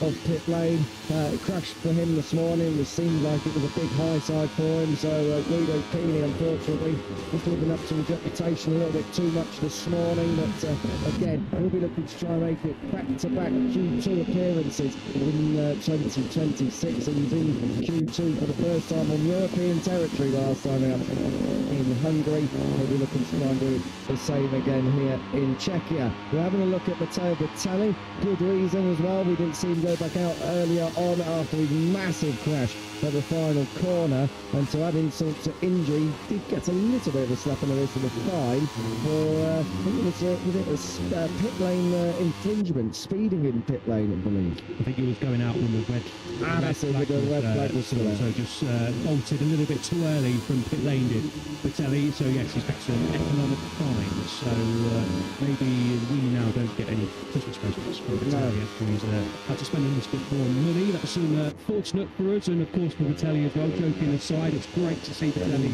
back on circuit because it was a big one at the final corner. It took him a little bit of time to get himself back up onto his feet as well, which is understandable. Thankfully, after all the injury woes that Bertelli went through last season, he does look all okay, and fingers crossed he can have a clean run of things this afternoon. Yeah, he'll want to get straight into Q2 as well. You don't really want to be putting yourself in the jungle of Q1. He got through last time out. He was 12th in Hungary, but he didn't make it on his home team. He had to force it through the Q1, of course, which he did. He stopped out fellow home hero Guido Pini. Made the time on the screen to 22nd this morning. He's still trying to work this one out. So Yoshinoyama's on the Team Asia machines. A little bit further down the order, we used to see Matani down there, but less so Veda Patana. Should note that applications for the Moto4 Asia Cup are open, or will be open on the 26th of June, so get yourselves ready for that. It's a week's time, next Friday, when we are green for this exact same session in Assen. You'll be able to, if you are listening and thinking about getting down and with it for Moto4 Asia Cup action, you can apply from one of the participating countries, based in Asia plus or Australasia. Yeah, looking forward to that class getting going again once we get to Japan and that end of the season. Fast approaching now, isn't it? Slowly creeping towards summer. It's what I believe really Thailand was at the end of February, and now we're already midway through June. As I said earlier, we are now closer to the overseas rounds than we are to the start of the season. I was doing a little bit of filming yesterday with Maverick Vignales and the Airbus community. You should have seen their heads drop when I rolled that one out. Wow, exactly. When I walked into hospitality, but I did get a couple of free red balls just to keep the energy levels up here in Coventry on Friday. Normally a problem, but of course some of us Italians out there maybe don't want to listen to this next bit, but some of us were watching the World Cup on Wednesday when we landed in Brno, and obviously as TV in English, I was supporting the Three Lions. Absolutely, yeah, good do on Wednesday, and yeah, can't speak high enough for Brno. What's happening here with Alvaro Carpe? It's definitely exceeding track limits. Exceeding track limits. A little bit too wide there for Carpe, just pushing the limits at the final corner. Saw Veda Patama do that a couple of moments ago as well. So just fine limits, and Nikolai sees the funny side of things, kept it upright. So that's the main thing for Carpe, who can't afford a crash on Friday. He's had a few too many crashes and mistakes on Friday afternoons with Alvaro Carpe. Gathered it up on a Sunday, 3 podiums in a row for Carpe, trying to keep tabs on Max Quiles, who rises to P1 in the session, the only rider as of yet, apart from the other two, just set one to set back to back. So the session is officially underway now in terms of lap time. Exploring the limits and then a little bit more. And we're exploring the Max Quiles. That's through the King of third turn. This is under the B8 belt, into the plated area. That turn 3, smash it down through the gearbox, try and get it rubbed off and make that apex. It's tricky there at turn 2. We've seen it in years gone by. You can have a little bit of shoulder charging, a bit of elbow rubbing down there. It's the first real big braking area on this track. Keep your momentum through 4, and it's all about trying to keep it all the way through this track. Really, turn 5 so important because it gives you the best line possible. Run out to the curb, back across for turn 6. On Sunday, you're going to be seeing a massive wall of fans through here. This is the stadium section at turn 7. Long lap penalty off to the right hand side. Jorge Martin will already be getting familiar with that up in MotoGP. This is to the left and right of 8 and 9. This is where Pedro Costa fell earlier on today on Friday morning. Very Mugello-esque, this probably with a few longer straights, and then down through the forest and through the trees. Down into turn 10, the Schwartz corner. And again, this is fast. This is right at the bottom of the hill. It gets faster all the way in there. Drops away. As Max Keeler just has a little bit of a moment, runs out wide, and then the climb back up the hill. Not so bad on a motorbike, pretty bad if you're on foot. Particularly for me, coming through turns 11 and 12. Bit of a short start, flip-flop that one. And then if you mess it up, then you can be sure to be pounced on. This is all the way up to the final 13 and 14, the final big chicane. It rises up to a plateau here. You're still going uphill, but it's a little bit flatter. 13, 14, so important on a qualifying lap to get the best line, to get to the line, and keep you run all the way down the straight, but in a battle, you just want to be having track position. Keyless comes across the line, that's how you do it. 2:05.630 for Max Keyless as we jumped on board with him for this. What is a resplendent, beautiful Renault circuit. And just looking at what Max Keyless was able to do this morning, that is his fastest time of the weekend thus far by about a tenth of a second. Yeah, no surprise as well. Keyless taking us for a tour around the Renault circuit. Absolutely magnificent. I've never met or heard anyone that has a remote disliking for this place. Riders too absolutely love it, and you just saw how fast and flowing and undulating this brilliant circuit here. Carpe then, after running wide at the final corner on his last lap, completes it this time around nice and safely, and rises looking to P3. And that was Pini behind him on the Leopard Honda. It was on the Leopard, then it pretty sure it was Pini from the tool of frame muscle, and that's why this evening with Pini only completed 3 laps this morning, so a real crucial session for Pini to just get some laps on the board. First time there on a Honda course as well, was on pole position last year on the KTM that we're watching now. David Almanza sets a new benchmark. Yeah, that lap time of Kilo's being obliterated by just over 3.5 tenths of a second, a 2:05.271. That is a fraction slower than what Almanza himself managed to do this morning. But as I said earlier in the show, it's important to get a good banker, good lap time out there, straight out the quick, because the conditions do come up, or yellow flags, or riders on the racing line looking for a tow, which is really important around here, particularly up this bit of the track. This is 11 and 12. Slipstream so important, so just keep your eyes out for a little bit of dawdling perhaps when we get towards the end of the session. If we're watching Max Keeler, I can tell you the yellow flags are out turn 7, and it's for his teammate Marco Morelli has gone down. That's at the long lap, so Marco Morelli, easy done. He's in good company. Marc Marquez went down there a little bit earlier on today at the end of FP1 in MotoGP, so Marco Morelli's obviously found the limit of adhesion at turn 7. Nico Terrell watches on and now realises that his team's got a little bit of work to do to keep Marco Morelli up inside the top 14 places. Just seeing him, he's being helped away, and I just saw that the graphic has been changed to turn 6, so I just wonder, are we about to see a high side? We're going to catch the end of it, but judging by the way that bike's bouncing and he's rolling, that was a high side on the exit of turn 6, and he's ended up on the inside at 7. Big one from Morelli, but good to see him up on his feet. Yeah, another crash at turn 6. Can't remember who crashed down there this morning, but there was another one down at turn 6. So 2 crashes at a corner we're not used to seeing. Morelli up to his feet, which is okay, but that looked a big one. And now we have another yellow flag at turn 7, which quickly disappears, thankfully. I think it was Sal Mello earlier on at turn 6, wasn't it? So but that looked more like it was on entry. So we'll have to wait and see. As Max Keeler just comes through the spot where we see that, then see all the rocks and stones and gravel all over the track there. They come on that change of direction through 6 and 7. As we have a look at Brian Uriarte, he's towing round Casey O'Gorman. Casey Gordon was very, very strong this morning, up in 7th place, the Irishman. So keep an eye on him. Uriarte was 12th. He did have the honour of being top Uriarte, though, because his cousin Marcos is out there this weekend in place of David Munoz. He's recovering after his latest operation. Marcos Uriarte and Brian Uriarte, brilliant battle. And Brian Uriarte at the moment not going too shabbily at all, up there in 8th place, but as I say, he's just outside the top 10 this morning. Valentin Peroni, having a quick look at him now, 13th at the moment, expect him to come good, but again now, 15th out the crate on a Friday morning. That is not the first time that the number 73 has been languishing somewhere. No, not quite hitting the heights of last year as the number 73, unfortunately. Valentin Peroni was winning that podium mix, of course, last time out over in Hungary, so he podiumed out in 2025, but then was obviously caught up with Italy in the Munoz crash. Sent our best wishes to Munoz for speedy recovery once again for the number 64. Fingers crossed to see him back on track as soon as possible. So yeah, get well suited Munoz, but unfortunate for Peroni to suffer a DNF. The podium was on the cards. These are all reports are definitely on the cards for the 73 as he fighting his way through the traffic here towards the end. And we'll have to focus in on Eddie O'Shea, and rightly so, because O'Shea was on decent that time over in Hungary. O'Shea was a rider that just didn't get along with the Balaton Park circuit at all. Both he and Joel Kelso knew going into the weekend it would suit their style, nor the bikes, but Bruno a little bit more, and O'Shea rises to P4. Good lap time for the number. Yes, and top 100 as well, which is always worth pointing. He's just had a page of course. He's in that 5th place, which he dropped on a Saturday afternoon. He was 5th on the grid for the last 3 GPs. So, Pedro Rios, keep an eye on him tomorrow when we go green to qualify, because Rios has been a little bit of a devil over the last month or so.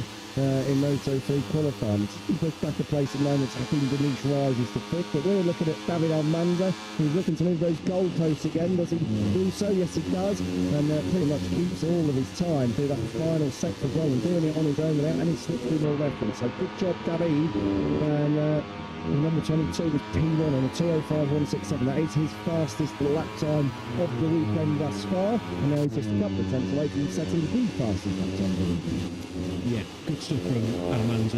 Interesting to see once again that Almanza and Quiles, two of the riders who are often seen lapping alone and enjoying doing so, have managed to find some free track time and not got anyone disturbing them. And it's the two of them who are top of the timesheets and by a considerable margin as well. Almanza just stretching a tenth and a half clear of Quiles, and Carpe is just under half a second away from Quiles and over 6/10 away as things stand. So once again, as we saw in Hungary, as we're looking at it right now, it's Almanza versus Quiles at the top of the time sheet.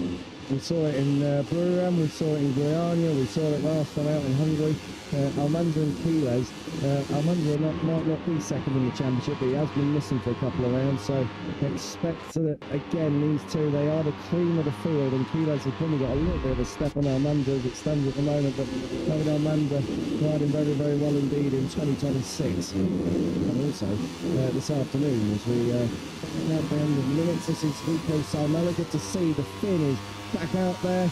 He got back out early and was 20th earlier on in the session, so Rico Salmela now moves up to 7th place, and a little bit slips under the belt backs as Adrian Cruz says just breaks for turn 1. I think he's directly behind Great Patama, the number 9 Indonesian rider. Yes, indeed they are. Call up the Cannon just behind them. Probably the Cannon topped a session here now, if I do remember correctly. I'm fairly sure he was P3, I beg your pardon, in FP1 last year, but we did have some dodgy conditions to start off last year. You're not top of session, I thought the top session, but I know going into Saturday when I unfortunately had to speak to him during qualifying when he crashed on the Saturday morning and had a nasty cut to his knee, and it was at risk of getting infected, so he had to get it bandaged up and was ruled out of the rest of the weekend, unfortunately, in New Zealand. But he did say up to that point it was the best rider he had of his rookie season last year so far, so it's a circuit, but he got on really well last year, did for that Booth Cannon. Just moving outside the top 20 as things stand. Yeah, expected Booth Cannon to have a more enjoyable weekend. Did say last time out over in Hungary that it was a positive weekend for Booth Cannon. Took a gamble on the medium rear tyre and struggled with it in the opening exchanges when it hadn't wriggled in, but we see it's lost a little bit of grip and got much more comfortable. There was plenty of positive to take points for the weekend. Had the top 10 inside, so I was enjoyed in the battle in the top 10 as we get turn 12 yellow flags. Sitting away up the hill, and that looks like it may well be a KTM. Let's see which one it is. We'll have to wait and see. This is coming up the hill. Oh, it's Joel Esteban who's paddling his way through the gravel. So all of these guys are going to have their lap times cancelled because they came through the yellow flag zone.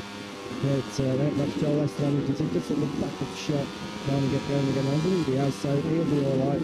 But that's a second pressure of the day for the level up MT80. And it's got to be said that Esteban didn't finish the session in a great way either early on, did he? He was on the service road, so technical problems at the end of FP1, and now perhaps rider error problems in practice. Not a good news time in that final split. Decent chunk of it as well. It's going to get cancelled anyway, but did improve his time to 4 tenths away. But remains P3. Yes, and did end his session with some form of technical issue. This is a replay of what we saw the back end of, and I'd expected Joel Esteban to front end slide into the gravel, and he's thankfully going to quite up and running. He's all okay, and just a little check over, I think, on the right hand side, especially that motorcycle. Doesn't look too badly damaged from what we can see, which is good news for the team down there, but clearly and understandably Esteban isn't too pleased. No, he won't be either. Joel Esteban really could do with getting himself back into Q2 directly. He's had to go the hard way. He's been Q1 for 2 of the last 4 GPs, so he ideally doesn't want to find himself down there again, because normally doesn't progress through. We look at Rico Salmela riding right out to the edge of the curb, looking very good at the moment, indeed in 7th place, but just over a second away from David Almanza. Almanza's got just over a tenth and a half over Keyless, half a second further back is Alvaro Carpe, then it's Eddie O'Shea, the top Honda in 4th. Hakim Venetia was fastest this morning, is in 5th place over Rio Salmela, Esteban who's just crashed, Uriarte, Brian Uriarte in 9th, and 10th for Marcus Uriarte, Adrian Fernandez, Joel Kelso. Oh, that's getting tight. Oh, clearly me. Eddie O'Shea versus, I think that was Alvaro Carpe. Alvaro Carpe shaking his head, but I don't really know what he wants Eddie O'Shea to do. He can't move out the way when he's on a fast that time. So, fortunately, Alvaro Carpe just catching O'Shea at the wrong time. That was down in the Champs corner, and now O'Shea does move out the way and gets out of Carpe's sight. Probably thankfully as well, because Carpe was waving his hands in the air again just then. Let's have another look at this. This is down at turn 10. Yeah, that was a good afternoon Eddie wave that Alvaro did on by. I'm not sure O'Shea does too much wrong there, just taking a little bit of a different line. He was only 3 tenths slower in that split as well, sort of 4 tenths slower overall, and then of course moved out the way on the exit. I don't think the stewards will go for that. They'll have a look at it, of course, but I don't think anything of it. So Carpe understandably getting a bit frustrated. He wants to get on with things, but O'Shea just a little bit slower in that part of the circuit. Nothing you can do. Of course they'll have a look.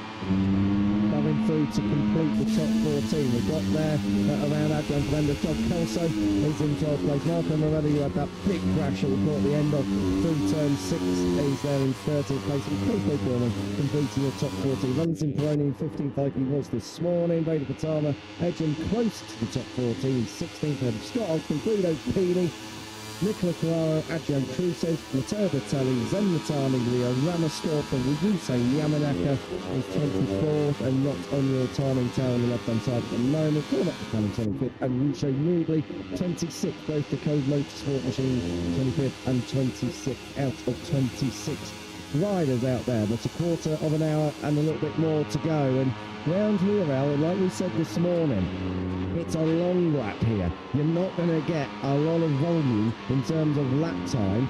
Crashes, very, very costly because it's a long old way around here. You need as many laps as you can get to learn it properly.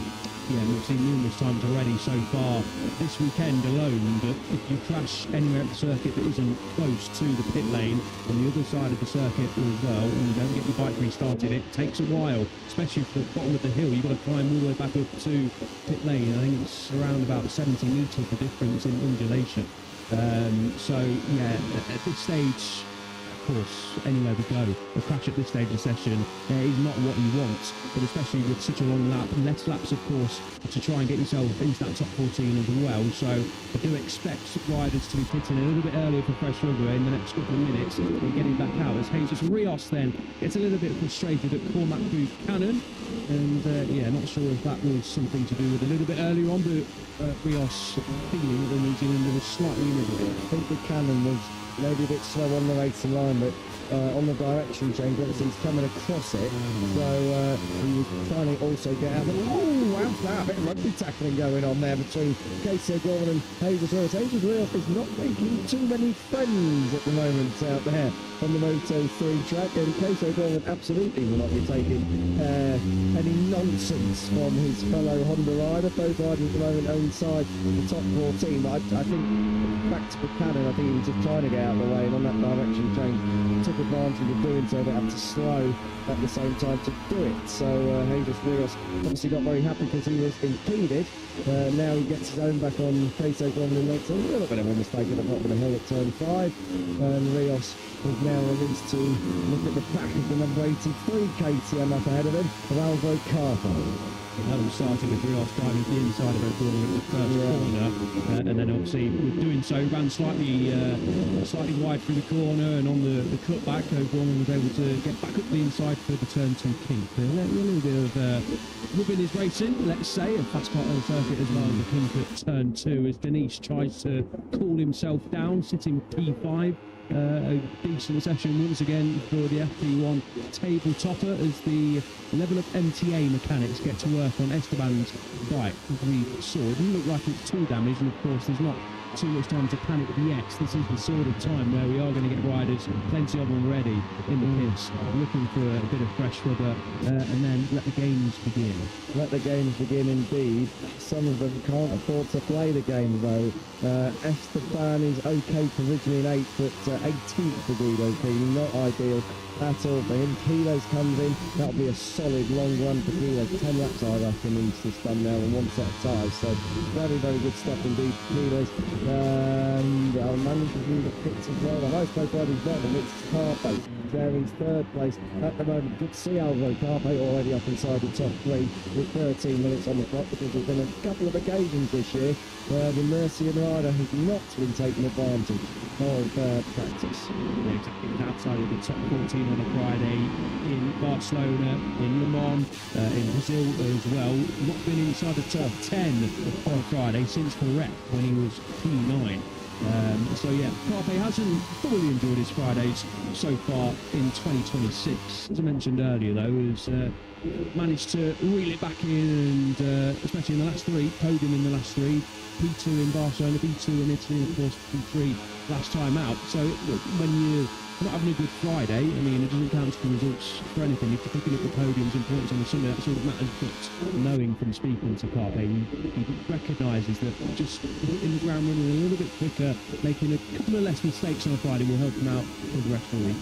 His last 3 podiums have all come from outside of the top 10 on the grid. I don't even think though that Carpe coming from 18th on the grid in Hungary, which is notorious for being difficult to pass at, would have imagined that he would have got as high as a podium. So qualifying has not been a strong point, but as you say, Al, he's not been in the top 10 on a Friday for a long time.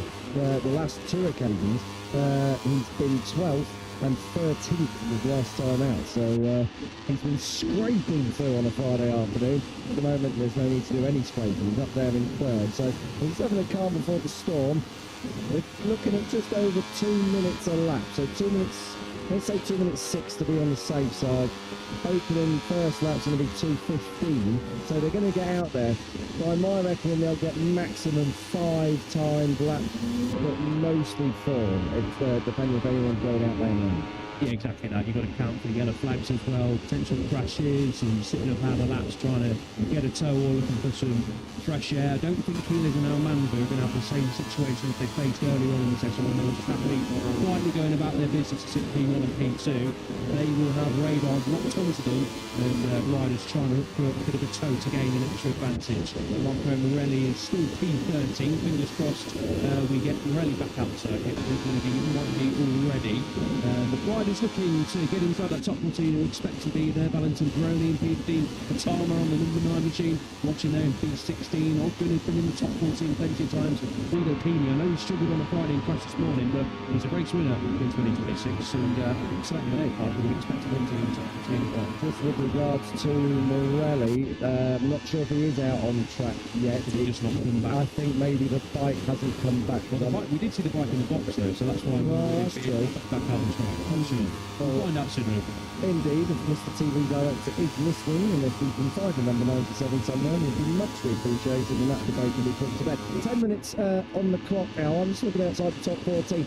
There's some big names here that really should ought to be moving through. Valentin Peroni is there in 15th place. Guido Patana 16th. Scott Ogden has had poles in front rows before. 17th. Pini, your winner from Kota, 18th place. And just on that, I've got a little thing here from Guido Pini. He's not had a qualifying on the front two rows for this since he was 5th at the USGP. So his qualifying, not only his Friday afternoon, but his Saturday afternoons have been a disaster really in 2026, and more so since we've been here in Europe. Matteo Batali, hard to tell, but 21st, I'm sure he's feeling the effects of that crash, but there are some big names that cannot afford to be dawdling around and looking for slipstreams and toes here. They've got to go out, they've got to go for broke if they want to get in to get into the top 14. 14th place, as I look down the orders, Koso Governor 206.424. That's the cut-off time as it stands, so you're going to get quicker. Valentin Peroni is not out on circuit for the Argentine, and Morelli fans on our graphic, it's saying in the commentary box. Who is out on circuit though is David Almanza, just gone P1 to stretch his advantage slightly, and now he's trying to go for it again. He has got clean tracks, so he's doing very well in between two, and the team as well to send Almanza back out there into some clean air without anyone bothering. He's going to encounter some traffic on his next lap, I'm sure, but that might not matter if he gets this time landed. What's he going to get through the third split? There is the checkpoint now, and he gains a bit more time. Yeah, and he's good in the final sector, David Almanza. He was quick earlier in there, and he was quick earlier on in this session through there. So Almanza going great guns at the moment with 8 minutes on the clock. We were talking about the reference teams earlier. This is one of them. The Liquid Nose Dynavolt team have got a great outfit together, along with the Aspar guys, along with the IO guys. They really are some of the best teams in this paddock, particularly in Moto3 and Moto2. So Almanza is also one of the best riders at the minute in Moto3. Coming to the line, what's it going to be? A 249.44. And David Almanza looking very, very strong indeed to set what is nearly the fastest lap of this weekend. 0.006 of a second shy of what Denise was able to do earlier on. Yeah, Denise still holding the all-time lap record then, but that looks like it might be going. Although Almanza has been the quickest rider so far this afternoon, and pushing at 100%, can't quite do it, but that was without the slipstream. Here was Guido Pini, then we pick up the number 94. He's doing it all on his own as well. 6 tenths shy through the second split. If he holds that, or even loses a couple more tenths, he's going to be well inside that top 14, such as the gap from Almanza down to P14.01, 1.4 seconds, of course. Let's get Pini in the third split, pretty much 9 tenths away. That will still get him up into the top 5, or at least the top 6. So Pini looking like he might be jumping up the leaderboard here. If he holds this, of course. What a sector to go. He's in it now, working his way up through towards turn 13 and 14. Guido Pini, what have you got for us? As he comes through, oh dearie me, well there's going to be a little bit of pencil sharpening going on up there in the FIA MotoGP stewards room, because Pini really had to back out of that. Let's see if he had to back out of it enough to cost him. Indeed he did, and he is going to be fuming about that. That was, looked like Rico Salmella was one of them, and Valentin Peroni perhaps the other. Guido Patana was there as well, but there are going to be some short words going to be had. I'm sure that is what does cost Guido Pini. The good thing is, as we were saying earlier, he can't really afford to be dawdling. At least he's encountered traffic on that one lap. He's going to have at least another 3, I reckon, to have a go at this. Manzel's going again. That was a moment then for Patama there. Got a great run out of the first corner and into the Kingford 2, did Patama. Nice bit of slipstream as well to the tailpipes of Valentin Ferroni, but that mistake is going to cost Patama this lap in field. Ferroni then passes Patama back down the hill. It's getting a little bit too close for Kingford for our eyes. Anyway, and as Manzel does cross the line, I was going to mention we should be looking at the number 22. Just misses out, but again, a fantastic lap time. 2:04.9 back to back. So David Almanza, great pace at the moment. I've got to say, Valentin Ferroni, his lap might have just been scuppered a little bit as well when Vader Patama had that front end moment over at turn 3. We're looking at Patama now. He's not on course to improve at all. Valentin Ferroni is 6/10 off coming through that second sector. So again, Ferroni, one of those riders who could do with finding the time, and at the moment he's got the time. He's got a little bit of clear air as well up to his teammate Rico Salmano. He's at turn 10, the Chalons corner, so we'll be clicking through sector 3 in a minute. I was going to say, Pini is setting a lap time very similar to what we saw last time around, and it's quicker than he was to the third split. He was 8/10 away last time around. He's now 7.5 away, so Pini looking like he's going to be jumping well inside that top 14. Joel Kelso is also on a good time. The Australian is 6/10 away through the third split. Similar lap time to Valentin Ferroni. There he goes across the line into the 2:05 to Kelso. P6, but pretty much a second away from top. Let's see what happens with Pini here, because he's been done by Salmano coming up the hill. So I just wonder if Pini's lost a little bit of time doing a mistake of his own. Let's see. Ferroni at the minute, he's going to go top 10, I reckon. Pini 14, Ferroni 3rd mile. A lot of time in that fourth sector. Brilliant second half of lap by Valentin Ferroni to put himself up into third place. 8/10 off Almanza, but up into third nonetheless. This is Scott Ogden. Scott was going to be P3. That's what our computer is saying at the minute. Tell you what, the old 10th and a half will go second. Red sector for Carpe, for Denish. And they're going to start lining up more as we get into the final 4 minutes. And we're riding on board with Carpe there, a little bit wide perhaps at that penultimate corner. Ogden's following him. Great reference for Scott Ogden here. Coming to the line. Are we going to see any changes? Carpe goes second, Ogden goes third, and Denish goes fourth. So formation flying second, third and fourth. Carpe, Ogden and Denish all improving. They can't quite get on David Almanza's pace, but they do push Kilos back to fifth. And I should say now that Marco Morelli, who is in the box and he's unlikely to get back out, is going to find himself in Q1. And that is far from ideal for the number 97. He's 19th at the moment. Yeah, that is unfortunate for Marco Morelli, still in pit lane, and yeah, he's going to get out, unfortunately, for a lap time, we do believe. Good times from Carpe, Ogden and Nish. Vader Patama was another improver, sort of written off in his lap halfway around that, but Patama did improve, but he's for top 40. Worth noting that will be the first Q1 appearance for Marco Morelli in 2026, so his perfect record is not going to continue unless he gets back out within the next minute or so. Joel Esteban is flying at the moment, coming through. He's 800th of a second up at the halfway point, and he needs a lap as well because he's in 15th. Zenmatani's following Leo Ramastorbo. Zenmatani, I'll tell you what, if he can hold that, 1 second off is good enough to put him up into the top 14, and that would be at the expense of Luce Moodley. So we'll have to wait and see exactly what's going on. Esteban's got Quiles as a reference up ahead of him. I'll tell you what, Quiles not desperate for a lap time at the moment. He's there in 5th, and he's also going well.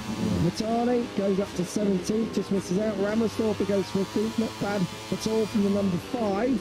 Extreme rider there coming through. But we need to be looking back towards Quiles and Joel Esteban. They're on the pace, they're coming through the final sector now. And at the moment, Esteban is in need of this lap time. They're in those final 2 corners. Yamanaka's got Quiles right up his chuffer, and then it's Esteban there in 3rd place. Let's see what Joel Esteban's going to do here. Quiles, I'll tell you what, Quiles can go back up to P2. He can even go P1. They go 2nd, and Esteban goes 4th. So good lap indeed there by Joel Esteban to get himself up inside the top 14. Matteo Bertani, his teammate, has also gone 40, but he's the rider at risk now. Yeah, mentioning Carpe then jumping back on board with the number 83. Didn't quite improve, but still P3 should be well enough now to get Carpe inside that top 14. We're looking back at teammate Brian Ariarte. He's in P8. He's getting yellow flags then at turn 7. That's where the long lap penalty area is. We've seen a couple of riders go down there already in the session. Who is it this time? Yellow flags. That means oh no, Casey Gorman. Oh, dearie me, Casey Gorman. And where is he on the timing screens? 24th. He's not even on the timing tower. Casey Gorman has gone down. This is at turn 6. Oh, another one out the front door. Massive get off for Queso Gorman. It's really, really tricky through turn 6 as you're asking for all the power and trying to keep your line going into turn 7. I'll tell you what, at least he's riding it back, but yeah, I wouldn't be rejoining the racetrack. I'm very surprised the marshals have allowed him to. I know the engine may have still been running, but with a minute or so left on the clock, that is far from ideal. Queso Gorman is not going to be going through into Q2 then. That is Q1 for him tomorrow. He's going to have to go the long way if he wants to arrive there. And Guido Pini, well, 22nd at the minute. I'll tell you what, that is not ideal at all. 40 seconds on the clock. Couple of red sectors coming in though, and it was your rider who was fastest this morning. Hakim Danish, who's setting them at the moment at 10.5 up. Yeah, here he is, then we've got the Malaysian number 13. The yellow flags have gone now, of course, for O'Gorman's crash. Another big one for O'Gorman, similar to what we saw from Marco Morelli, wasn't it, down at turn 6 into turn 7. But Danish has passed that now, and he's well on course here to go P1. He's got some nice references ahead of him with the number 13, Horsepower Hill, on the final 2 corners to go. And Danish gained time in that third sector. He gained 300 of a second, so Danish has got good reference in Vitaly. Ogden's up there in 5th as well. He's just ahead of Vitaly. Danish backs it in. He misses that apex ever so slightly, so I wouldn't be surprised to see perhaps he doesn't go up to P1, but he's pretty safe in 6th anyway. The checkered flag is out. Let's see where Hakim Danish is going to go. Oh, he does go P1, and he does indeed get down to a 2:04.7. So it takes a couple of takes off what Almanza was able to do. Hakim Danish, fastest in FP1. He's going to be fastest on Friday overall, unless there's a surprise further downfield. Yeah, looking at the timing screens there now, Rios was on the personal best lap time, and so was Joe Kelso, but both of their times have gone in the second sector. Patama is on a personal best. He's 8 tenths away through the second split. Patama 3:13, and Guido Pini as well. So Pini lifting important that time. Kelso probably isn't going to improve on this time around. So Kelso and P14 might be sweating here for Guido Pini. Pini is down there at the moment in 22nd place. He's going to really need the second half of the lap to be kind to him. He's going to need Valentin Peroni to not launch a raid on him in these final couple of sectors. We're going to take him through sector 3 now. Guido Pini is looking to try and move through if he can. 8 tenths off, 3/4 of the way around this lap, and at the moment 0.8 would put you up there in the top 10. But let's see if Pini loses anything through here. Now, don't forget, about 5 or 6 minutes ago, he was in the exact same situation. The problem with Pini was he caught a load of traffic.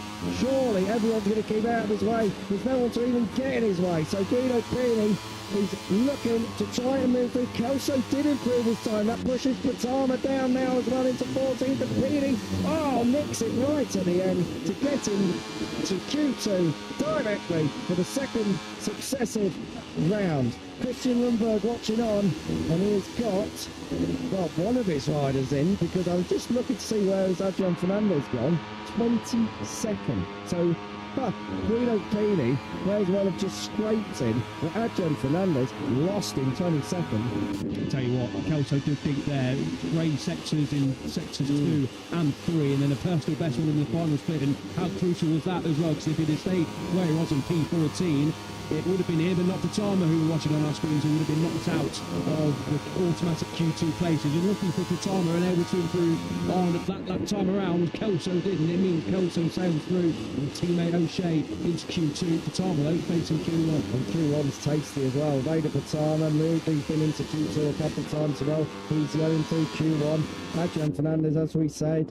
Adrian Cruces off the back of his best grid and best race result. He's going to be in Q1 as well. Marco Morelli, we don't know what he's got in the locker, because he had that big crash over at turn 6 earlier on in the session. And likewise for Queso Gorman, who crashed 2 minutes from home. So there's a few big names. There's more than 4 big names I just mentioned, and unfortunately they're not all going to squeeze through into Q2.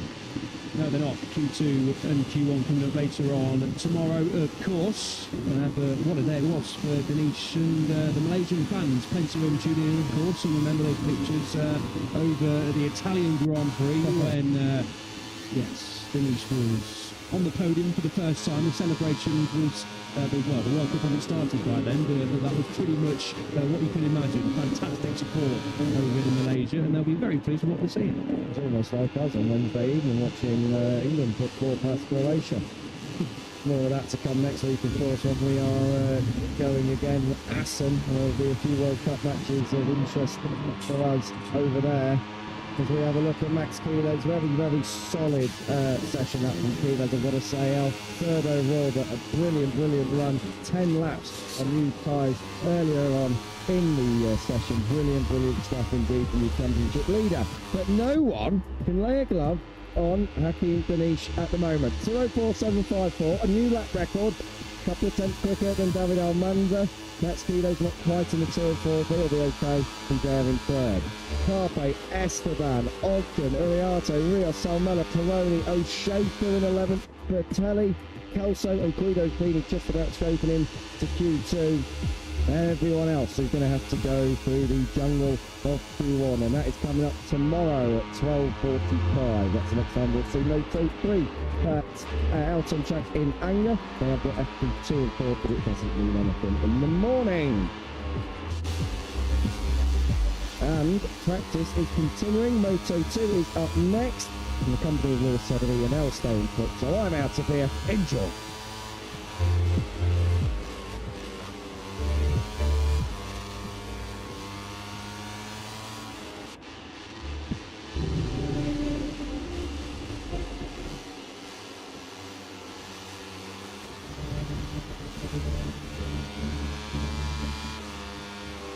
One afternoon from Brno.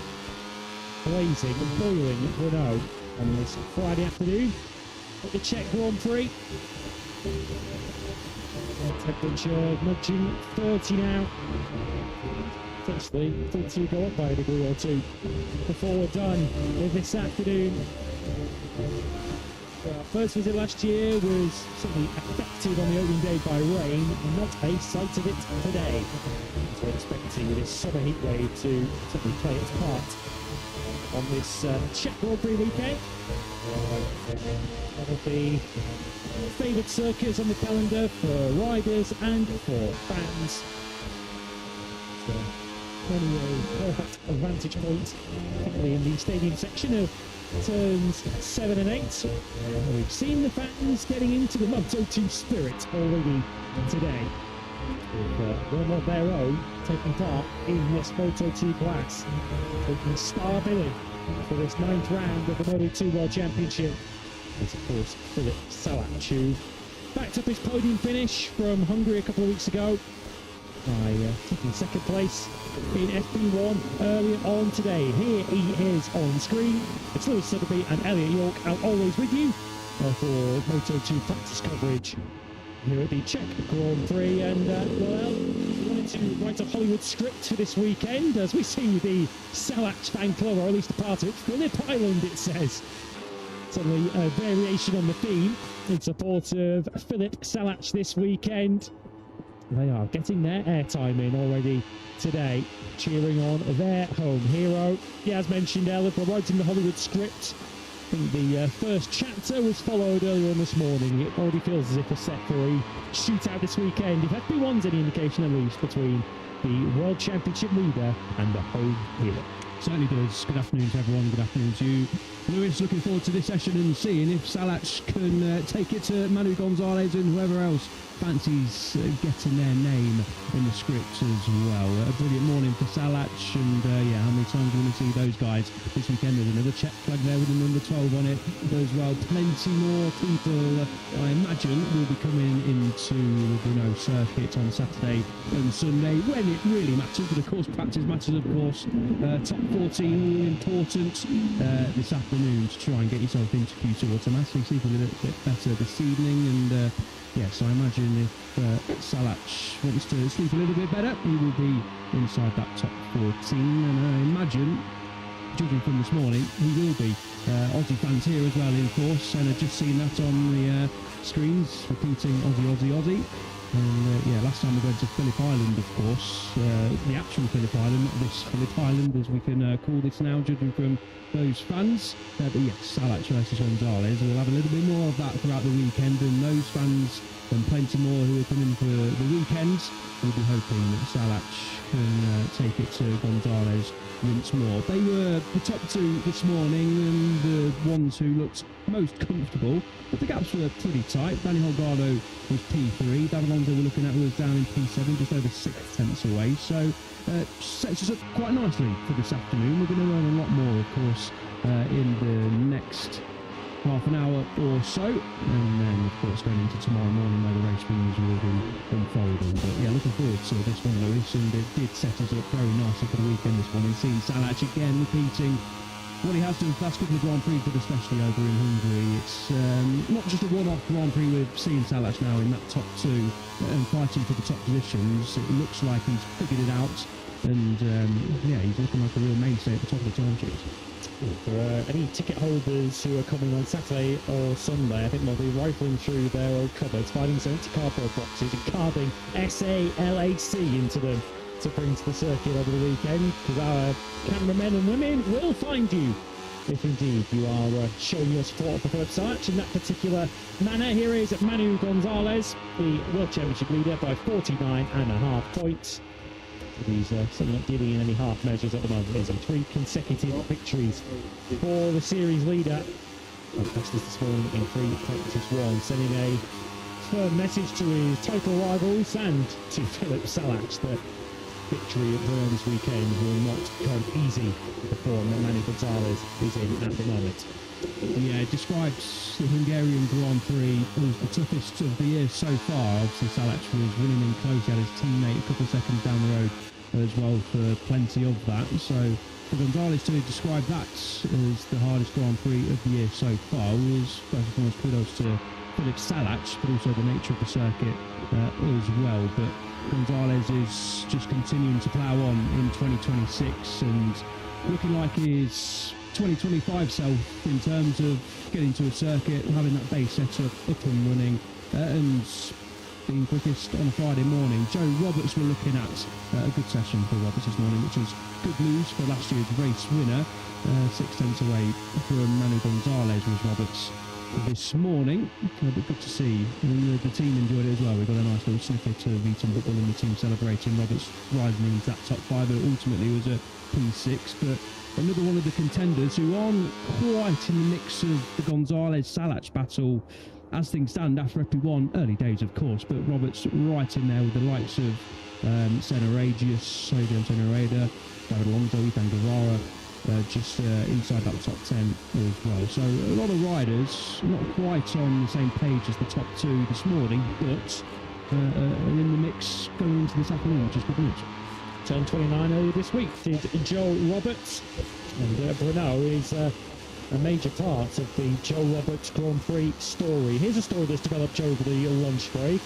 I have to say, we have to do some digging to find some further information on this, because there was no inkling that Alonso Lopez was in any kind of physical issues. We knew his teammate was Sergio Garcia, who had puppet surgery following the last Grand Prix in Hungary. He was to be reviewed after this session. We believe he's been declared fit to continue. His teammate Alonso Lopez has been declared unfit. Now, we did not see any crash for Alonso Lopez earlier on this morning. He did walk the track as normal yesterday in practice, and my mind goes back to David Alonso back at the French Grand Prix, and I can only assume that Alonso Lopez has brought a training crash into this weekend, and they hoped he could ride through. Clearly he could.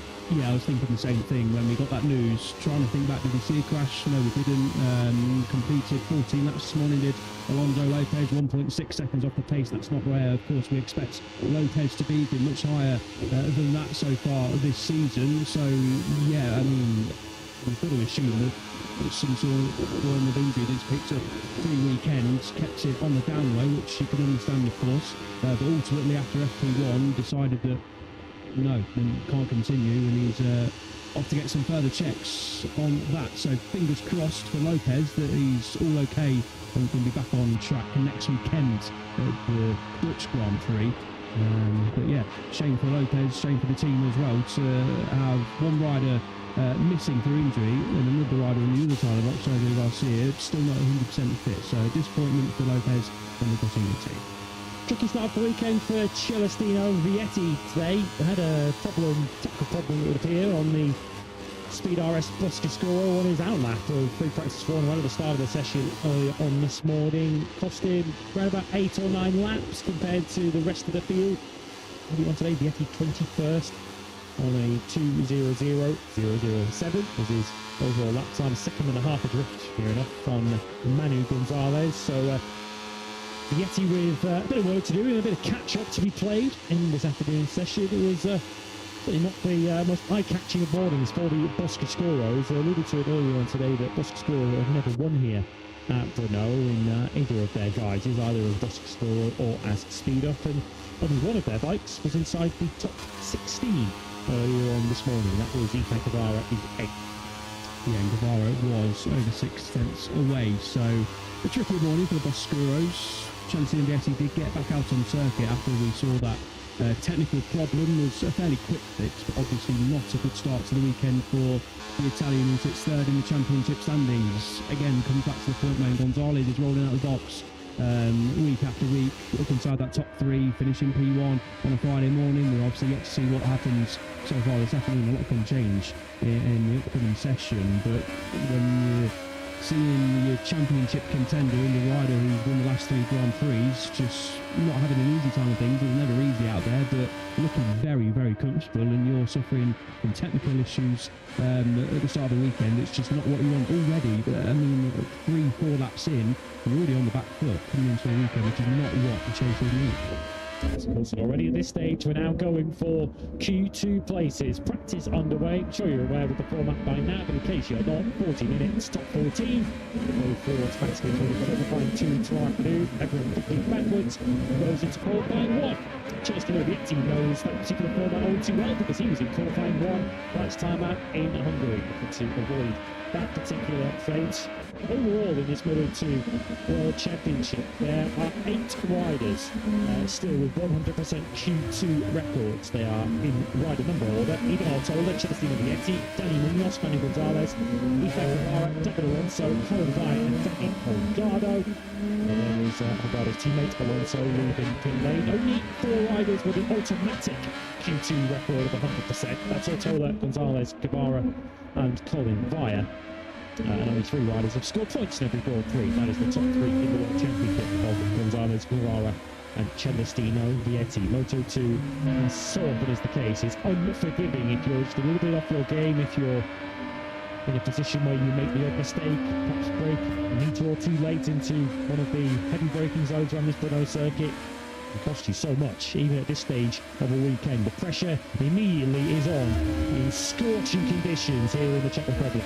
Yeah, track temperature slowly, or rather rapidly, I should say, creeping towards the 50 mark. Was just over 30 degrees this morning, so more or less 20 degrees difference. It'll be a little bit greasy out there. We saw plenty of crashes in Moto3 as well when the riders were pushing. A couple of higher sides coming through turn 6, which the riders in Moto2, I'm sure, would have been keeping a close eye on. So what we don't want to do early in the session is chuck it down the road and lose valuable track time, especially for Celestino Vietti. And as I mentioned, Vietti a crasher in qualifying last time out, so he's to try and nail down the qualifying as Celestino Vietti. The crasher this morning was Colin Vire on your screens, the number 95, the crasher also at the Hungarian Grand Prix. Vire did get back out on circuit though to complete 15 laps, so after the crash down at turn 4, didn't lose too much time. It was a small enough tip off for the Dutch rider, but P14 and a second adrift is not where we're used to seeing Vire, so he'll be hoping for a clean session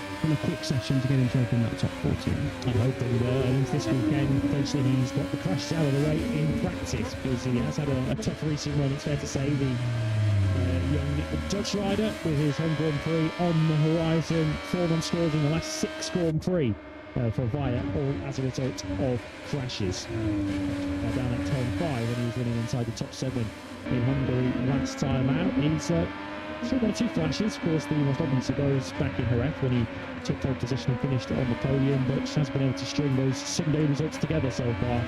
which is why Via sits down in 12th place in the World Championship, and 18 points here to drop of Manny Gonzalez. We certainly expected Via to be in a much loftier position at this stage of the season than that. Yeah, first back-to-back DNS in his GP career. Through Italy, and unfortunately since the Italian Grand Prix, of course, last time out in Hungary, it didn't go too much better on the Sunday. He was having a positive weekend over in Hungary, so the results didn't tell the full story, and Via did have good pace as well once he crashed, but yeah, headed behind the Grand Prix.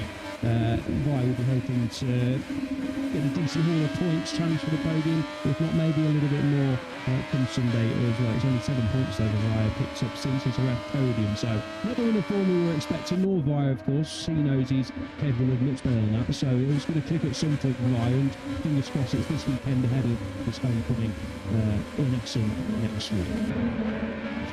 Plenty of support in Moto2 next weekend as well for the home hero, or home heroes as it will be next weekend. Of course, one Czech in the field in Moto2, 2 Dutch riders,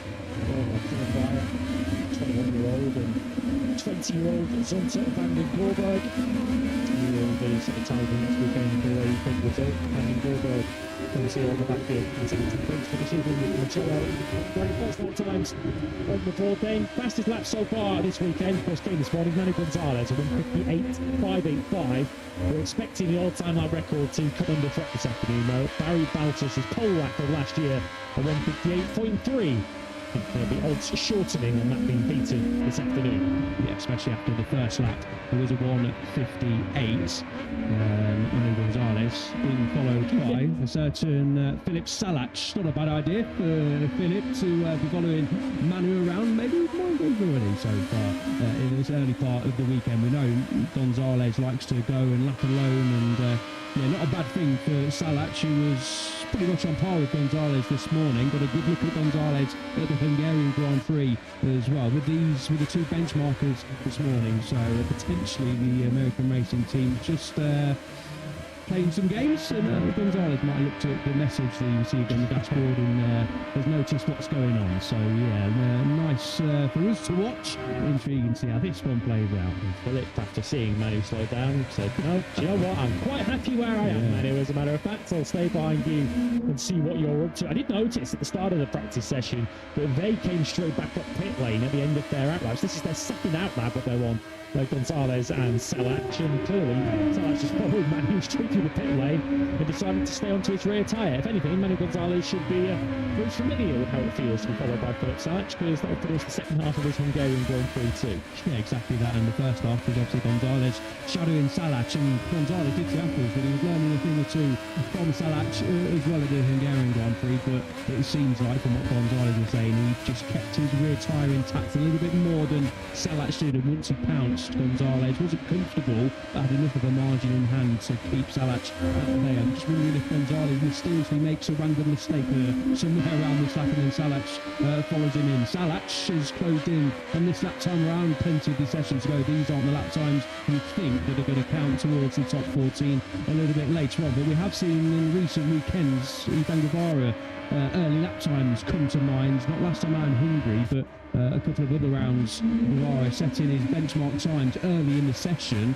and then basically not heading out for the final 10 minutes. Don't think we're going to see that from these two a little bit later on, but obviously it can count towards finishing inside the top 14. So interesting stuff that's going on. Gonzalez 3 tenths away, maybe just holding back a little bit on this lap. Salac closing in on him. We're already quicker now than we were this morning.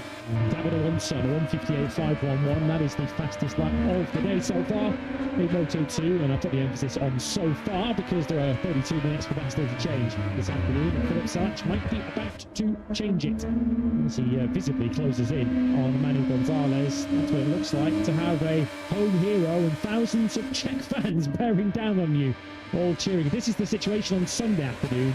Just imagine what will be going through the mind of Philip Salac, and what will be going through the minds of thousands upon thousands of Czech fans in the grandstands or on the hillsides, cheering their hero on to potentially here this afternoon, the fastest lap of the day so far. We run on board with the championship leader Manu Gonzalez. He goes up into the top 8, and Salac matches Alonso on a 1:58.5 to take second. Yeah, good lap time then from Philip Salax. That's his best of the weekend so far. 1:58.721 was his best time this morning. I'm wondering if now Salax fancies having a go at leading Gonzalez around this lap. Think better of it, I'm sure, the Czech rider. They've got a good look at Gonzalez that time around. We jump on board with the Gonzalez's teammates, and Aegis was leading the session in the early parts. Now has dropped down to P7, but this is a very strong lap time coming in from Aegis. Just pounces in the knee and held Piqueras, who was quite impressive this morning, to be fair to Piqueras. Position 24, which isn't exactly where he wants to be, but only 1.5 seconds off after still, of course, nowhere near 100% fit. So, good stuff for Piqueras as Aegis does improve, just over a tenth and a half shy of David Alonso's time. Thought Alonso was potentially going to go a little bit quicker there, but the number 8 just loses a smidgen amount in the final split. And Piqueras already improved by 0.4 of a second in what he did this morning. He's going to the 1:59s this afternoon. Big steps forward also been taken by Jacob Woolston, who's done a 2:0.01. He's improved already by 1.3 seconds on what he did in pre-practice earlier on today. Reminder that Woolston is in the injured Mario Aggi once again this weekend. And just to reiterate, just joining us, the Gresini breaking news. Sergio Garcia has been allowed to continue the weekend after his initial physical status was to be reviewed after that session. Unfortunately, his teammate Alonso Lopez, he has been declared unfit and has gone to hospital for checks on an injured right hand. And Piqueras, as I mentioned. So at this stage of the weekend at least is resuming his Moto2 campaign. Of course, he did make it to free practice 2 in Hungary before he decided to call it the weekend. 2 weeks further on into his recovery, we hope that we will see Piqueras continue for the entirety of the weekend. Gonzalez improves still further, but stays in what by his standards is a lowly 8th place. Yeah, 1:59.047, half a second away from what he was able to do this morning, and of course what Alonso's been able to do this afternoon. Salax entering the pits, he did lift his hand up coming up to Horsepower Hill at something, just looked to his right hand side, so I'm not sure if there's some form of issue or he was just waving at someone on the sides of the track. I'm not sure. Waving at him. Yeah, exactly. I don't know, one of the team members was on that part of the track or something, but also unusual for a rider to come into the pits this early in the session unless they wanted to change something on the machine. We do have yellow flags down at turn 13. You can see there that is the penultimate corner, which is where Alice's Squeege is coming up to now. But of course, as you can tell, Squeege not on a fast lap. Who has gone down potentially at the penultimate corner. You can see some sort of front mudguard fender. It's Barry Bautas that has crashed. Hopefully the Belgian is all okay. Red flag has come out as a result of that. Not the corner blessed with the greatest of runoff, it has to be said, turn 13. There is an air fence down there which might well have been punctured. We haven't seen any sign of Barry Baltus just yet on the number 7 incident at the penultimate corner. Curious to see what's happened to Baltus there, whether he's gone down on the run up to Prix for the mudguards from where it was. It would fully indicate that he'd lost it quite a long way before the corner. We certainly hope that the rider is okay, and there simply is debris, a damaged bike, and potentially an air fence that needs repairing, rather than any issue with Barry Baltus. We'll give some information on his situation. We will bring it to you, but an interruption to this Moto2 practice session with about 11 minutes gone. Yeah, fingers crossed the Belgian is all okay. A bit of a strange one to see, a bit of debris from mudguard, it looks like, on the side of the circuit. So yeah, just keep our fingers crossed that Baltus is all okay, but these riders will then make their way round and pull into the box and have to do a bit of a debrief, of course, and then wait to see how long we do get back going in this practice session. Half an hour to go, of course, so plenty of time for the riders to get a lap time in once we do get back going. That's Jose Antonio Rueda, who was sitting P14 as things stand, but he was a really impressive rider this morning. It's been coming, hasn't it, Lewis? We've spoken about Rueda a couple of times in the last few Grand Prix and mentioned that he was, inside the top 10, getting into Q2 for the first time. 3 points finishes in a row now for Rueda as well. So slowly but surely, that was always going to be the case for Rueda, who was getting gripped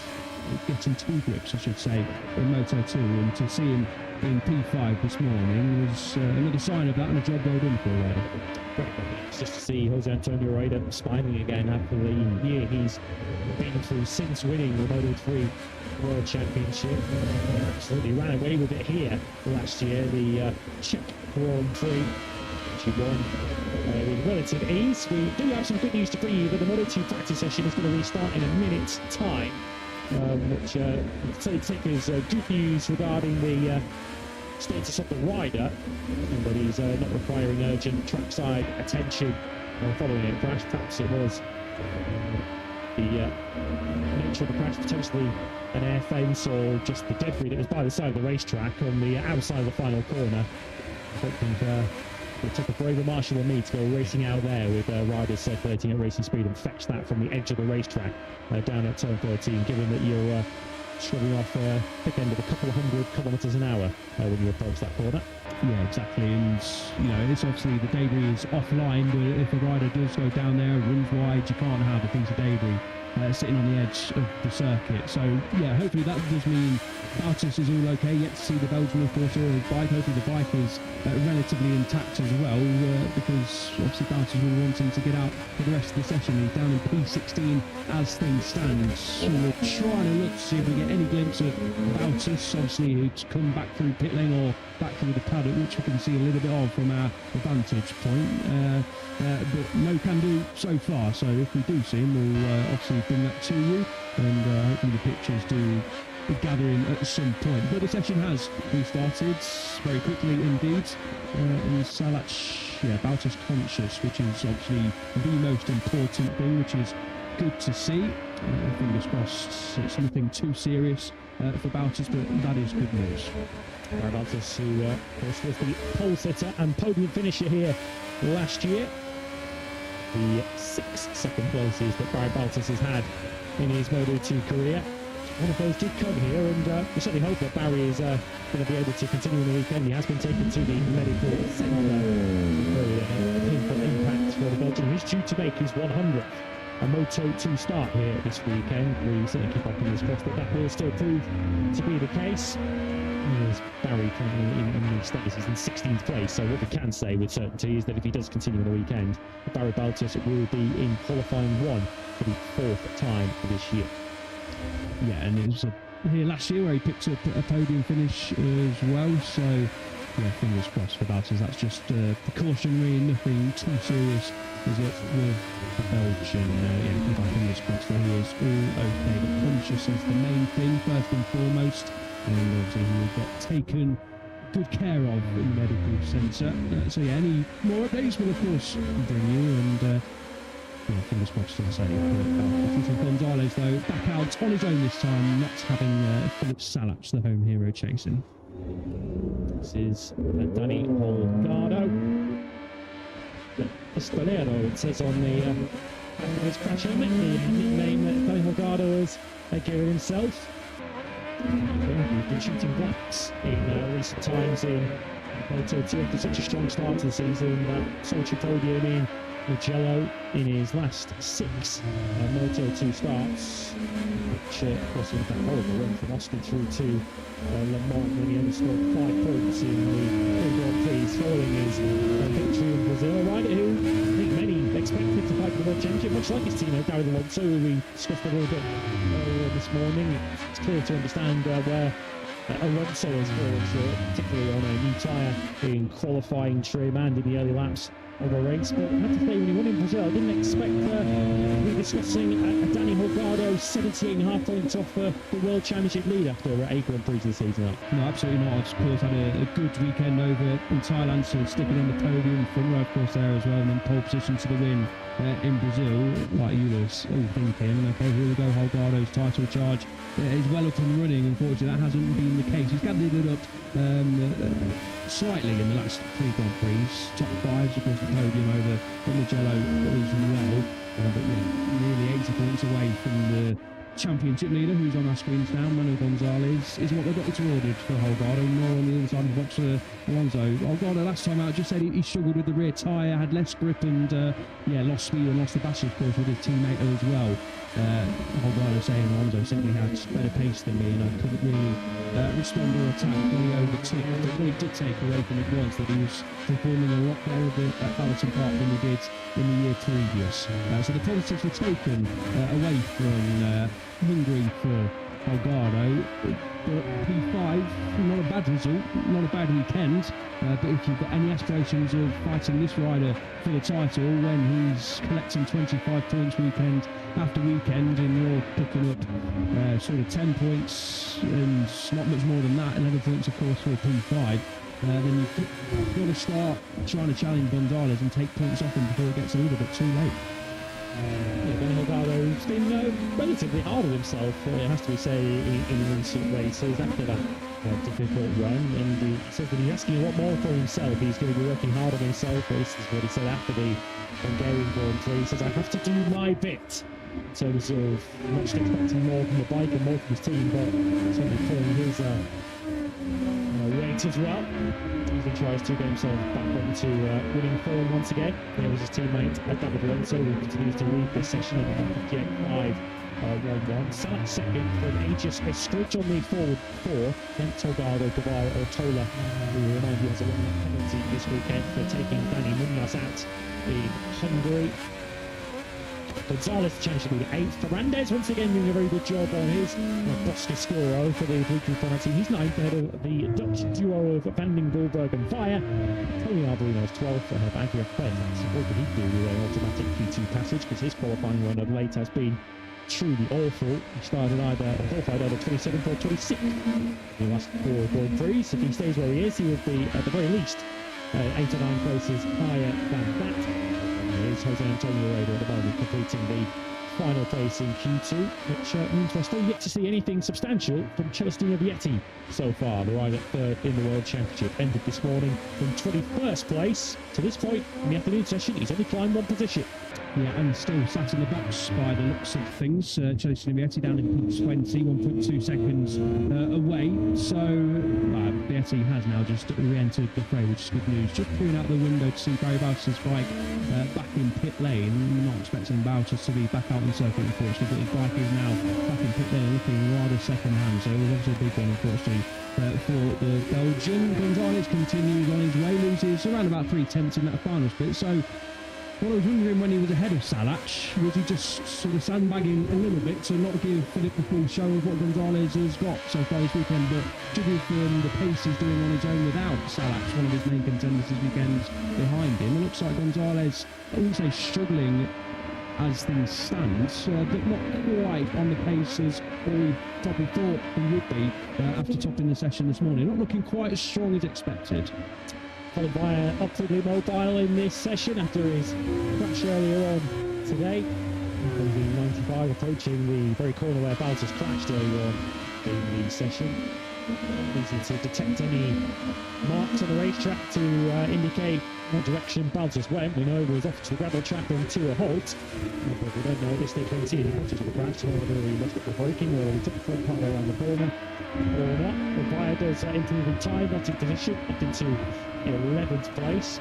Just up ahead of him on circuit is Denis Sonchu for the Mile VDS team, and to be said, the Annus Horribilis for Elf Mile VDS is continuing at the moment after a tough weekend for the team. Onchu down in 17th place in Hungary, a weekend that he was very keen to put behind himself, and Aaron Canet hasn't seen the end of the first lap in either of the last 2 Grand Prix. Largely his fault back in Mugello when he was involved in a collision with Shelley Urquiza and Tayo Kurosato. This time he felt he was the wronged party when he was clipped by Ivan Ortola on the opening lap down at the chicane of turns 12 and 13 back in Balloton Park. But it was a team with so much winning experience, 2 riders who both proven that they can win the Moto2, but the Mile VDS, Boscascuro, Canet, Onchu dream team, or at least on reputation, hasn't really proven to be much of a dream team so far, has it? No, it's taken a while to get going, isn't it? I would have imagined, or I would have thought, I think a lot of us been the same at this end of the season, we would have started to see Canet and Onchu really get going. It's not like the Oscuro chassis is a bad one. You've got Ethan Guevara second in the championship, Chelsea Gavietti third in the championship. Obviously new to the bike this year, both of the riders, so it's going to take a little bit of time for them to adapt compared to Guevara and Vietti, who are more experienced on the package. But nevertheless, it's been a pretty shocking season. Let's not put it too politely for both both race winners, both multiple time race winners as well, and both fantastic talents and experience. Of course, Canet has got back to experience in this class, starting as 117th Grand Prix motor I make it this season. So yeah, unfortunate of course for Canet to get taken out on lap 1 in Hungary, and I'm describing the race as just one that was very, very disappointing. It was feeling quite comfortable in the open exchanges, and then just not a lot going for him at all, finishing P17, giving me a lot of pain, he said, and that's understandable as well. So fingers crossed, because we want to see the two riders, Canet and Onchu, up at the front, because they're both riders we enjoy watching and both fighting the victories. Two differing personalities, let's say, but two ones that we enjoy watching, enjoy hearing from, and it'd be great to have Mark BDS up there as well, a team we used to see challenging for wins and ultimately titles as well. So hopefully it gets going for those two at some point in the near future, but really struggling at the moment, unfortunately. Yeah, to underline that, Canet has just done his best lap of the afternoon, the 2:00.169. That's a 10th slower than we went this morning. Canet still down in 26th place. That's second last, to put it in perhaps a less flattering term, but Canet having a tough time. There were further reports and rumours in the Superbike paddock and Misano last weekend that Aaron Canet is on course to head across to Martin BDS's World Superbike team, potentially on a second factory spec Ducati Panigale alongside a fellow Moto2 experienced head in Sam Rose. Aaron Canet will tick over the 200 Grand Prix mark later on this season. In all classes, of course, that is. This is 118th Moto2 outing this weekend. Of course, a rider who not on the ball for so long, a Moto2 world title glory. He's been a runner-up in this class. He was third overall, well, nearly third. He was beat by his teammate 5 months in the final round. Into 4th place in the championship at the final round of last season. Given how long Canet has been in Moto2 and been, for most of it, a front runner, with a move to the Subway would be a move that would have a lot of potential given the machinery he'd be on, but I think also a move that would come at a good time for Aaron Canet. I think so. You've got to look at what Jake Dixon has done, getting to the later stages of his career. Canet, nearly 27-year-olds later on this year, so it is that time where you've got to sort of make a choice.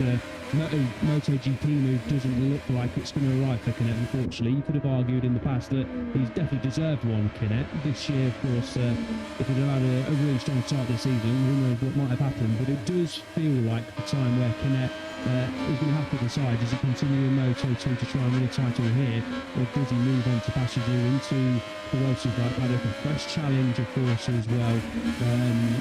It does feel like the time for Canet, and maybe he's feeling like that as well. If you're not going to get promoted to MotoGP, do you want to continue sticking around in Moto2, the toughest class in Grand Prix racing and motorcycle racing, full stop, in terms of the nature of the competitiveness of the motorcycles and of course the riders as well. A really tough class. It's not like Onchu and Canet are missing bags and bags of speed, but 2, 3, 4 tenths here and there make a big difference, and unfortunately that is Jose Antonio Rueda on the deck down at turn 11. The reigning Moto3 World Champion is okay, but after a really promising start to the weekend, up inside that top 6 as things stand, the 98 is on the floor, and that went early.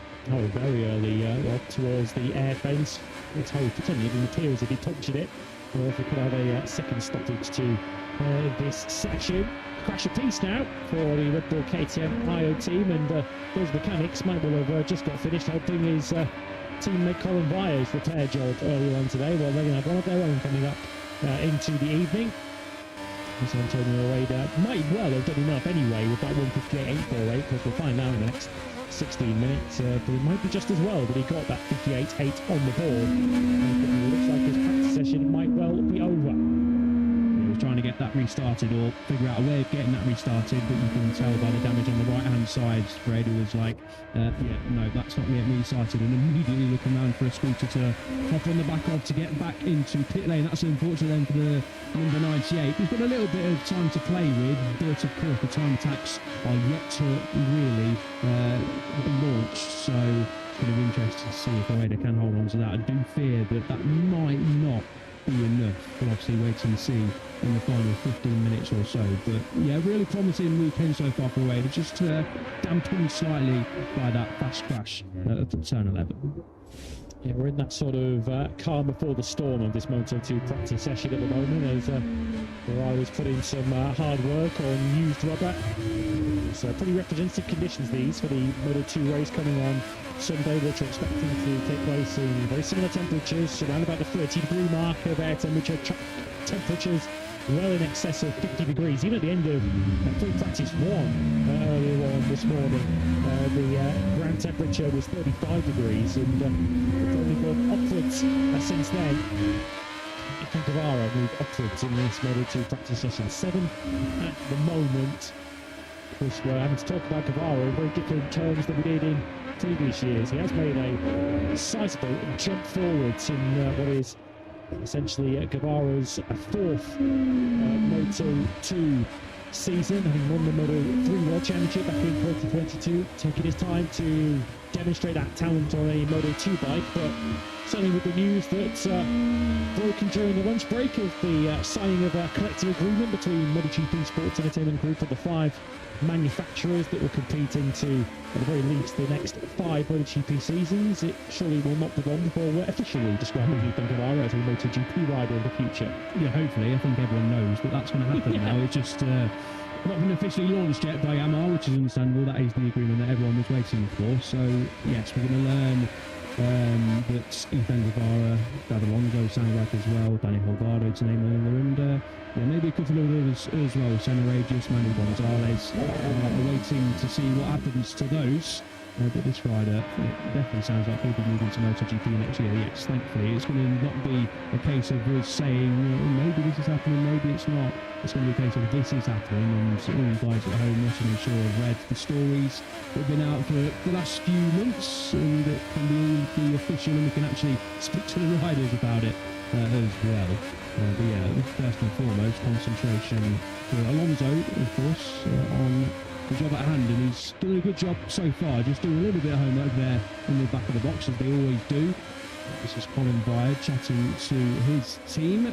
We've seen his teammate go down a few moments ago via back of inside to that top 14, which is good news, but will be needing to improve in the latter stages of the session to try and consolidate that top 14 spot and then go again tomorrow. Even if I does pits, it wasn't a time attack run, looks a little bit in a slight discomfort, just moving his neck around slightly. I don't think it's too much to worry about, but not looking overly comfortable in terms of the pace either. He's not a million miles away, of course. He's also ahead of Gonzalez in this session, so nothing too much to worry about. But yeah, it's going to be now slight pause, and then we get going again for the proper time attacks, and that's one rider who I have no fear whatsoever of getting inside that top 40. Yeah, and will not lack motivation. We'll Philip Salach, as he's debriefing there with his crew chief just at the bottom of the picture. We're talking about Philip Salach as a genuine contender for victory this weekend, and nothing we've seen so far in the practice session and a half has led us to change our minds on that.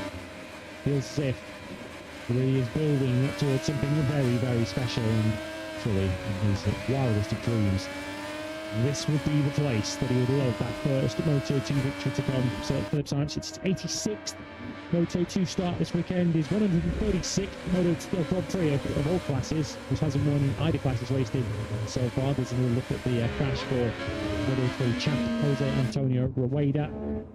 It's taken in second gear is that turn 11 at around about 100, just short of 100 kilometers an hour, but the gravel trap and the air fence comes at you awfully quickly through that part of the racetrack as Baltus has also found out a couple of corners further around the circuit. Baltus is in 18th place and won't be improving upon that. Rueda at the moment still in that 6th place, but we're expecting the threats to his place in Q2 to bolt in some new fires and have a crack at it shortly. Yeah, actually 0-1 in fact, perhaps wasn't it for Rueda up at turn 11, zero chance of trying to save that one. Senna Aegis though continues on his way. He's one of 4 riders currently out on circuit looking to improve his time, but Aegis has had a good session so far. His fastest lap coming off his 4th lap of 12 as fresh tyres have bolted onto the number 96 of Danny Holgado, another rider up inside that top 5. So some usual suspects up inside the sort of top 10 realm.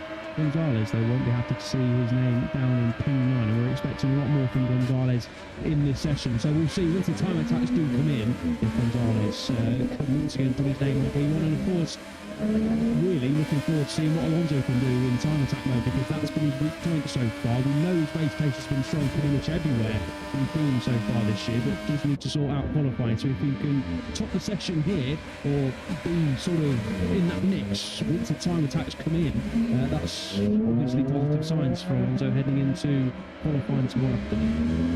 So crucial, how good the overtaking was around that circuit to get yourself on the front row or 2. And the level of competition is tight and as competitive as it is in Moto2. So important right at the sharp end of the grid. As we follow Senna Aegis around turn 1. Up behind him is Adrian Huertas. Aegis currently in 3rd place. Huertas currently in 16th place, although Huertas is in the moment ahead of his teammate Danny Munoz, the number 17, currently in P17. I mentioned at the start of the session that Munoz is one of the riders who still has a 100% Q2 record, no 100% automatic Q2 record, but at the moment he's in danger of another Q1 appeal, standing 17th place. We lead turns 3 and 4 now with Senna Aegis, as something appeared to fly off either the bike or off his equipment there for Aegis, depositing it in the pack with Adrian Huertas, but it's not distracted the former Supersport champion at this stage. Yeah, not sure what that was. Clearly hasn't disturbed Aegis too much. Gonzalez just getting a little bit out of shape there on the exit of turn 8 and through turn 9 and down the hill we come. Gonzalez is not going to improve this time around, and I think a screech is just allowed Gonzalez to just continue ahead of him, and understandably so as well. Not a massive moment for Gonzalez, but a little touch on the rear end that's just ruined that time, so no improvement going for the championship either, but there is potentially for his teammate Aegis. Dropping downhill through the Schwartz curve of turn 10, and you're now going to be climbing steep uphill, a wall of tarmac in your face as you round turns 11 and 12 and continue the ascent up Horsepower Hill to the final couple of corners. Senna Aegis, of course, like many in his Moto2, came in the first time here last year, only scored his solitary World Championship promo for 15th position.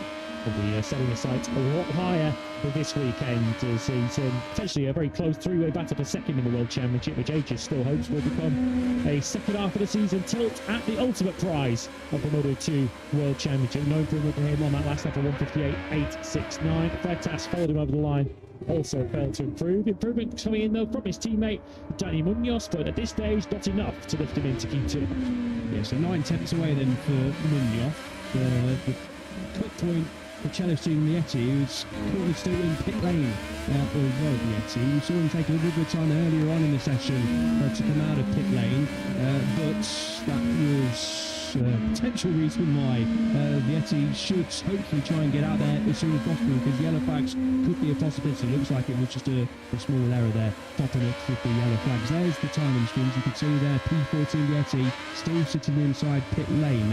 But yeah, Munoz not too far away on that lap, just over a tenth away, so not much time for the chasers such as Munoz. Roberts down there in P19 as well. Roberts was inside that top 6 earlier on in the session, so a lot of, well, not a lot of fast riders in terms of what we've seen so far this weekend, but plenty of riders with the absolute potential to push Vietti outside of this top 14. Fast trio here on track, led by Holgado. Behind him is Arbolino, and the third at the back of them going pretty quickly here is Taya Furasato. Now what will be very interesting here is to see where these riders end up in relation to Jose Antonio Rueda, who, we remind you, has crashed out of this session and will take no further part in it. And he'll be watching nervously to see what he'll through. Forosato drops him right behind it in 7th place on a 1:58.937. However he achieved it, whoever he was following, that's an impressive lap time from Taya Forosato, who's starting to get up to speed in Moto2 at last. Yeah, taking him a while, but that's understandable. The rookie's jumping from Moto3 to Moto2. It's a massive jump,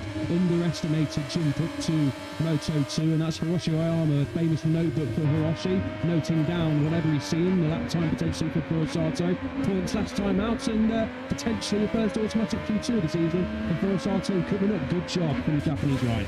Scribbling a big tick next to Bayo's name if he holds onto that one. He's now 8th, because Colin Bayer has improved. He's got up to the 7th place, just behind his teammate, the 6th and 7th, the Red Bull KTM IO pair, both on 1:58.8. Arbolino in 14th place, who did improve himself in that Prio, up behind Holgado and ahead of Forosato. Arbolino is now the rider at risk in 14th place. Vietti here on screen, bumped down to P50. Arbolino's not on a bad lap time, just set a grey sector through split 2, but it's only 2 tenths shy, so he's not far away. It was a personal best lap time in the opening split. He's not got too much time to go though, 3 tenths around the rest of the lap, and when you lose from 2 tenths in one split, could be pressure on for Arbolino. Danny Holgado is on a quick lap time, I can tell you. Red sector through sector 2, less than 10th row between it. There's Alonso, Aegis and a Screed, all set red helmet splits in sector 1, so there's some quick times coming. Holgado loses a little bit of time in sector 2, but he's well in touch here with the 96. As Chelsea Vietti's hot lap begins, a couple of key laps coming towards their conclusion. And we're happy to pick up Holgado shortly, who's on his way towards the final corner now. Here we pick up the number 96, who was third quickest earlier on today, was Holgado, so he's been strong at all stages of this Czech Grand Prix weekend so far. What kind of final sector is he able to deliver? Is it better than his teammate David Alonso, who currently leads the session by far? He does go up into 3rd place though, just up ahead of Senna Aegis, a 58.6 for Danny Holgado. Improvements further back for Jacob Ralston, who's doing a very, very solid job here with Ralston. He's into the 59s now, 1:59.799. Just 1.2 seconds off the pace. Ralston's ahead of Lametta, Zeratuza, Aaron Canet and Sergio Garcia. Those are some hefty scalps for Ralston. Yeah, great job from Leon Lozzi to get towards the 1 second adrift mark. Good job from the number 22, and a good job coming in from Alex Escreed. Loses a bit of time in the final split, but does improve to P4. It's that Escreed safe and sound in the Q2 places. We'll wait and see, of course, but he's got a nice buffer to Tony Arbolino, who has now been shuffled outside the top 15. Holgado set a good first split, so is Ortola. Alonso lost time and won't complete a lap time quick enough to improve his time at the top of the standings, but he's not got too much to worry about as things stand. Can't say the same about World Championship leader though, and I didn't think I'd be saying that at this stage. Alberto Gonzalez just set a personal best on his last lap, a 59.016. So Gonzalez is 4 tenths slower than he went this morning, and he's in a relatively precarious position there in 11th place. He's less than a tenth of a second from safety at the moment. So Gonzalez, we're watching to the first sector. He's just done a personal best. Gonzalez under a little bit of pressure than I think we ever expected him to. Yeah, didn't expect Gonzalez to be outside the top 10 in the session, especially after what we saw this morning. But it looks like he's gathering up on this lap time. Philip Salach has gone a personal best through the first split. Gonzalez is well in touch with the second split as well. Celestino Vietti looking coming for the number 13, and pressure is on for Vietti here. Absolutely does not want to be in Q1. This is Holgado and Tony Arbolino. Arbolino in his lap time as well, as you can see, but just keeping our eyes on Manu Gonzalez. He's going to come through the third split pretty shortly. I'm sure we'll lock eyes on the championship leaders shortly, but we're focusing on Ivan Ortola, 1 place ahead of Manu Gonzalez. So this isn't going to affect Gonzalez in terms of the standings, but it could affect Ivan Ortola's stress levels towards the end of the session, and it improves them slightly. Ortola to 7th place, but it's key that he qualifies high the bricks. He's got a long lap penalty to serve on Sunday. We've seen plenty of that long lap penalty so far today, with Jorge Martin set to serve 2 of them on Sunday afternoon, and already putting a big black line of rubber through that long lap penalty to show Ortola which way to go through there. As Vaya now hits the line, he climbs 2 places up to 7th. Gonzalez in the back of the picture now up into the top 6, and for the first time this afternoon into the 58s. Yeah, solid enough then for Gonzalez. That should be job done. Hudler Aegis though going even quicker than his teammate. He's in improved position, but improves his lap time to be a 10th and a half away from David Alonso. So Alonso's time from lap 3 early on in the session is still standing. Alonso crosses the line once again with Salach in tow. Salach not improving, but again, it was a good lap time from Salach. Would have been good enough again for P2. So the Czech rider looking really good here. Just wonder whether it's these scorching temperatures, whether it's just, the best is not in the racetrack at the moment. The tyres aren't hanging on at the moment around this Brno circuit. Track temperature over 50 degrees and another lap time coming. Justin Vietti needs some lap time and he needs it now with a minute and a quarter to go as he approaches the end of the lap. The final corner is now directly up ahead of him. Turn 14, and it's the top 14 that Chelsea Vietti is targeting at the moment. If he achieves it, it's onto Van den Gorberg, who's going to be Dr. Vietti across the line, and crucially for him, he climbs 5 places and up to 12th. Yeah, just, but it's enough at this moment for Celestino Vietti. Glancing back down at the timing screen, there's plenty of orange and red sectors. Gonzalez, red splits through the first 2 sectors, so is David Alonso as well. It's onto Van den Gordon, begin to make Joe Roberts sweat a little bit more in P13. Last year's race winner. This isn't going to happen for Tony Arbolino. It is happening for Gonzalez and Alonso as things stand, and crucially for a Q2 place, he's on to Van den Gorberg. David Alonso clearly on that lap he did earlier on was magic in the third sector, but nobody can able to manage him. He couldn't manage his own third split through there. That's why Gonzalez is now a 10 or so down. As Van den Gorberg does move back in into the 58, into 12th place. So it's now Van den Gorberg at the expense of Fernandez into Q2. Joe Roberts and Alberto Fernandez are on identical times in 14th and 15th, but at the moment only one of them is going through. Yeah, second lap time is quick enough for Joe Roberts. That's why Roberts is ahead of Fernandez. Joe Roberts squeezing through by the slimmest of margins you can do as things stand. Alonso, does he go P1? No, loses time in that final split, but he does take the checkered flag as things stand in P1. His teammate is trying to change that on this final lap time around, but no issues for Alonso. He is heading into Q2 no matter what happens. Anything else going on? Joe Roberts setting a red sector split. He's safe and sound for now, and just looking at anyone else who could try and threaten Roberts as things stand. Don't think too many lap times are coming in, but a lot of riders have just started their lap time, so no matter what happens, Roberts just needs to try and set this lap time in case someone does find time, and that is it for Vietti. He'll be, he's a position ahead of Roberts at the moment, in 13th place, so as it stands, Vietti is safe through the Q2. I would say it was an easy passage through, but at the moment that's where he's going.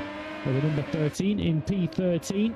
Manny Gonzalez is still trying to end the day on top. At the moment, is heading away of David Alonso. Number 18, the Colombian, still chasing the first podium of the season. Still making the Friday headlines though at the moment. Here's last year's winner, Joe Roberts, looking to end any kind of argument about who's the rightful owner of P14. As Al mentioned, the tiebreaker is their next best lap. Joe Roberts is looking to ensure that he doesn't go through in a tiebreaker, he goes through with a clear advantage over Alberto Fernandez. It's the number 16, as mentioned earlier on in the session, has a love affair with this Brno circuit. Not just his victory here last year, he was on pole position here back in 2020, where he went on to finish on the podium too. Roberts does indeed move up 1 place, so he goes up into 13th place. It's Vietti relegated then to 14th place, but he is safe.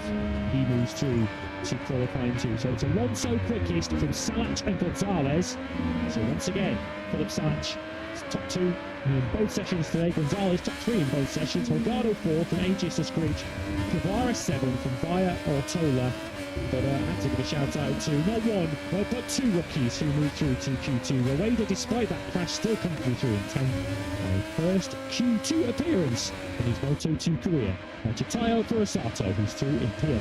Yeah, great to see for Osato to get that lap time in, and Rueda not sweating as much as anticipated after that crash. Was more or less 2 tenths clear of P15 for Alberto Fernandez, just over 2 tenths clear. So good job from Rueda despite that crash. Missed a little bit of time attack mode practice for tomorrow afternoon's qualifying, of course. There they are once again, the Salach fan club gathering momentum, and I think we're going to see plenty more banners coming in for the Czech rider on Saturday, of course, and on Sunday as well. But Salach is really well placed here heading into the weekend's action, but not quite as well placed as David Alonso. Wasn't quite able to improve in the latter stages. Not too many riders were able to improve drastically. Track temperatures clearly just creeping up a little bit too much for the riders to try and improve a little bit more, but nevertheless a great day for him. Pretty good day for David Alonso.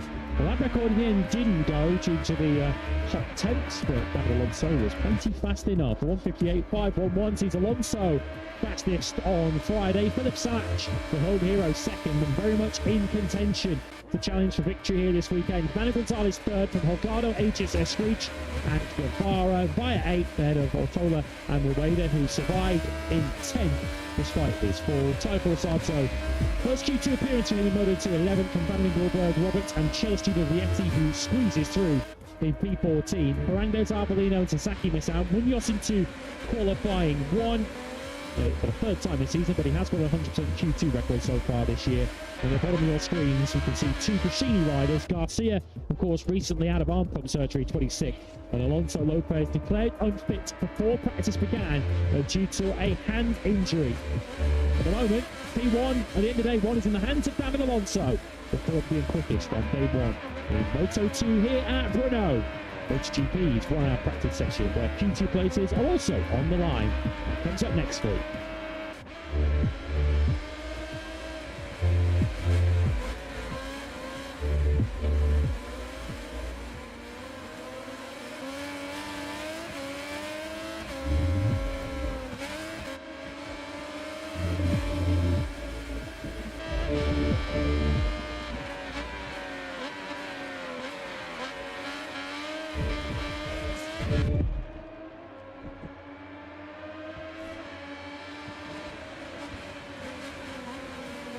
MotoGP is back in business in Brno as intense front of the summer break continues with the Grand Prix of Czechia. It's over 200 kilometres from the stunning Czech capital Prague. Brno is full of spectacular architectural landmarks and home to one of Europe's oldest and most prestigious universities. But who will be top of the class with Practice next live? It's time for MotoGP.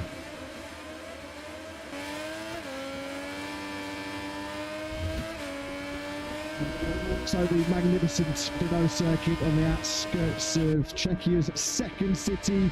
What a layout, what a track, spectacular undulation, hard braking. 5 parts of the track where you reach speeds in MotoGP of over 250 kilometres an hour. Long, technical, 5.4 kilometres length, 3.36 miles. Hard braking, the hardest braking going into turn 3. You weave your way into the stadium section through turns 6 and 7. That was where reigning world champion Marc Marquez had a crash this morning. Unscathed, thankfully, was the factory. The Ducati start 1, 3 and 5 are the most demanding braking points here in Brno.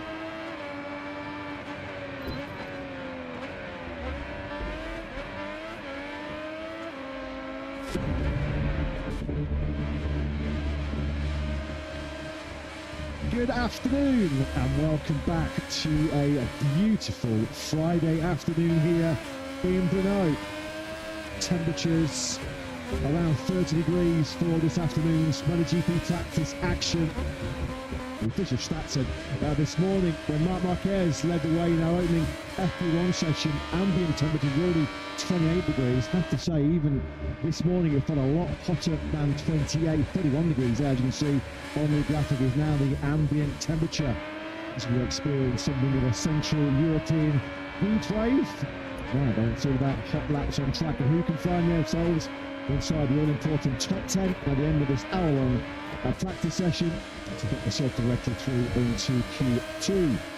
Just as he did a couple of weeks ago on Practice Friday in Balaton Park, it was Marc Marquez who set the tone and led the way in our opening practice session, and we know what happened thereafter as Marc Marquez and the factory Ducati powered to pole position and he completed yet another double victory.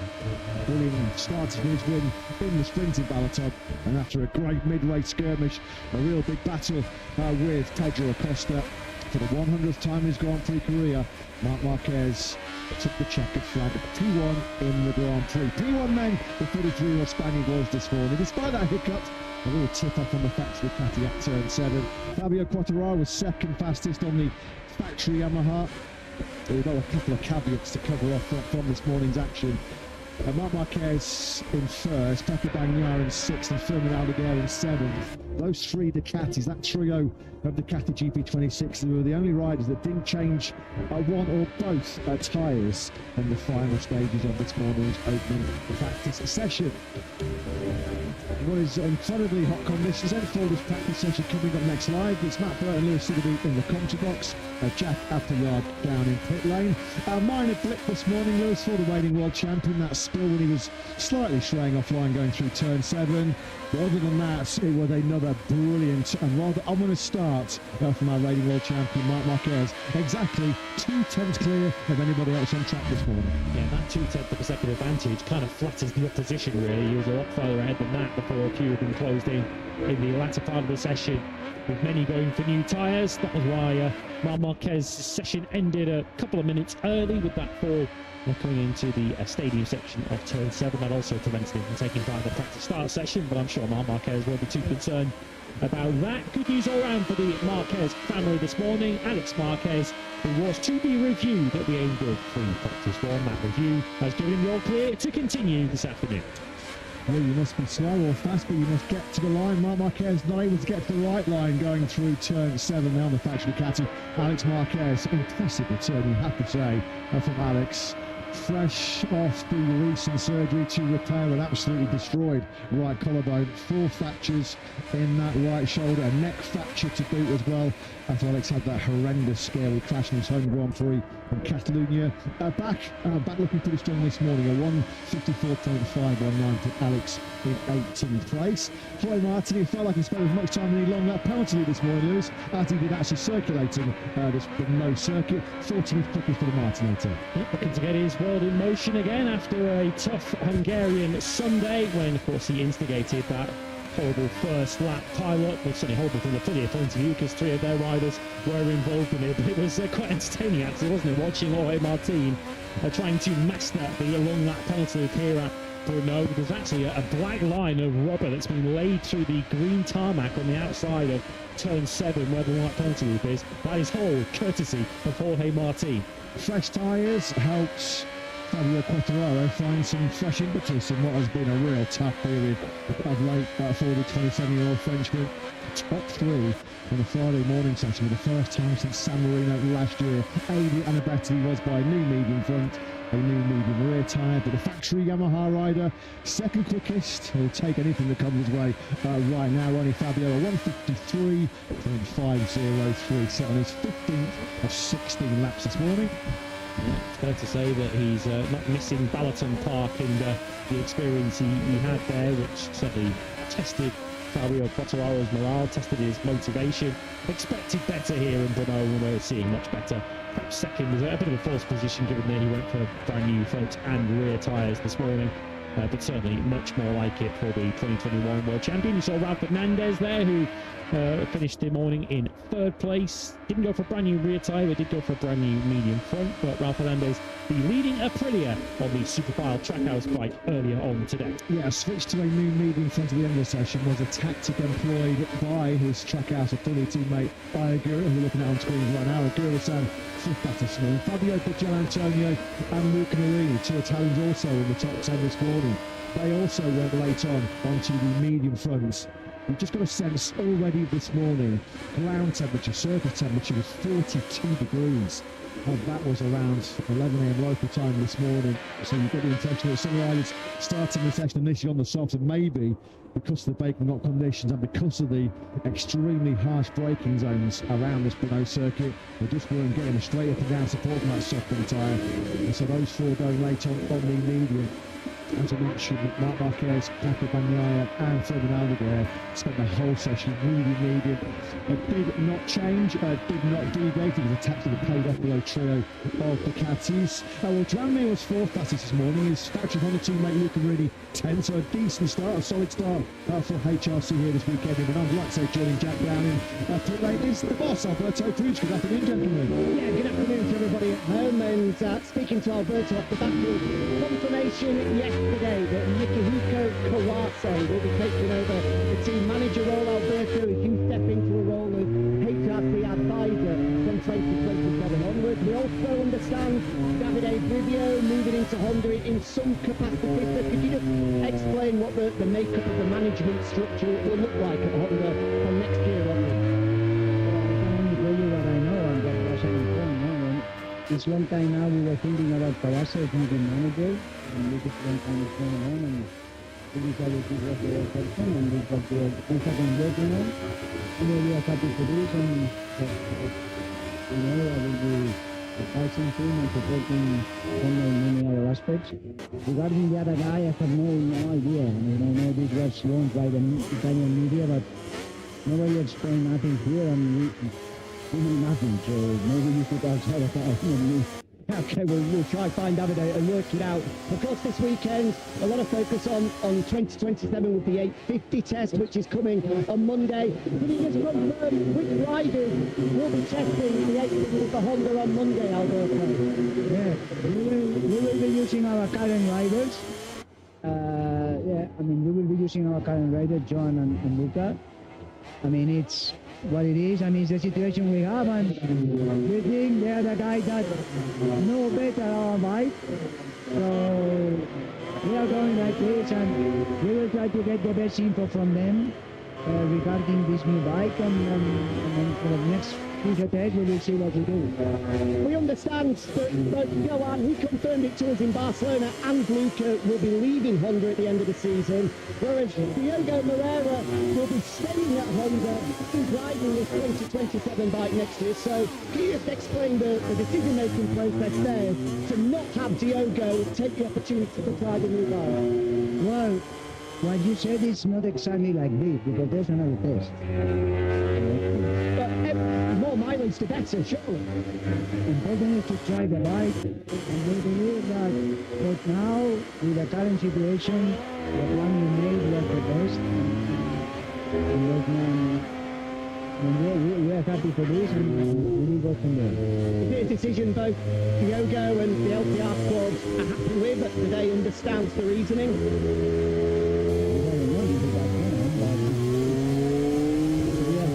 A lot about this matter, because it makes him now with the current new bike trying to understand the 1000 to give him a second bike to try in the first year is the most stupid thing a team can do, to confuse a rider, and we are not here to confuse riders. Alberto, thank you for your time as ever. Have a good weekend. Thank you.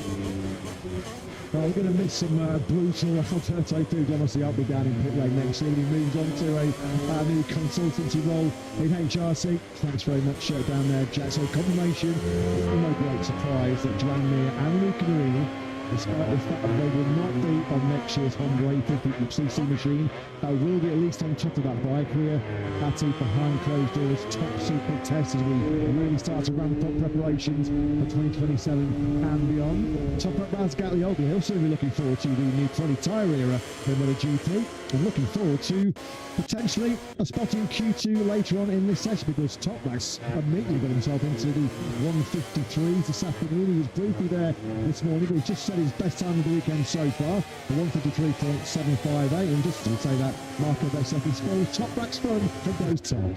Yeah, I think it was asking too much to expect Marco Bezzecchi to be as far down the order this afternoon as he was this morning. Bezzecchi at 16th place, keeping his cards very close to his chest earlier on today. Bezzecchi pretty straight away.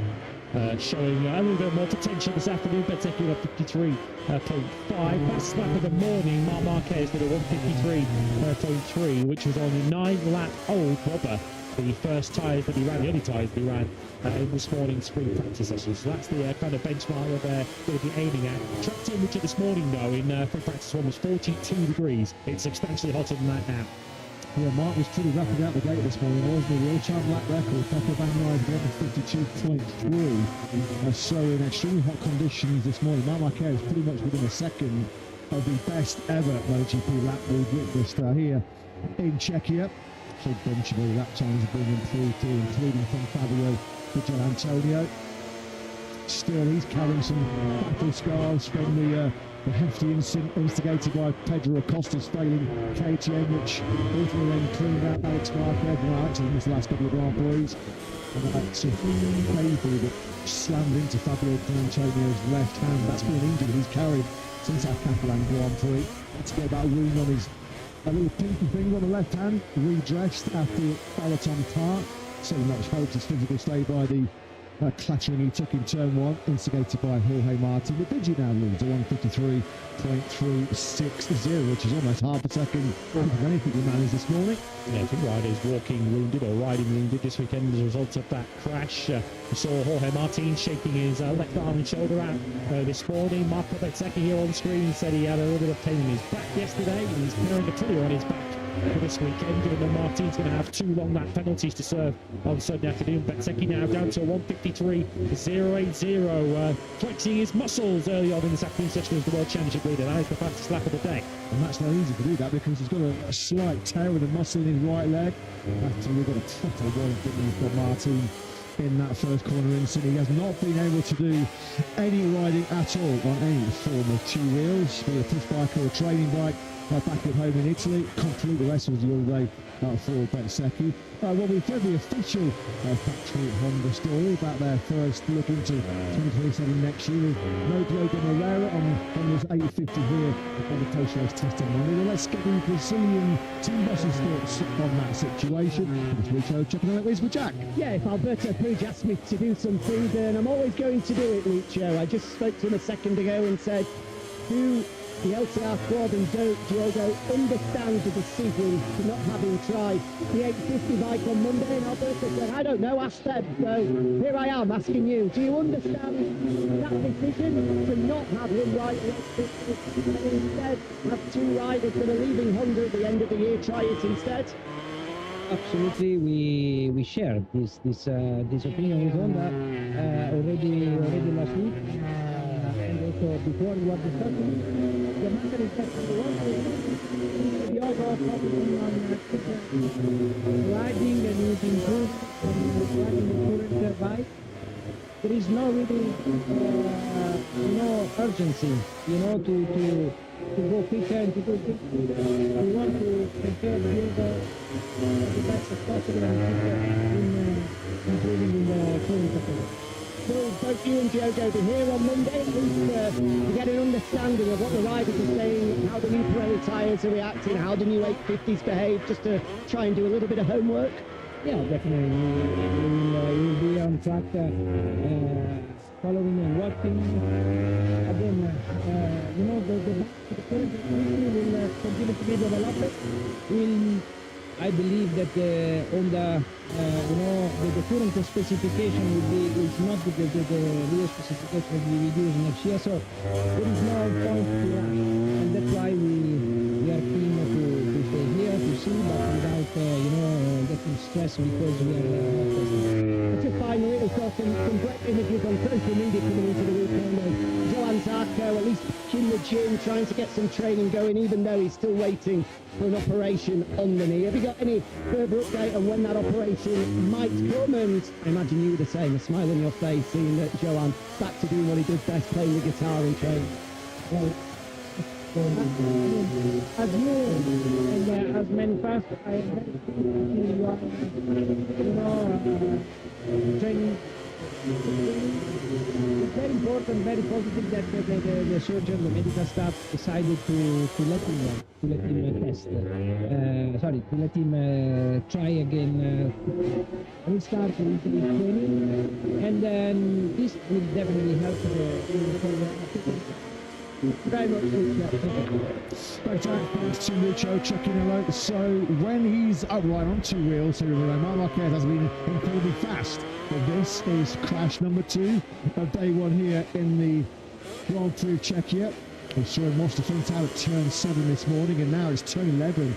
As Mark gets a little bit pinged under the bike there. Ron maybe if he ran through the ground. So let's have a listen. We'll just tap the towel back in. Did that just crucially take a little bit too much weight off of that front tyre. Frustration there for Mark. He'll have known that's a bit of an unnecessary early spill in this session. So a double win in Balaton to a double crash on Friday here in Brno. You just hear him there shouting, go, go, go, as he gets a push start. He had done 2-3 red sectors actually. He was a fraction up on Marco Bezzecchi at the 3/4 mark of the lap. You can now hear the desperate attempts of Mark. You can see him signalling up ahead there to try and get some help, because it's all uphill from there, Mark, to get yourself back to the pits. A lot better off actually being to a point where I can just turn it around and maybe get it to a fired up. He's never crap. Well, we'll keep a close eye on whether Marc Marquez can get that crash Ducati back to pit lane. Not like there's any kind of substantial damage, maybe a bit of cosmetic damage. So we're hoping as he goes into time attack mode later on in this session, he will still have 2 Ducatis available at his disposal. And we pick up Dranmere, who had a strong FD1 this morning. He was at our fresh job on the factory Honda, just about 50 metres or so behind his teammate Luke in the elite. Those 2 well in the top 10 this morning. We're heading for a repeat of that this afternoon. The track then going through turn 14. Nearly now when we got their third gear at 135 kilometres an hour. Brand near up into 18th place, not able to trouble the 153 so far this afternoon. It's on a medium combination. Everyone is out on the racetrack, with the exception of Jack Miller, on the medium rear tyre. Miller's on the soft rear tyre. Marc Marquez, you can see now, has got his Ducati back running again. Of course, as we now know, regulations for 2026. If you do have a crash and lose the engine, you must restart it on the service road, not on the side of the racetrack. So you can see some scrapes on the left-hand side, which is the side he crashed on, but it doesn't appear as if there is too much heavy damage. Of course, the aero at the front is also damaged, the brand new aero on the Ducati, but Ducati have had heavier rebuilds than that. Yeah, we certainly have, especially when in the past with Mark, of course. Especially with the horse attached, handlebars a bit scraped up, fairing all need replaced on the left-hand side. And that's for sure. Went down Mark when he was third quickest, still is third quickest with a 153.377, which is pretty much on par with the pace he set to lead FT1 this morning. Pekka Bagnaia briefly this morning made a factory Ducati 1-2. That's going to be frustrating, Mark. Maybe he'll have to with himself there. Both times just been picking up the throttle and he's gone down. Good news for Mark, as they've both been in left-hand corners. There's been no sort of potential risk of aggravating that recovering right shoulder. Here's Bagnaia, the control man, got a good run through the first 3 sectors. He will attack hard now, flick it right, drag the elbow, then neat through the final corner before he picks up the dry grip. Powers to the finish line, short run to the finish line, picks up 1 place. That's Bagnaia, down to a 153.493. Back on the P7. I looked good to those final couple of goals, particularly when he was braking for Zoe 13, where no longer seeing the snaps under braking from the rear accident we often saw last year. We saw as recently as this year in Perez for Pecco Bagnaia. So much of the secret to Pecco Bagnaia's performance is how he gets that Ducati stopped. Of course, we're expecting, with the news that broke during the lunch break here in Brno, of the confirmation of an agreement between MotoGP Sports Entertainment Group and the manufacturers to proceed for the next 5 years in MotoGP, which should open the door over the next week or 2 for rider announcements for the coming 2027 new generation of MotoGP to be made. Of course, Pecco Bagnaia's name will be central to all of that. Love that shot there on the outside camera of Bagnaia, trail braking into turn 3, the hardest braking zone around this Brno circuit. But see for how long he was holding on to the front brake with lean angle as well.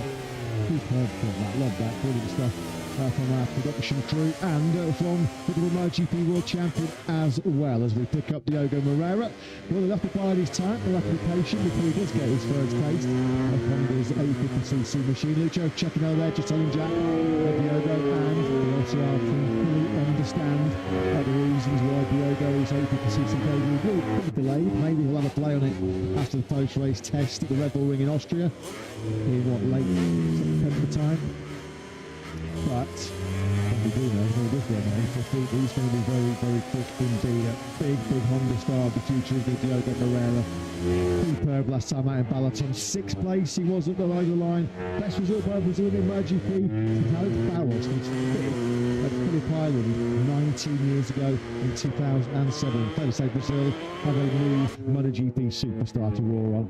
Yeah, he entertained us in both the sprint and the Grand Prix. Certainly made life difficult for Jorge Martin in the sprint. Martin eventually, after a couple of attempts, got past him.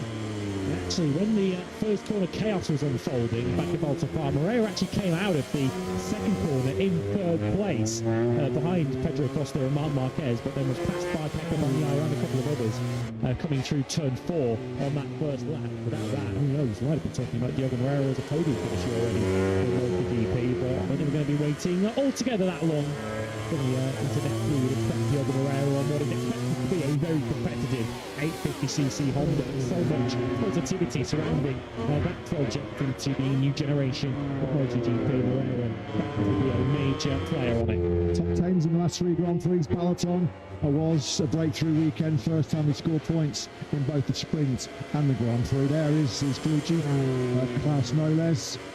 As you can see there, the Honda spotting low. You've got the handful of power. And still feel that we're down to turn 3. 310 kilometers an hour on the fastest part of this Renault circuit. You're already going through that king of turn 2 in 4th gear, about 230 kilometers an hour. You were on a horsepower. Keep negotiate the undulations of Renault. There's a very good reason why the run out of turn 14 and 14, a real sharp climb is called horsepower hill, because if you're lacking acceleration, if you're lacking some ponies, you're going to be looking performance of that climb here in the Grand Prix of Czechia.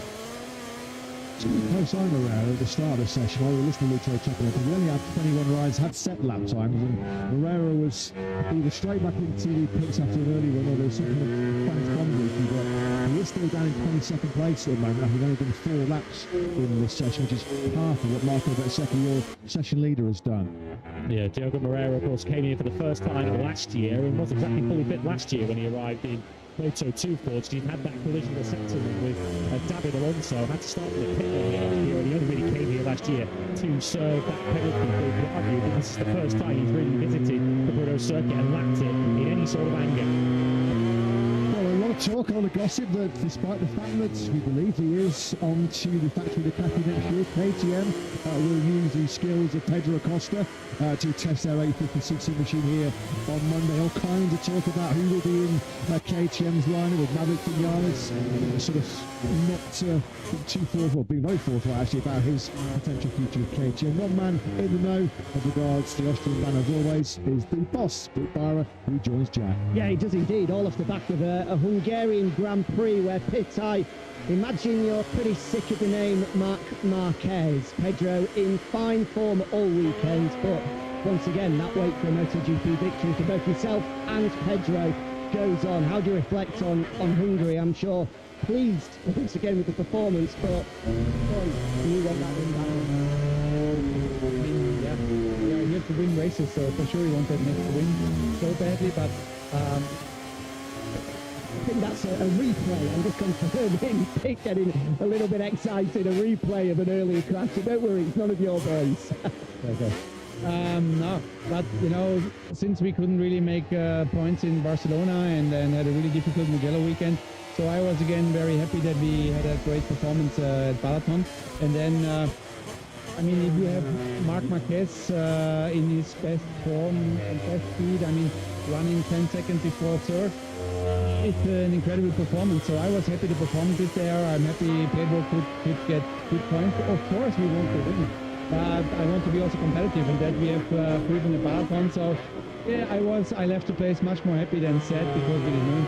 Looking at the 850 test on Monday, we've had some announcements today with regard to the future of the sport. A lot of focus on the new bikes that we're going to see, or not a lot of us, it's behind closed doors, but we might see some photos of the new bike on Monday. Pedro was quite calm yesterday when asked whether he's going to be riding the bike, so can you confirm to us which 2 riders will be on your 850 machine on Monday? We don't see that in the testing. Here in due course, we still have to see which riders are which. Come on, Pete, you must know by now, it's in 2 days' time. Yeah, but I can also tell you that I finished without pushing you too hard. So it was like the 2 test boys are on track with the testing, but also we have 1 race team out there, and rider will be Pedro on Monday. Okay, so can you just talk us through the reasoning behind that? Because a lot of manufacturers have blocked riders that we believe aren't going to leave the factory next year. Pedro is one of them, so what's the thinking behind that decision? Look, it's quite simple. Pedro is the fastest and best KTM rider we ever had and we have at the moment. So we want to get the from our best driver. I would say our best. We have also the strongest test team, by the way, and they have really incredible job. And so we have a lot of information from them about the bike. But then it's still something different to have a race boy on there, and that's why it was for us a logical choice. Even if you think about where he could be next year and this and that, he is our very well-respected factory rider of this season, the best rider we have, so we need to keep him as the best rider on our bike to find out what the bike can do, and also build on that the rest of the development, because everybody is just halfway through, and it's still a long way to go until next season. But I feel we have just a good setup for Monday to get the next step in development. Just whilst I have you as well, there were some comments from Maverick Vinales yesterday that I'm sure you might have seen. Quite frustrated at his current situation with KTM, saying that he was told by KTM in the winter he would be an official factory rider. Then that changed to Tech 2. Now he says he doesn't know where he's going to. He doesn't feel that his loyalty to KTM is being rewarded at the moment. Can you understand his frustration? Yes, I can understand his frustration, but yeah, we also need to understand a little bit our side that somehow we need to create the best possible package. So we were waiting really at the beginning of the time to come back, and there is nothing we want more than bring him back to normal form. Today, for example, he's doing great so far. If he continues like that, he will be one of the guys in the garage. But also there, I have Günther. He took over now a very strong leadership of that garage, which is great for us because I feel this will be a very strong team in the future, and we get different input. It's so refreshing to talk to Günther because he's so often like black and white. He don't think too much about who promised something to somebody 4 years ago or this or that. He just says today, okay, let's take a decision left or right. So based on that, we agreed together. We're gonna wait a little bit on his places because I mean, so many things are done in the paddock. But now on his garage, we still have the chance to decide also a little bit later. And also everybody needs to involve the chance to show up and show strength. So back to your question, yes, I can understand Mary, and I don't feel comfortable in that situation because he's such a good boy. He did so much for us at the beginning of last year, proving that the KTM is a good bike when not one of the other riders was believing into the project. It was like that, period. He was the only one from 4 boys who really pushed the project forward. When he brought great results, that's how we got Pedro back. So, I mean, that's all not forgotten, but looking in the future, we need to do the best for the Tech 3 garage, and that's why Günther asked me to stay patient. That's what we are doing right now, but it doesn't mean Maverick is not one of our favorite candidates, so just give us a little bit more. Thanks, Pete. Appreciate it, as ever. Thank you. Thanks, Jack. Thanks to KTM boss Pete Barley. So there you go, KTM. They're having them there, aren't they? Pedro Acosta is the most talented and the fastest rider they currently have in MotoGP. So that is the reason why we'll close leg over the KTM 850cc bike tomorrow. We will have a few handful of rides, we'll be able to say by the time we start next season, where that may be. There's going to be 2 different 850cc Grand Prix bikes. Pedro Acosta, what is it, 132 points he's collected in the opening 8 Grand Prix, which means he outscored every other rider on the KTM, which is a sound record, isn't it? Double podium here last year for the now 22-year-old Spaniard. Got up into 2nd place in this session. Ralph Fernandez, fair play. What a job this is by the Trackhouse Aprilia rider, who had to cancel all his media engagements here yesterday in Brno because he was so ill, so sick. Well, what a pick for that. We're draining the best medicine. Ralph Fernandez, the first rider on day 1 here that's in the 52. To 152 to an 862. That's already 7 tenths quicker than anything he managed this morning. This is brilliant by Fernandez. Both of the Trackhouse Aprilias have gone for a brand new soft rear tyre. Fernandez is set that 52.8 on a brand new soft rear, and Ayakura is doing the same. The 2 Trackhouse Aprilias were both quick this morning, and has to be said, weren't they? Fernandez was 3rd, Agura was 5th, and Ayakura looking in the mood so far. We know he's not usually particularly quick on a Friday morning. So the fact that he was should catch your attention and suggest that the Moto2 World Champion means some serious business here this week. And here comes the score out of the final corner. We're on course for a track pass 1-2 here before he gets his final sector right. He's now down to a 52.718. It is a track house 1-2 and a Aprilia 3 up in the top 4 now. Take a picture, Francesco. What a first day of the office this has been for the new team manager, Francesco Guidotti. Go on, Francesco, give us a smile. 1-2 then. Aguro-san leading this practice session. Just a long way from me, all that fully fledged time attacks, but a nice early bank up the Friday by the two track house riders. Back out on circuit, looking to rebuild a bit of lost confidence after his second crash of this opening day here in Brno for reigning world champion Marc Marquez. On the deck this morning at turn 7, and 14 on to go. Backing out once again at turn 11. Marquez second there was early 153 flat. Saw him seize early control of the second session here in Brno. Control of China Red still back. Pressure as well for Red, as you can see on the graphic. New medium front, new soft rear tyre, and he has absolutely cleaned the third sector here as Vez. It's clearly a strategy by the Aprilia teams, the factory team and the Trackhouse team, to go earlier for a brand new soft rear, but only because the temperatures are so hot. It might not necessarily be faster at the end of the session. It might be a good moment now while the track is a little quieter to get a lap time on the golden course, as so often is the case in these Moto2 Practice sessions when time attacks are in full flow. We could see some yellow flags impacting the lap stages of the final sector 2 for Marco Bezzecchi. He doubled his advantage through the fourth sector, having already taken 2 tenths in the third sector. A 52.2 for Marco Bezzecchi, the fastest ever lap at Brno.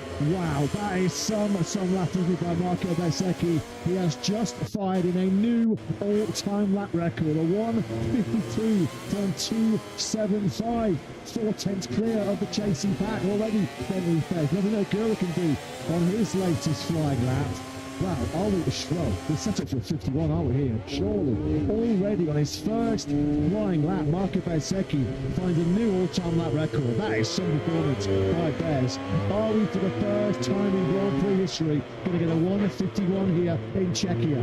If this Aprilia saying after the events of this morning and Marc Marquez looking so good on the Ducati, okay, we were happy just to let you have your moment this morning. Now we're going to turn the wick up. Now we're going to show our clear strength, our clear power at the moment. Because at the moment, the 3 Aprilias at the top of the order. The first non-Aprilia is Pedro Acosta, 7 tenths of a second drift. Now, of course, everyone hasn't gone for a brand new soft rear tyre yet, so you'd expect the gap to close. But Aprilia are throwing a bit of a marker down in this afternoon session with still half a bit to go. There's a circuit you can say is similar in characteristics to Mugello on the calendar you would pick, but no. And we know what Aprilia, Marco Bezzecchi did to the opposition in their home Grand Prix in Mugello. The first ever all Aprilia front row came in an unforgettable Italian Grand Prix for the Noali factory. Marco Bezzecchi then taking a brilliant first victory for Aprilia, the first victory for himself. We'll come to that jubilant home crowd, those special scenes under the podium. I think Bez is going to improve on an outstanding 52.275.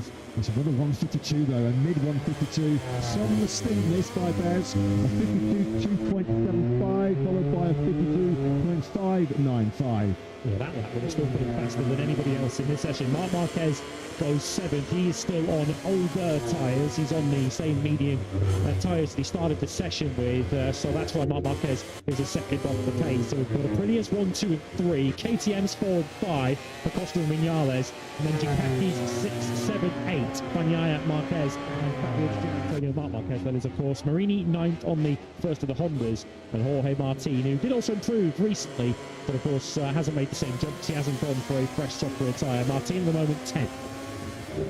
So 52s from a trio of Aprilias. Bezzecchi, Agura and Raul Fernandez. Pedro Acosta only 3 down to the second away to the trigger in the 52s. Pretty tight this once again from Bezzecchi.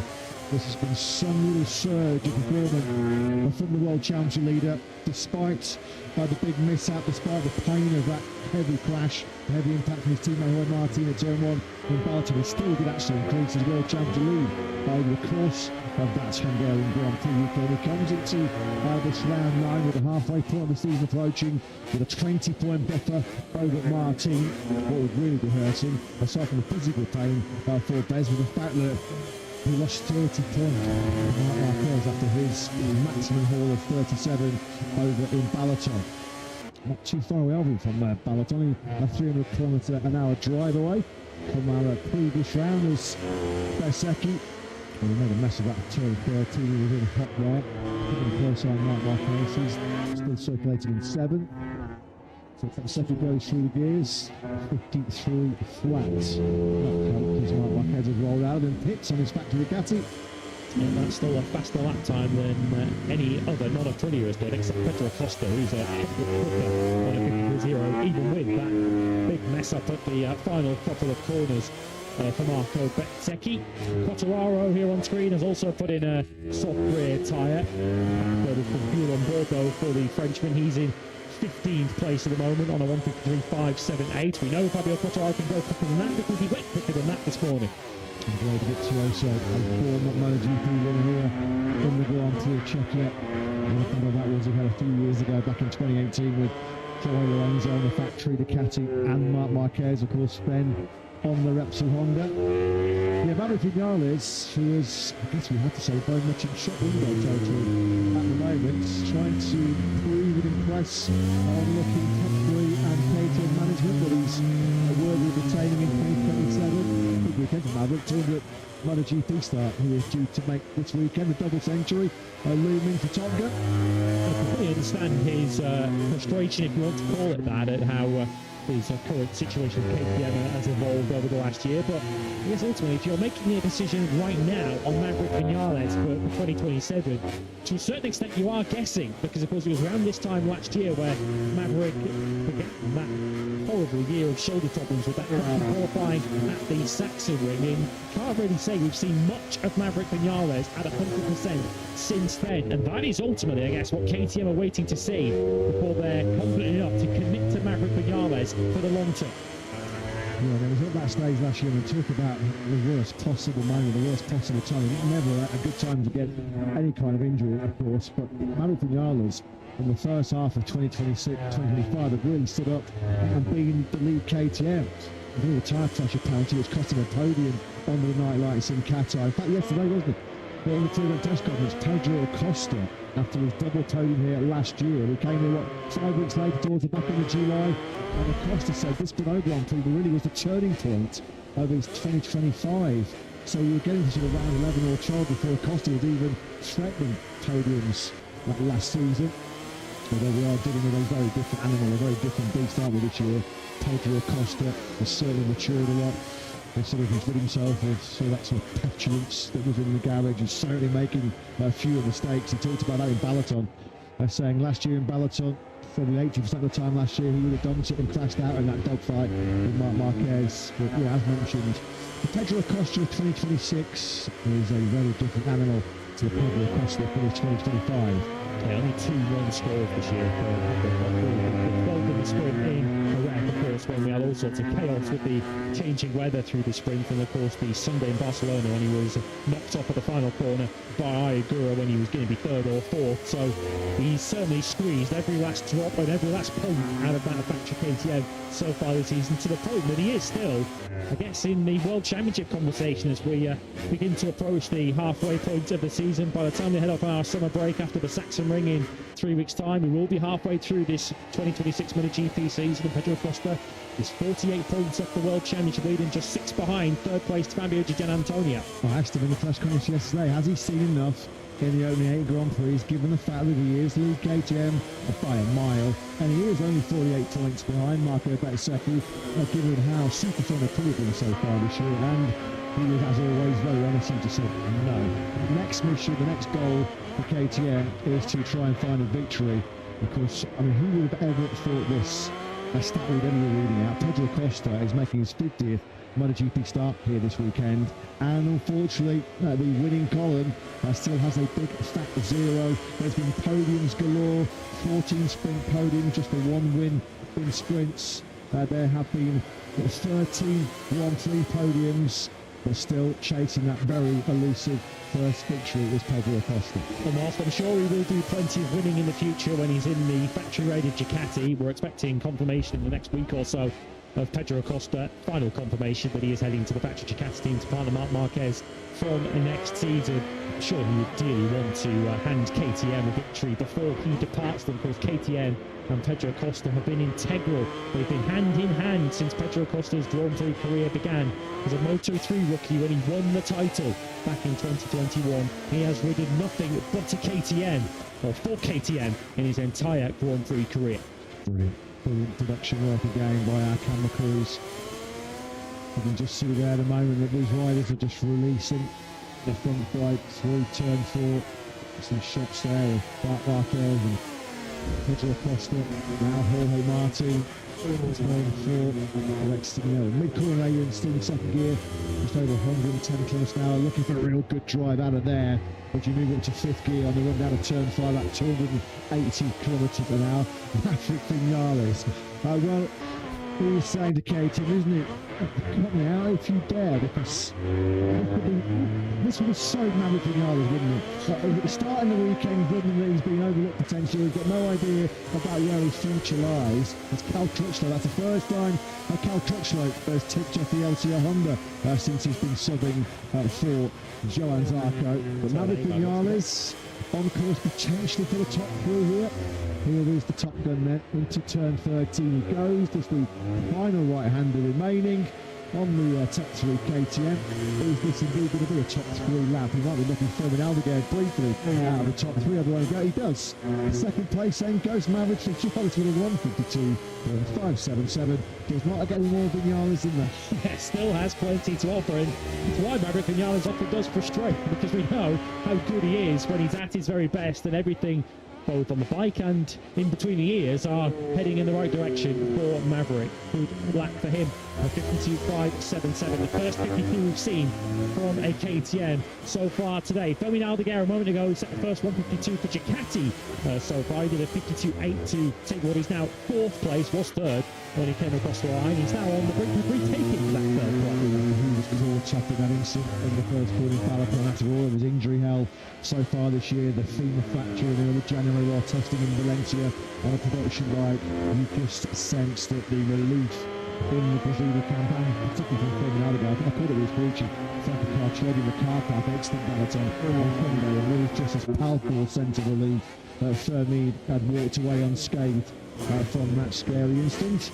He just found his PB time of this session, a 152.752, and not good enough to make himself back inside the top 3.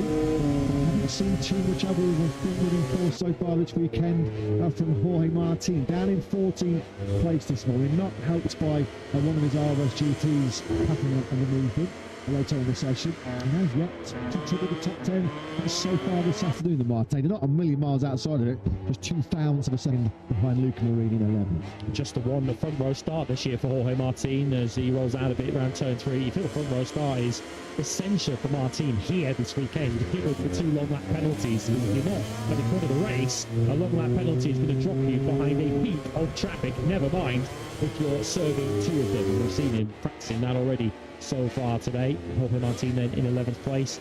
He's on a well-used soft rear tyre. Haven't seen him go for a brand new rubber in the last 10 minutes as his teammate and the Trackhouse player had. Yeah, he knows there's time out there. If one board in the Aprilia, Bez leads, Aguero 3rd, Ralph Fernandez 5th. Those 3 have been comfortably under the 52s. So Jorge Martin does know that he has going to have pace to burn. And when he does go on to fresh rubber at the end of the session, as Marc Marquez did this morning, seems like he's persevering, getting a lot of data information on used and abused Michelin medium rubber. Mark now decelerating into turn 3. Information from Brembo is that's the hardest braking zone around this Renault circuit. As we've seen from Mark so far, still 153.343. You know the Mark minimum. It's going to be what? Half a second, 6/10 quicker when he goes into time attack. Inside the top 10 at the moment, we've got Martin 11th, Bastianini 12th, Morbidelli's just improved. He's out there on a soft rear tyre. He's just gone up to 13th place ahead of Brad Binder, the 2020 winner here. Fabio Quartararo leading Yamaha at the moment, but only 15 16th. We've got Yamaha's 15, 16, 17, Quartararo and Miller and Toprak. Moreira in 18th place. He went down this morning. His teammate Cal Crutchlow down the same corner we saw at Bay. Alex Marquez, understandably, yes, riding within himself at the moment. He's in P19 at the moment on a high 153.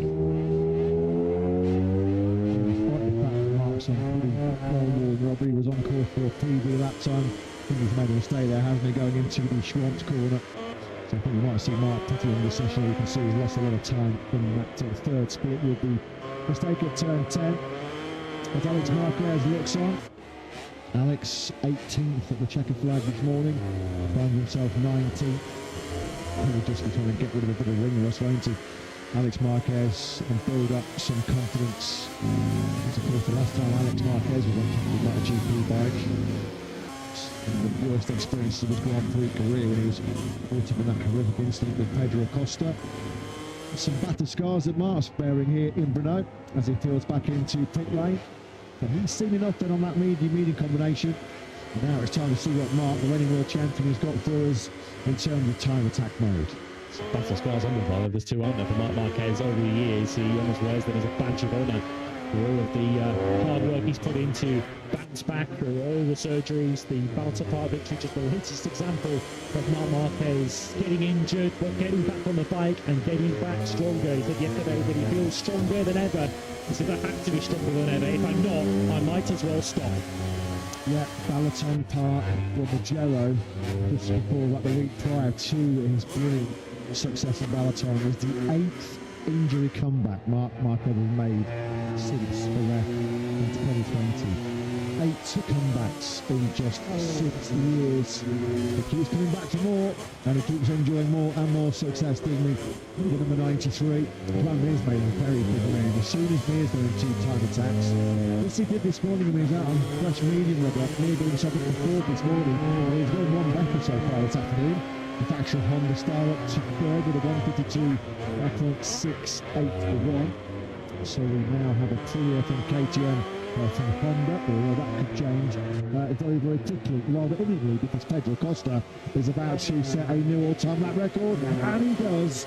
So Marco Bezzecchi and now Pedro Acosta have dived under Pepe Bagnaya's old all-time lap record.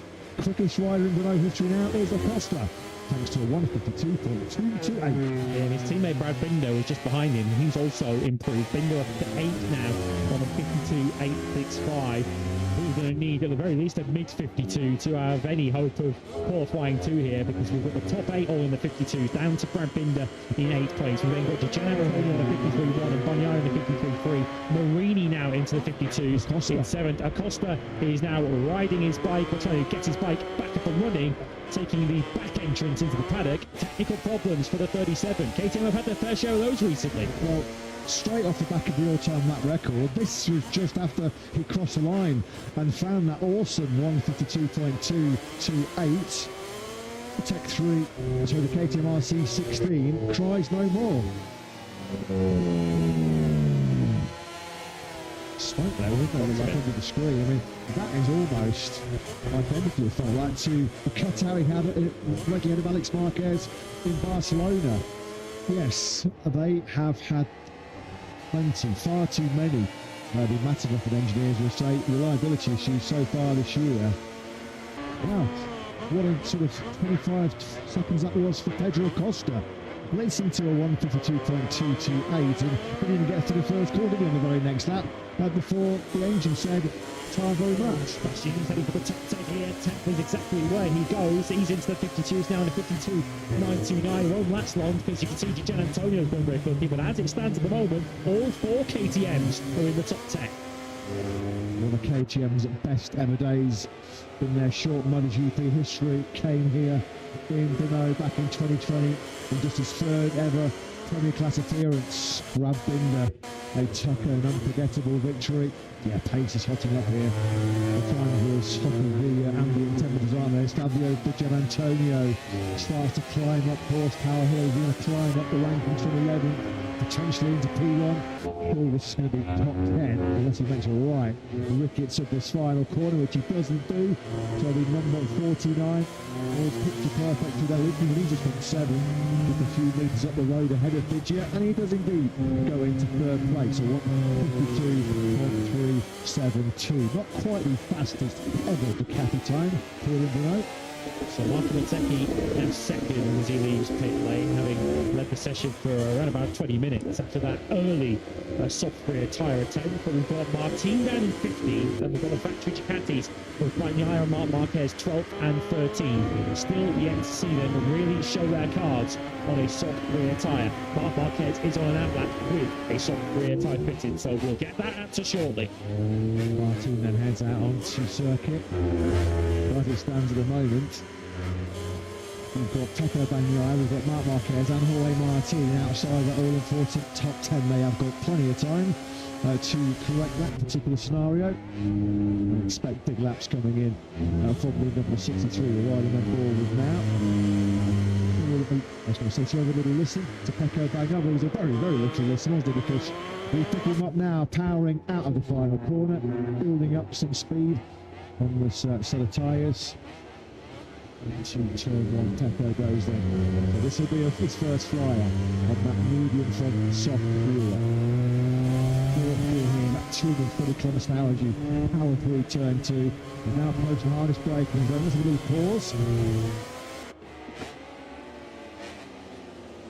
Instead, we cut to his teammate, Marc Marquez, who's leaving the first corner. As you can see, he is also with brand new rubber fitted. We'll get Bagnaia's first sector through shortly. But I guess the strategy that Bagnaia always adopts is to leave it for the end, do the homework, do the hard yards on old tyres, and make sure that you've got as much information and data as you can for the business end of Sunday. Guess what he does, though, is the often means that when by the time Bagnaia does finally put a software tyre in, he's generally under a bit of pressure. Said that minimum, Marc Marquez will jump half a second, 6/10 of a second when he's out on fresh rubber. It's going to be more, much more, but he carries this lap on through. But this is best so far, 53.343, which is 400ths of a second outside of his benchmark this morning. That is going to be bettered quite comfortably. He drops down the hill, harden the brakes, he'll go into turn 10. Hard braking zone, turn 10 named after Kevin Schwantz. I can't believe a better corner to be named after the Texan. Of course, he was so famous for his late aggressive braking style, wasn't he? The 1993 MotoGP World Champion. That horsepower hill mark will rise as we pick up his number 63 factory Ducati teammate Pecco Bagnaia. This will be more likely from Pecco as he looks to jump inside the top 10. 12, as you can see on the leaderboard as it stands right now. Bagnaia up to third. What about Marc Marquez? He'll be coming deep into that final sector now. Marc Marquez, this might be a 51. Is it going to be the first ever for it is? A 1:51.988. More history then goes the way of the reigning world champion. He is the first rider ever here in Czechia to lap Brno in the 1:51s. Half a second, 6/10. He found 1.4 seconds on a fresh tyre. Awesome job again. He might not be there for long though. Here comes Aigura, who gets to within 100th of a second of the world champion, just showing that Aprilia aren't going anywhere here in Brno this weekend. Aigura joins Marc Marquez in the 151s. How good does that look for Aigura, who has had his issues not getting through to Q2, but he's been finding good grip position once he's in that 7th qualifying session. And if Aigura can get himself anywhere near the first 2 rows in the main Grand Prix here on Sunday, even for the sprint tomorrow, well, we know just how good he is on roll warm. We're going to the gearbox, so as you can see with his left boot was Val Fernandez, who's crept and so crept into the top 10 group. He's got there in 10th with a 52.578. Bezzecchi has just improved once again. He's down to a 152.147. Bears also threatening a 51. Well, Martin doesn't like he's getting anywhere near a 51 here though. I don't think he's even in the top 10 with this. Quattararo ahead of him goes 15. Martin does go 11th. It was a good final sector for Jorge Martin, but he's still 400 shy of Raul Fernandez. When you've got a double long lap penalty already next to your name, the last thing you need is a triple Q1. You've got to get through here. Big 10 minutes coming up. Anyway, Martin only been in Q1 once so far this season. That was at the bruising battle of Catalonia, where he had 5 crashes across the weekend and then went down and was hospitalised briefly after a crash on the post-race test on Monday. Dramir trying to scrap his way back, muscle his way back inside that top 10. He was third that they're already on the faction Honda. A 52.368 does indeed push Mir back inside the top 10. He jumped up to 7th. Closeness between Ducati and Aprilia, with the fastest KTM as always fighting a good fight for the Austrian brand up there in 4. You've got Ducati, Aprilia, the top 3. Then of course is KTM. Then a pair of more further Ducatis, Bagnaia and Aldeguer, 5th and 6th. And here comes Alex Marquez, who's looking to try and lift himself aboard up into 15th place. But Q2 not really the target for the 73s, as he has a little bit of a moment. He could do without those. And Rins all directly behind Alex Marquez. Impressive return, to say the least, from number 73. What about Ralph Fernandez? Can he make it 2 track out of Brilliant, going straight in for Q2 tomorrow morning? 11th at the moment, so he needs to find some pace. Over the line he goes. He creeps up. He's got a second lap of the road now, but Ralph Fernandez has just about pinched that top 10. A 52.423 has squeezed him in. 10.5 clear is a Morbidelli. Well, we're used to seeing closest top 10s on a Friday ever. We're not far away from that again here this afternoon. Just 0.4 of a second covers the top 10 around a mere 2-minute lap, as once again Davide Tardozzi, I think, trying to calm down Marc Marquez. I'm amazed he's still trying, to be honest. He's probably just said to him, look, a 151.988, that's good enough. That's good enough. You're not going to have any headaches about Q2 now.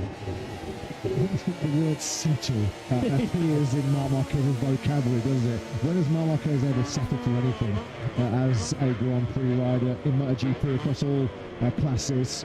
The guy is a serial winner. He was born to win, just as he did so for the first time in 2026 in the main Grand Prix in Balaton 2 weeks ago. Yesterday, what was he saying to the media? After Mugello, this track, pretty physical, similar in configuration. Well, I'll be pretty happy. I'll be content if I'm within 10 seconds of the winner on Sunday. And he opens the count on Friday afternoon with the fastest ever lap of Brno. It's got to be tongue-in-cheek for Mark, hasn't it? Surely. And surely a little bit of mind games to his opposition as well, saying that if I'm beating you in this current physical situation, you just wait until I'm 100%. Of course, this is just Friday afternoon, and of course we're right to recall what happened in Mugello when the Ducatis were all very fast on Friday, when Aprilia really took the game away from them when we got into Saturday morning and through the race of Sunday. So Aprilia aren't going to make this easy for Ducati. Just 100th of a second between the leading Ducati of Marc Marquez and the leading Aprilia, which for once today at the moment is Ayakura.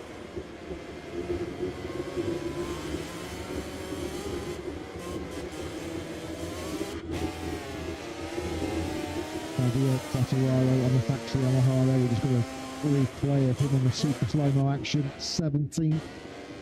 Second he was this morning. So normal service has been resumed as far as Yamaha's clear tech go. We've got Quattararo 17th and Miller 19th. Razgat Lioglu 20th. And Paul Alex Rins 21st. What we do know, it's been well documented, the riders have talked about it incessantly over at Simco Baby, that V4 powered M1. But it's got one big weakness, one Achilles heel, it is a lack of power. And what do you need in abundance around Brno? There's a section of this track called Horsepower Hill, gives an indication of how much engine performance is required. And when you're lacking engine performance in Brno, you're in a whole world of pain. Top Yamaha, 17. Yeah, we've got a top speed ranking on our timing screens, which is the fastest top speed of every rider in this session. So even at his fastest through the speed tracks, Fabio Quattararo is giving up 13 kilometers an hour to Marco Bezzecchi on the factory Aprilia. That's what, 8 or 9 miles an hour, 3 lap time that he's using. And Quattararo is quicker than he went this morning when he did a 53.5. He's some 6/10 quicker. Of course, the Ducatis and Aprilias have moved the goalposts so significantly that they're practically in a different stadium to Fabio right now. Yeah, it's tough. It's tough for a world champion suffering with the wrong on the leaderboard. So as it is as well for Alex Rins, Jack Miller, MotoGP race winners, Toffa Razgat Lioglu, the former golden boy, of course, in World Superbikes. And also Tom Luck, as Marc Marquez rolls out of it. He had Razgat Lioglu for company there, didn't he? It's a shame that Mark decided to back out of that one. Has he settled? Has he listened to Davide Tardozzi? Tardozzi, they know. They've always said when Judge Ducati and Judge Marc Marquez when he was anywhere near full fitness, or we were able to judge quite a dominant performance, a dominant weekend last time out in Balaton. What about Jorge Martin? 12th place. This is a really big 4.5 minutes coming up for the number 89. I've mentioned every time he's been in Q1 so far this year. Fabio Di Gianantonio trying to make sure that he's not got any late worries about slipping out of Q2. He's in the danger zone at the moment in 8th place, but he's trying to make sure that there is no leg bother, because we're still happy with Digit. It's very importantly, looking at up here by Jack Miller and one of the Trackhouse Aprilias that are up ahead of him. Miller is just coming towards the end of an outlap, so in theory he should be getting out of the way of Babic Gianantonio. That could help the Europe at all, and there is no, as he takes top spot from Marc Marquez on a 51.9. Hell of a final sector from Fabio Di Gianantonio. Wow. He's the third rider then to lodge a 151.9 in this session. Super tight at the top. Less than 6 minutes of a second skipping Viggi and Marc Marquez and Negura. We've got red helmets though, lighting up our commentary box here. Bezzecchi is flying. Jorge Martin's on a big lap. We've mentioned how much he does need to find something special late on in this session. Yeah, Bezzecchi's a quarter of a second up practically at the halfway stage at the moment. Essentially, we're heading towards a mid-51 if we carry this on. Here's Bastianini, who's missed out in 11th, only 6/10 off the pace. A mid-52 doesn't cut it this afternoon. Bezzecchi is about to destroy what was Fabio Di Gianantonio's 60-second all-time lap record. A 151.942 is under monumental pressure here. Bezzecchi, you know how good the Aprilia is. This is where it really is agile. This is where the manoeuvrability of the Aprilia will come into force. Look at Jorge Martin fighting with all of his might to get into Q2. Bezzecchi on the line does find a 151.826. Brilliant by Bez. Over 10th clip. Martin does come over the line and get himself inside that top 10. How crucial, how decisive could that be for Jorge Martin? Up to P8. Far from safe though. He's only 600ths of a second clear of Ralph Fernandez, who is currently improving.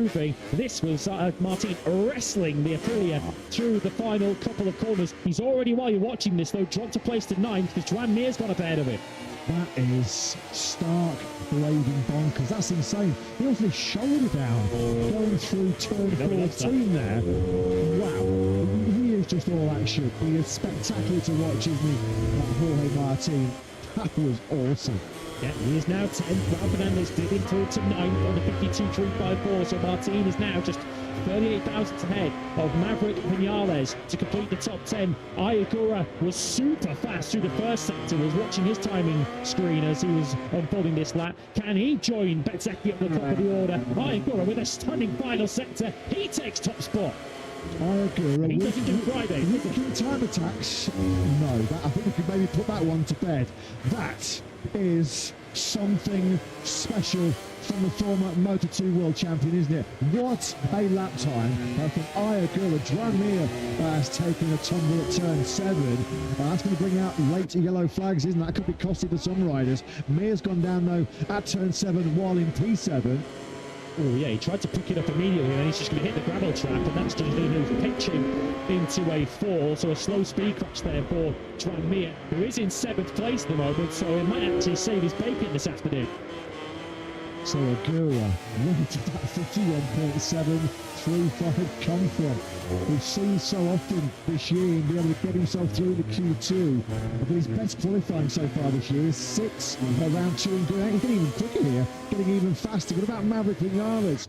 Well, we saw Top Gun top 3 at one stage in this session. Can he get himself back in the top 10? Yeah, Martin is now out of the top 10 because while we were watching that crash for Mir, Diogo Moreira went into 8th place on the other Honda for LCR. So at the moment, Moreira also going through in 8th place. So Martin starts his final flying lap of the afternoon outside the top 10. Big one this one, isn't it, for Martin? We've seen down the years him deliver some super special explosive one laps.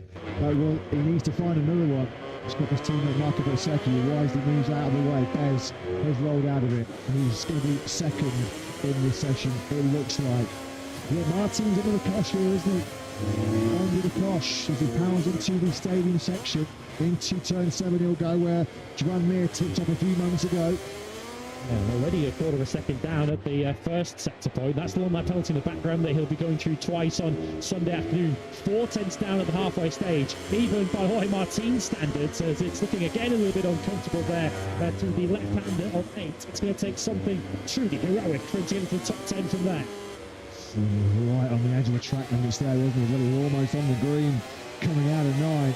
It shows how hard he's pushing, how hard he's on to fight for every thousandth of a second here. Jorge Martin, he's all in.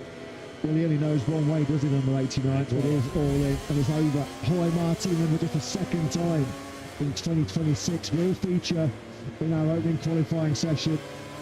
Agura, Gian Antonio, Marc Marquez, Pedro possibly taking the checkered flag. Agura with a belter in Brno. What a performance.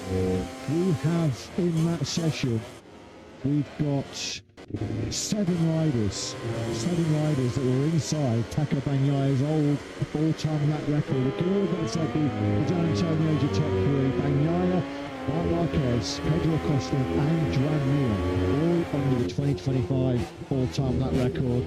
Mir's going to get through in 7th despite his late crash at turn 7. Moreira shining once again.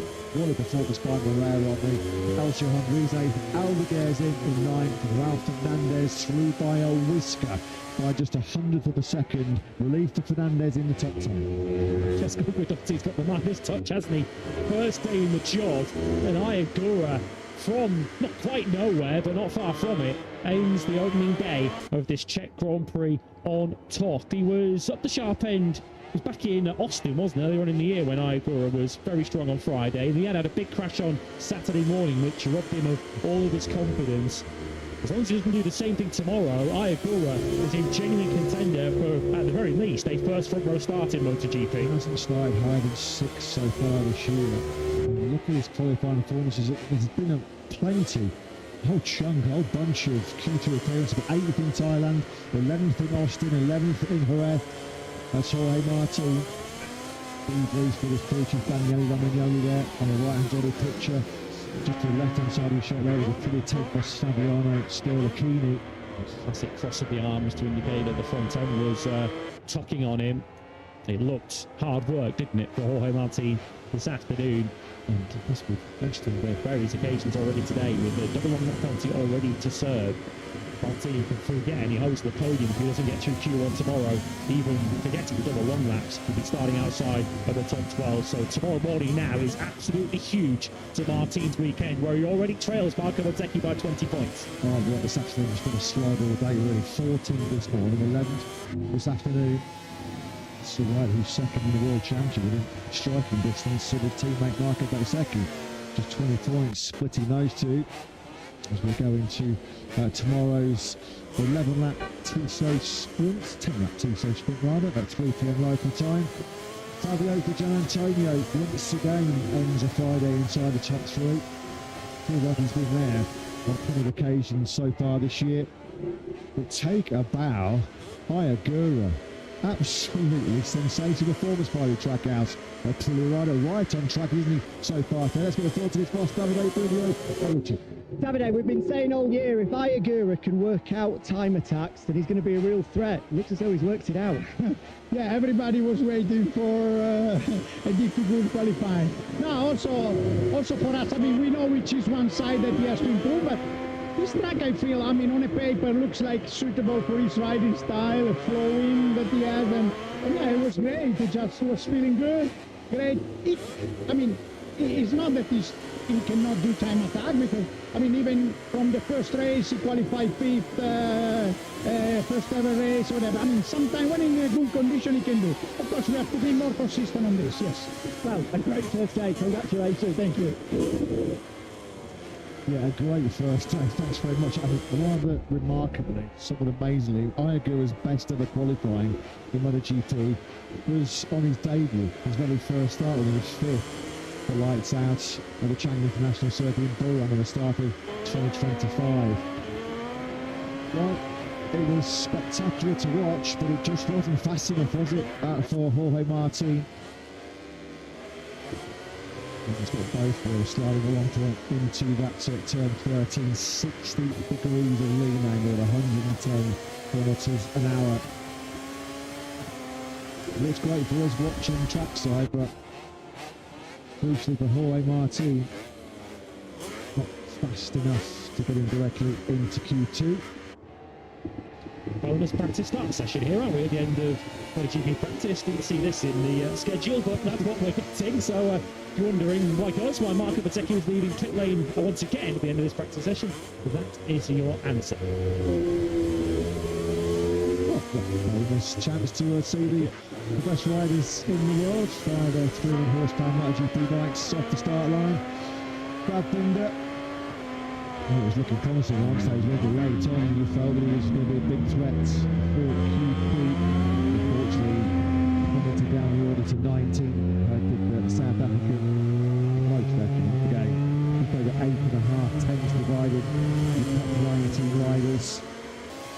Let's go down to Jack then for an update on this rather unusual Friday afternoon start session. Yeah, I believe that Lewis mentioned this morning in Carlos MotoGP Sporting Director came into the box to explain some of the things that they were looking into following on from the incident at the Catalan Grand Prix. One of them was the banning of front ride height devices, not the rear, just the front. Now this is a suggested practice start session for them to attempt, for them to try a start without the front device. It's not mandatory for all the factories to participate in. It's for them to go out to a few starts without the front devices locked in, so they can see what kind of an impact it has, with the possibility of implementing it, as Carlos said, later on this year.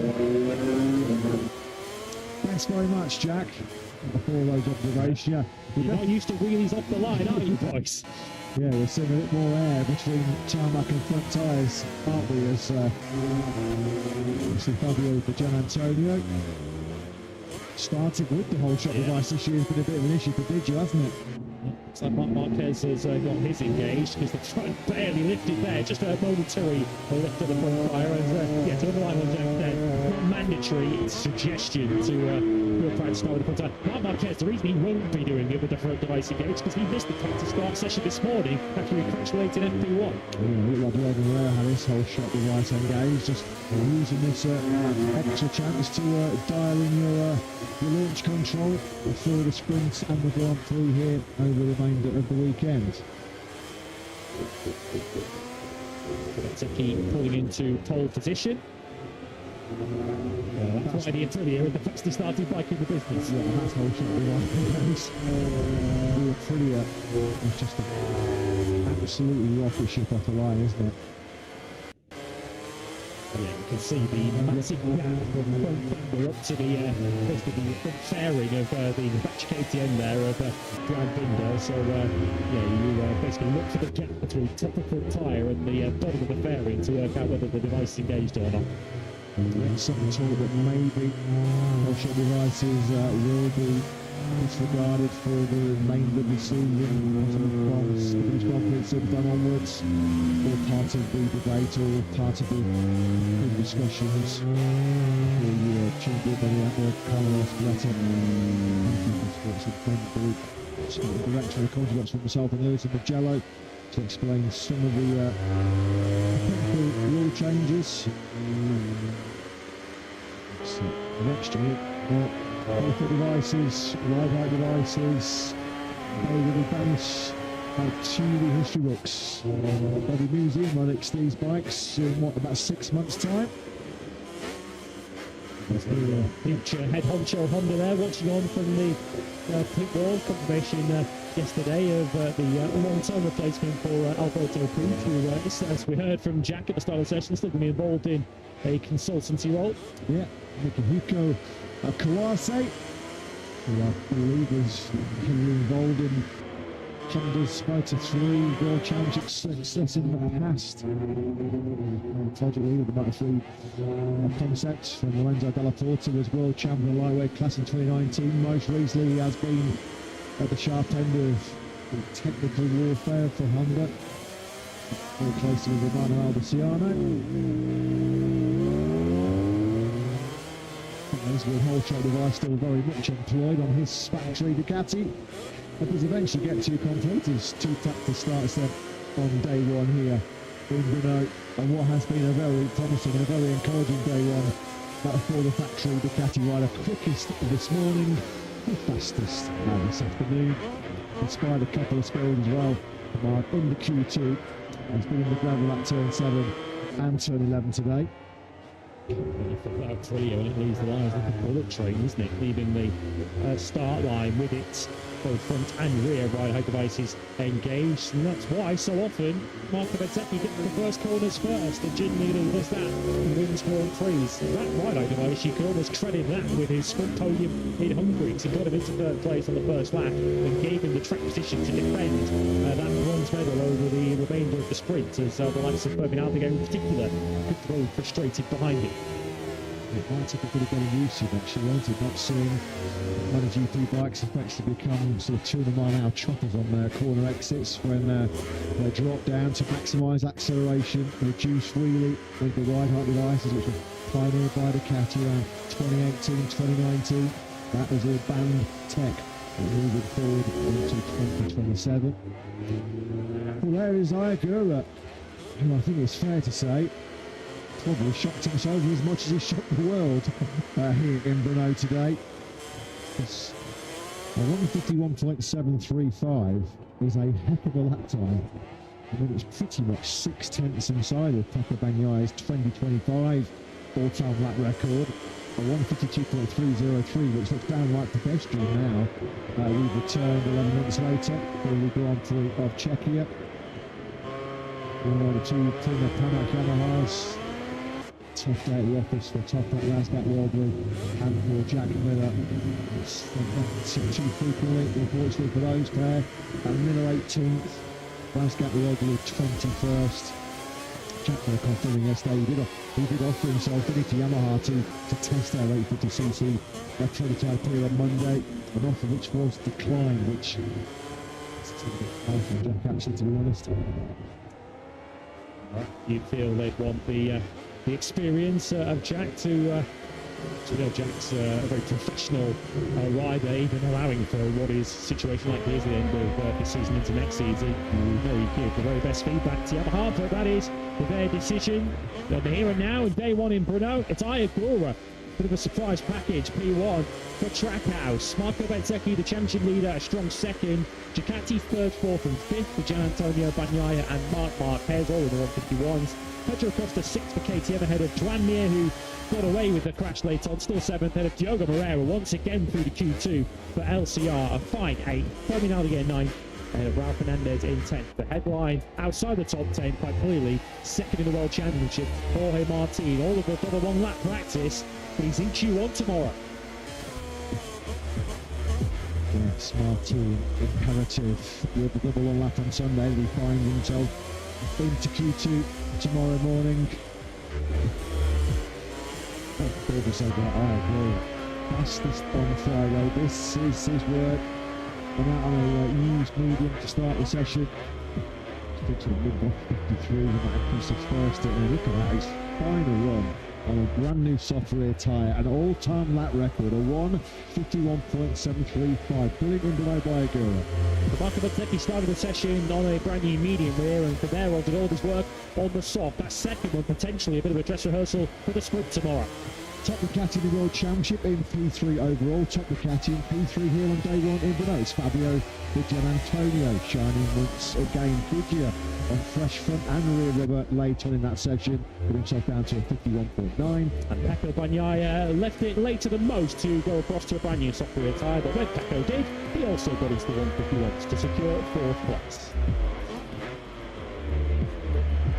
About sometimes a clear working great. Look at that in sector one. Bezzecchi and Ayagura over 10th clear of the field in the first split. And he did this morning. Marc Marquez still with a narrow advantage in sector 2.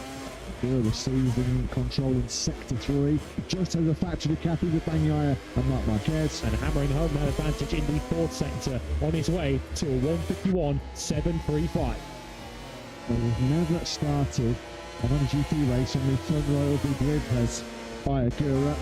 But the stage is set for him to put up a bit of a giant killing act here tomorrow in Brno, with a gold medal at stake in tomorrow's Tissot sprint. Could he be golden eye going into Spring Saturday? The Japanese star, though, fastest on Friday here in the Grand Prix of Czechia.